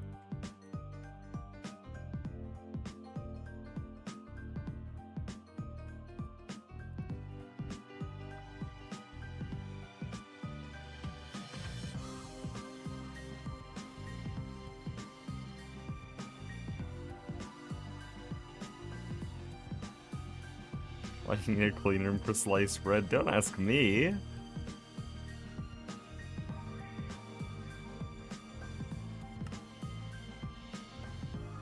Oh, it is an EV recipe. It is EV locked.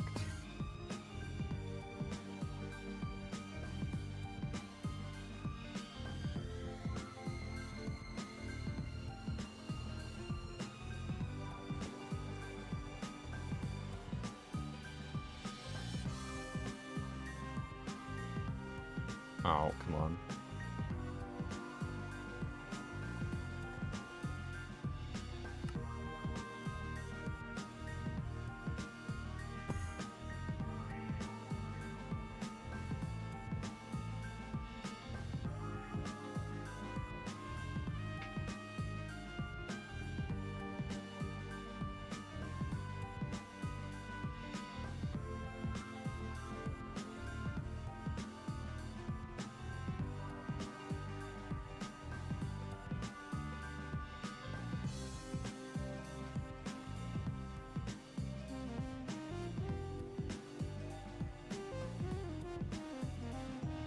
Should probably make more.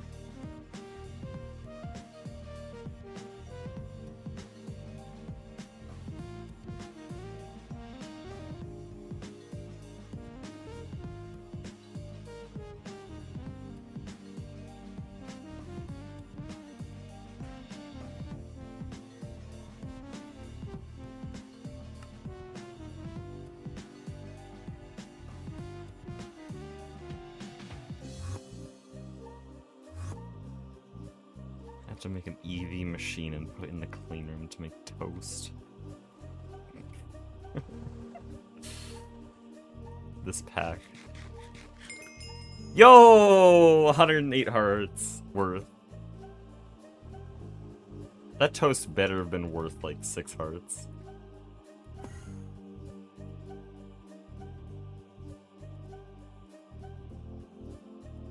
So I believe if I relog, it'll reset the food list. Maybe I have to restart the full pack. If I have to do that, then I won't. Yeah, it looks reset. That's everything that's left. There's still all of these, but they need to be trapped. And then there's that. I don't know what to do with that. I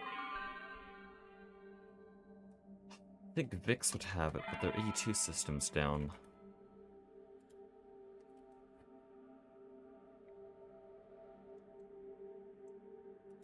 Yeah, he has these.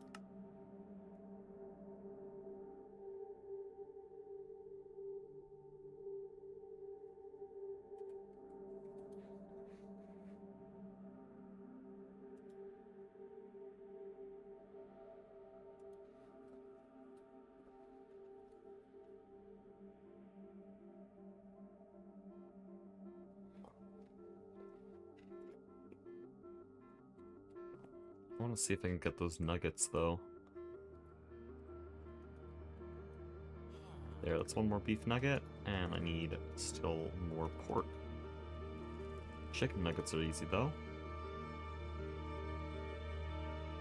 Fish nugget that's a mystery meal. We'll just never have that, I guess.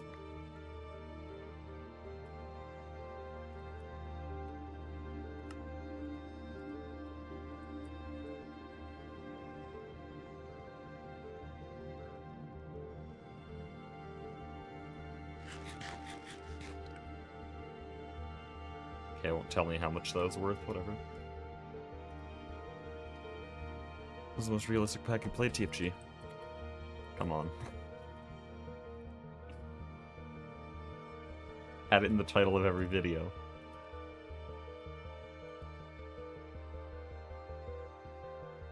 I did play Hard Rock, but it's not as realistic. It uses like Mechanism and Unrestricted Create.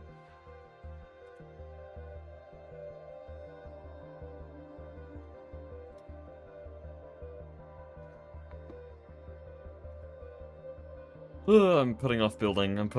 I'm really putting it off.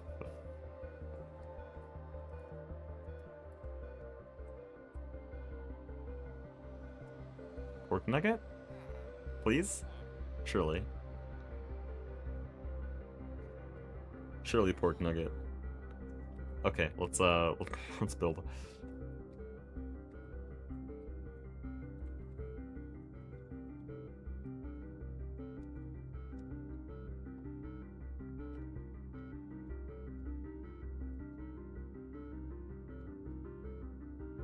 Okay, let's finish this wall, then I'll end stream. Because I do have to end pretty soon. Alright, I was gonna rearrange the wall, though. So if I make that a 3, then that's the support there. So it lines it up with this wall, but that just kind of has problems. I think at this point I just live with the giant arch, though.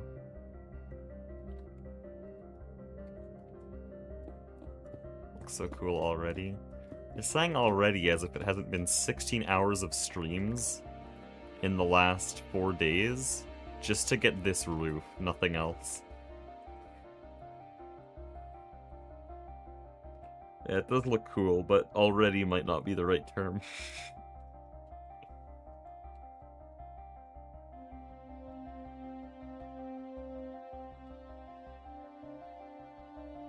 It's not done yet, I guess. Wish it was.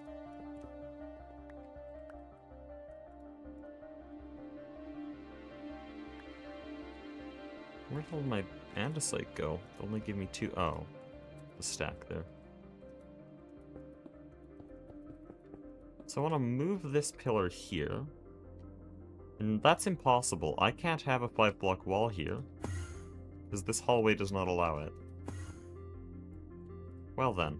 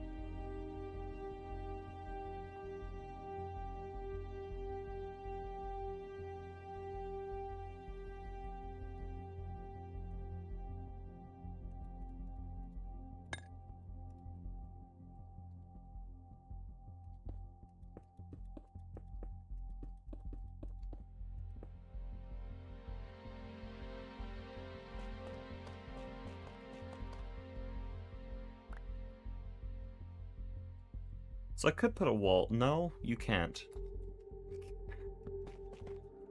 I hate this. I hate this, because then where would it go?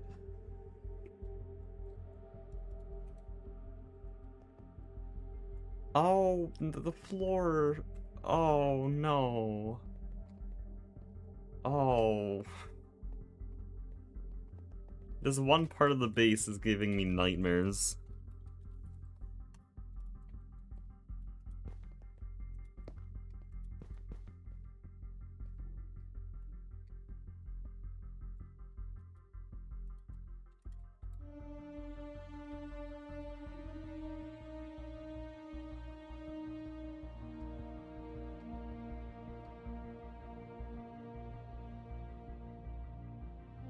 Oh, I'm missing something.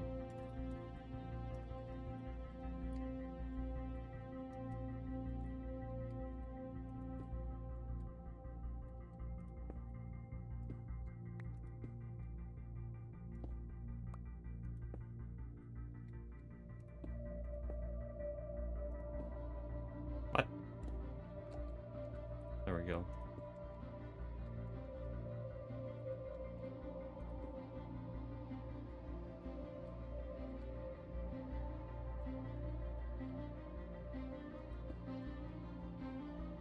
That's also just shit. Why have I made this wall like this?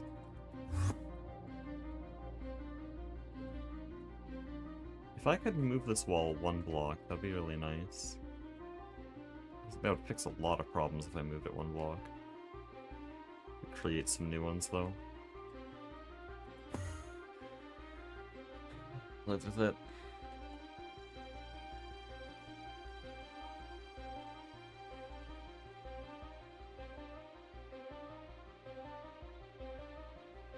So that's one completed wall. Which will make everything else easier, because now we have the design down. Kind of. This wall still needs some designing, because we'll need to figure out mainly how to deal with the irregular shape of our entire build. I need to decide if the staircase is going to exist. It probably won't. I kind of wanted it to go up to the B area, but, like, it doesn't really fit now, does it? Because we moved the roof 2 blocks. It fit before that.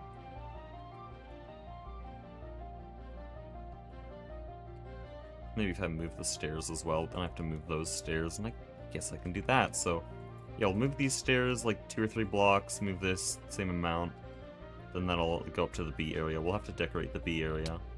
Scary.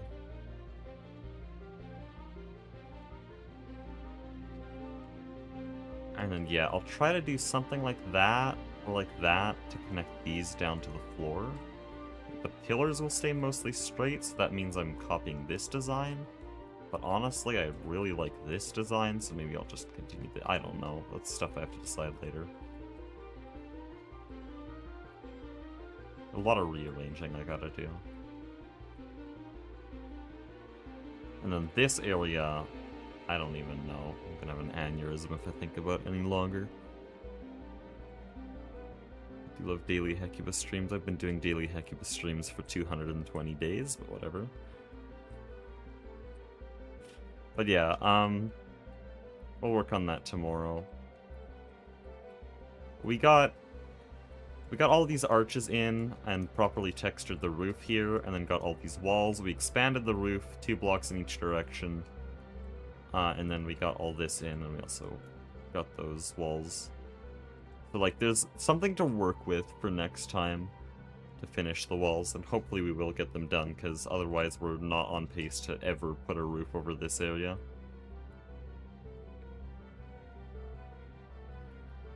Anyways, thank you all for watching, and God bless.